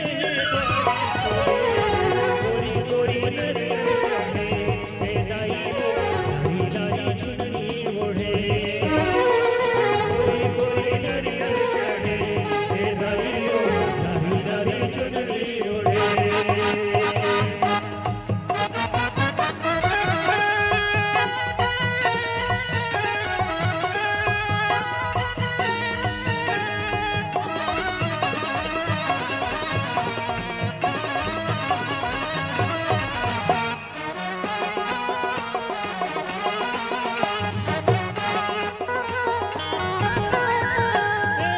चैत महीना चुरमा चिरौनी, ऐसा सवर बिबिया बालुशाही, जेठ जलेबी जुवारी लाडू, आषाढ़ महीना रसला हो। चैत महीना चुरमा चिरौनी, ऐसा सवर बिबिया बालुशाही, जेठ जलेबी जुवारी लाडू, सावन में शक्कर बारा, हे दाई हो सावन में शक्कर बारा, सावन में शक्कर बारा, हे दाई हो सावन में शक्कर बारा। भादो में भुजिया भुई मुँह महके, भादो में भुजिया भुई मुँह महके, मनला मोहे मोर मनला मोहे, गोरी गोरी नरियर चढ़े, हे दाई हो लाली लाली चुनरी ओढ़े, गोरी गोरी नरियर चढ़े, हे दाई हो लाली लाली चुनरी ओढ़े।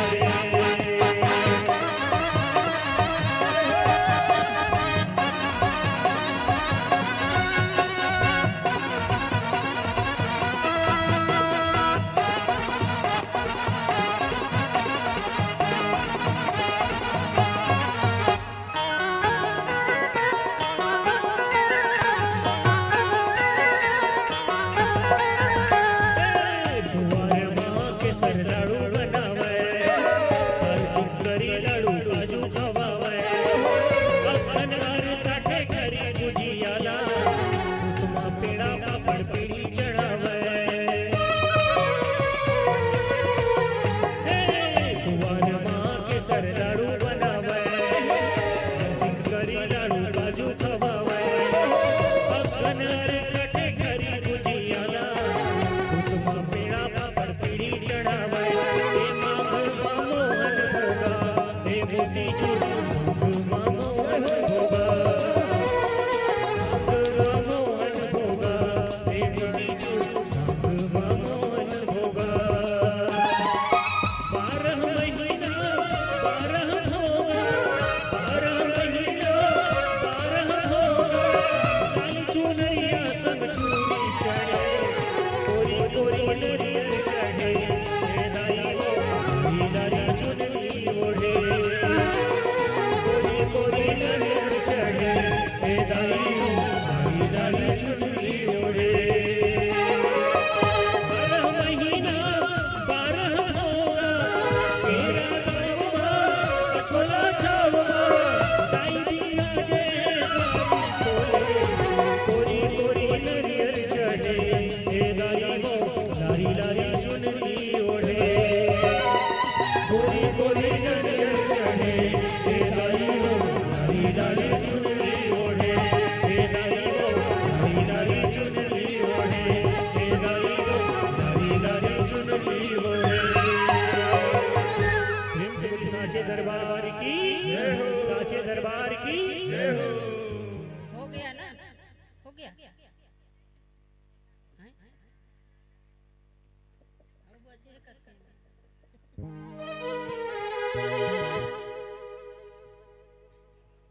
सुन ले भाई काका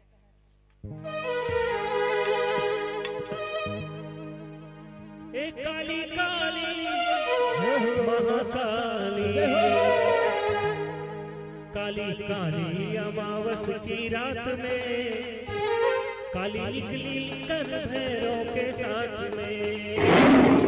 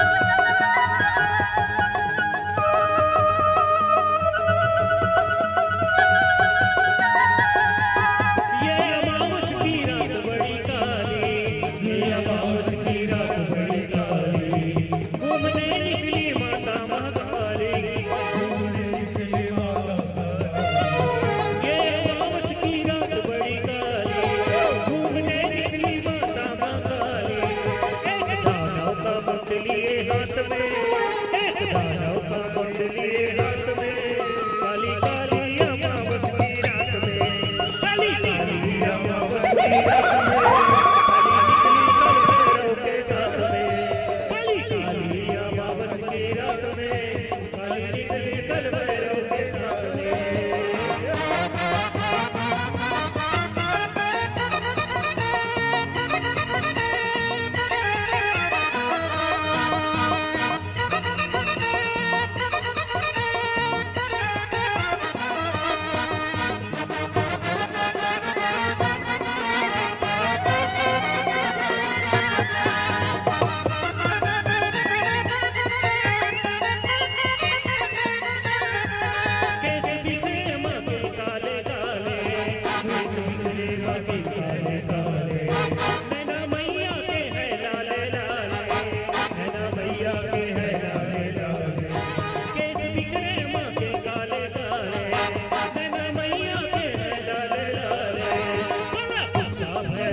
की रात में, काली निकली कल भैरव के साथ में।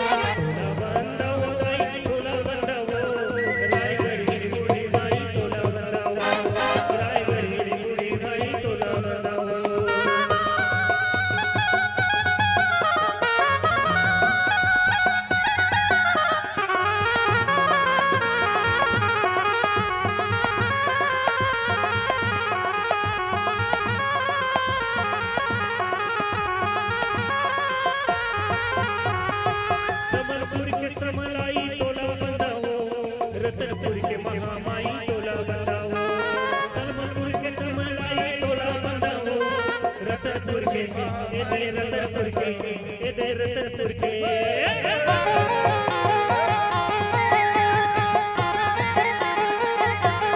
समलपुर के समलाई टोला बताओ, रतनपुर के महामाई टोला बताओ, समलपुर के समलाई टोला बताओ, रतनपुर के महामाई टोला बताओ, डोंगरगढ़ के मलाई टोला बताओ, मैहर के शारदा माई टोला बताओ, डोंगरगढ़ के मलाई टोला बताओ, मैहर के शारदा माई टोला बताओ, टोला बताओ दाई टोला बताओ, टोला बताओ दाई रायगढ़ हिर बूढ़ी माई टोला बताओ, रायगढ़ हिर बूढ़ी माई टोला बताओ, रायगढ़ हिर बूढ़ी माई टोला बताओ।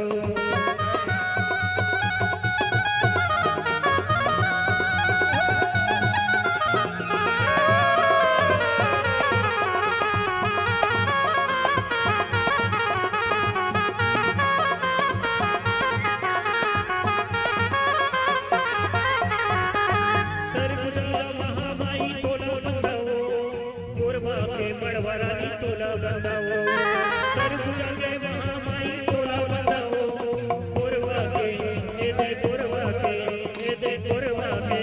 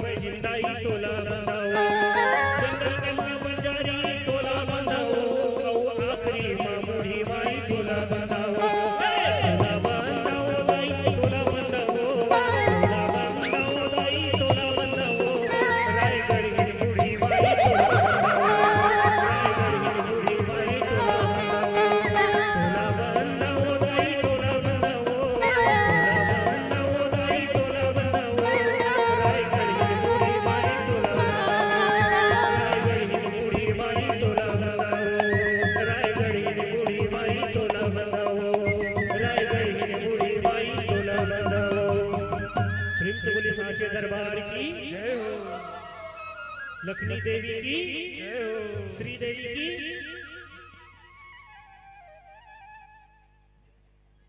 कोई बात नहीं, डरने की कोई बात नहीं है। माँ लक्ष्मी को भी श्री बोलते हैं, तो प्रेम से बोली सांचे दरबार की।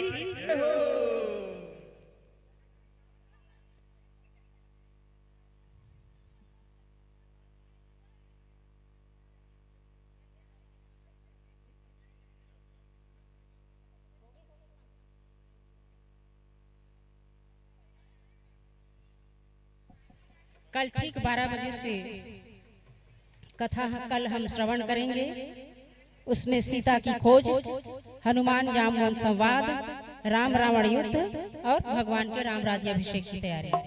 कल ठीक 12 बजे से 3 बजे तक कथा चलेगी और भगवान के कल राज्याभिषेक का आनंद हम खूब धूमधाम से लेंगे आप सभी ग्रामवासियों के बीच। कल अधिक से अधिक संख्या में आएंगे और भगवान की अंतिम दिवस 9 दिवसीय की कथा का अंतिम दिवस होगा। आप सभी अपने अपने इष्ट मित्रों सहित कल भगवान के राम राज्याभिषेक में अवश्य पधारिएगा। 12 बजे से 3 बजे तक कथा चलती रहेगी। क्या बोलना पड़ेगा? इतना धीरे, इतना मैया जी का गाए हैं, क्या बोलना पड़ेगा? एक बार और क्या बोलना पड़ेगा? आइए सभी बड़े भाव से भगवान की महाआरती का आनंद लें और भगवान का दर्शन करें।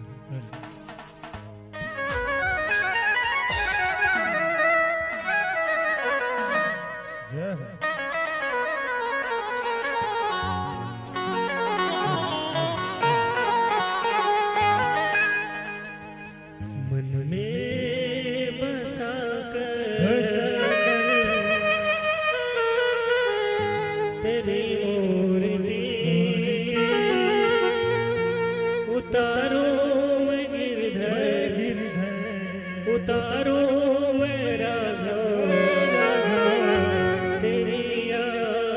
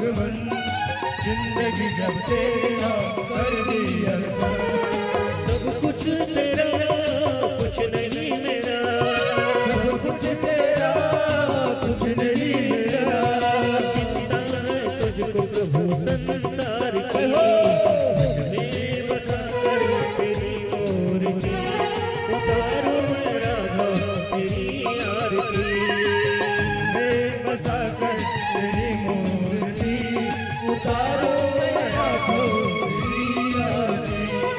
वेद तेरी महिमा गाए संत करे नारद गुणगान करे तेरे विराट, वेद तेरी महिमा गाए संत करे ना, नारद गुणगान करे तेरी आरती।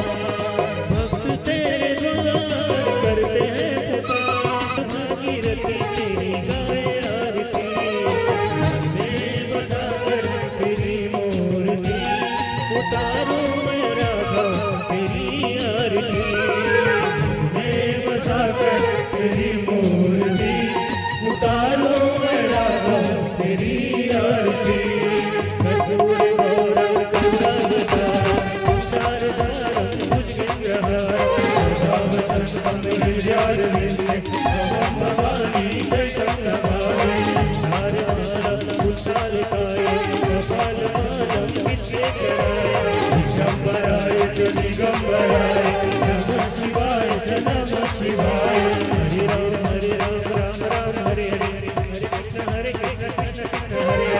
हरे राम राम राम हरे हरे, हरे कृष्ण कृष्ण हरे हरे, हरे राम राम हरे हरे, हरे कृष्ण कृष्ण हरे हरे। हरे राम राम हरे हरे, हरे कृष्ण हरे कृष्ण हरे हरे, हरे राम हरे हरे, हरे कृष्ण हरे हरे। प्रेम से बोले लखन सिया रामचंद्र की जय हो। हरि ओम ओम जलेन शीतलीकरणं देवादिवंदनं तदुपरान्ते हरि ओम जल घुमा ले संघमध्यस्थितं तोयं भ्रामितं केशवो लग्नं मनुष्याणं ब्रह्म हत्यां व्यपोहति। जल जल सिंचन कर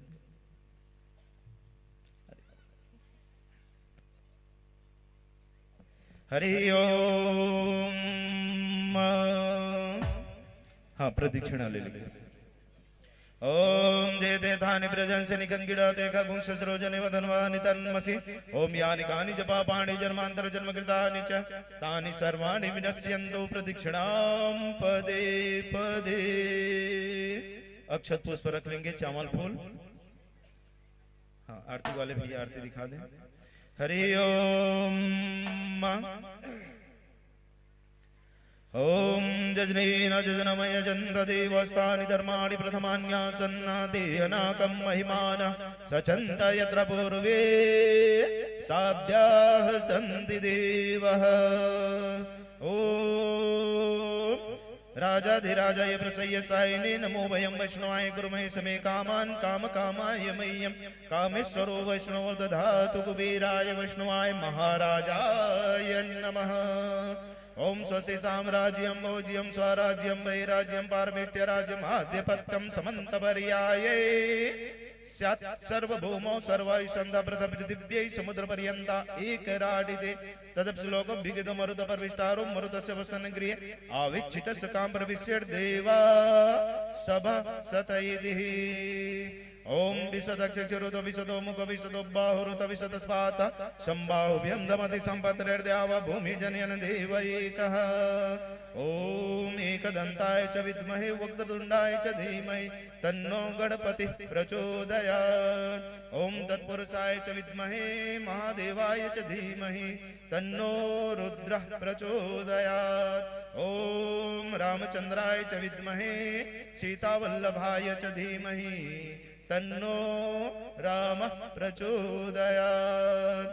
त्वमेव माता च पिता त्वमेव त्वमेव बन्धुश्च सखा त्वमेव त्वमेव विद्या द्रविणं त्वमेव त्वमेव सर्वं मम देव देव त्वमेव सर्वं मम देव देव। नाना सुगंधि पुष्पाणि यथा कालोद्भवानि च पुष्पांजलिर्मया दत्तं गृहाणं परमेश्वर। मंत्रहीनं क्रियाहीनं भक्तिहीनं सुरेश्वर यत्पूजितं मया देव परिपूर्णं तदस्तु मे। पापोऽहं पापी कर्माहं पापयात्मा पापसंभव त्राहि मां रघुनाथ सर्वपापहरो मम। ओम भूर्भुवस्सुः श्री गौरी गणेश कलशेतम नवग्रह दिता पंचलोकपाल 10 दिक्पाल देवताभ्यो नमः। षोडश मातृकाभ्यो नमः। सप्तघृत मातृकाभ्यो 64 योगिनी दिव्यै नमः। श्री लक्ष्मीनारायणभ्यो नमः। प्रधान देव श्री रामचंद्राय नमः। मंत्र पुष्पांजलिं समर्पयामि। प्रेम सुले गजानन स्वामी की लंबोदर स्वामी की श्यापति रामचंद्र की उमापति महादेव की पवन सुत हनुमान जी महाराज की शीतला माता की माया देवी की चंडी दाई की ठाकुर देव महाराज की ग्राम के देवी देवताओं की स्थान देवी देवताओं की वास्तु देवी देवताओं की अपने अपने माता पिता की अपने अपने गुरु गोविंद की धर्म की अधर्म का प्राणियों में विश्व का गौ माता की धरती माता की वैदिक सनातन धर्म की प्रेम से बोलिए हर हर महादेव नमः। पार्वती पतये हर नर्मदे हर हर हर महादेव। प्रेम सोले श्यापति रामचंद्र की जय जय श्री राम। जय श्री राम। समस्त श्रद्धालु जनों से निवेदन करते हैं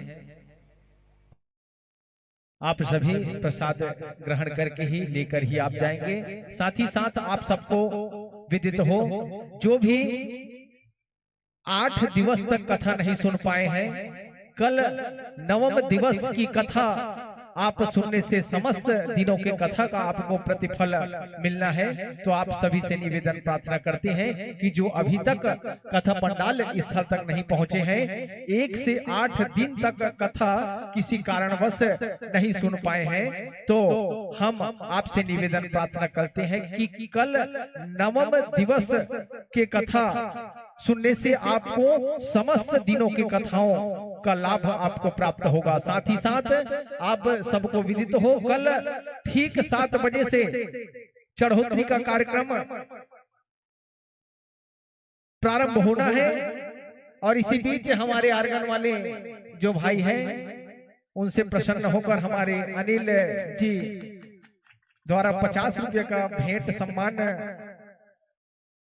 प्राप्त हुआ है। हम आदरणीय छबिल भैया से निवेदन करते हैं कि सम्मान की राशि आप हमारे भैया तक पहुंचाएंगे। आदरणीय जीवन यादव जी सागर से हैं, आपके परिवार की तरफ से 21 रुपये का अर्पण भगवान के श्री चरणों में हुआ है। हम हृदय से आभारी हैं, धन्यवाद ज्ञापित करते हैं। आप सभी से निवेदन प्रार्थना करते हैं कि कल ठीक 7 बजे से चढ़ोतरी का कार्यक्रम प्रारंभ हो जाएगा। कथा 12 बजे से प्रारंभ होगी। कथा पश्चात हम ग्राम भ्रमण को निकलेंगे। आप सभी से निवेदन प्रार्थना करते हैं कि कल अंतिम दिवस 31 जनवरी को भव्य विशाल भंडारा है। कल के दिवस 30 जनवरी के कथा को, 9वें दिवस की कथा को आप जो श्रवण नहीं कर पाए हैं आज तक, अष्टम दिवस की कथा तक, हम सादर निवेदन प्रार्थना करते हैं कि 9वें दिवस की कथा सुनने से आपके समस्त दिनों के कथा का पुण्य फल प्राप्त होगा। नरेंद्र नाइक जी वासनी से हैं, वासनी महाराष्ट्र से हैं। 51 रुपये और 5 किलो गेहूं भगवान के श्री चरणों में अर्पित किए हैं। हम हृदय से आभारी हैं, धन्यवाद ज्ञापित करते हैं। स्वर्गवासी श्री रोहिदास निषाद जी, धर्मपत्नी दुखिया निषाद जी 2.25 काठा चावल, 10 बंडल पत्तल और 51 रुपये का अर्पण आप भगवान के श्री चरणों में किए हैं। उनके सुपुत्र वेदराम निषाद जी। भोला निषाद जी बीजेपार से हैं। रियांश निषाद जी 4 भाटा से हैं। भोला निषाद जी बीजेपार से 5 किलो चावल और 21 रुपये का अर्पण आप भगवान के श्री चरणों में किया। और साथ ही साथ रियांश निषाद जी 4 भाट से आप 21 रुपये का अर्पण भगवान के श्री चरणों में किया। हृदय से आभारी धन्यवाद ज्ञापित करते हैं। साथ ही साथ आदरणीय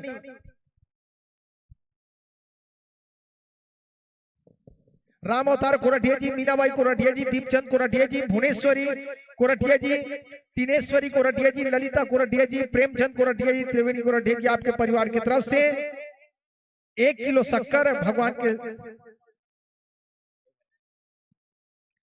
और साथ ही साथ दयाबाई गौर जी भंडारी भरदा से आपके परिवार की तरफ से 2 किलो शक्कर भंडारा प्रसादी हेतु अर्पित हुआ है। हृदय से आभारी हैं, धन्यवाद ज्ञापित करते हैं। और इसी कड़ी में स्वर्गीय भरतलाल नेताम जी की दिव्य पुण्य स्मृति में धन्य धर्मपत्नी सुकलिया नेताम जी, पुत्र यादराम नेताम जी, पुत्र वधु खुमेश्वरी नेताम जी, नातिन है देविका नेताम जी, भाव्य नेताम जी, नव्या नेताम जी, डिम्पी नेताम जी विजयपार से हैं। 551 रुपये नगद और 2 काठा चावल और 3 बंडल पत्तल भगवान के श्री चरणों को अर्पित किए हैं। हृदय से आभारी हैं, धन्यवाद ज्ञापित करते हैं।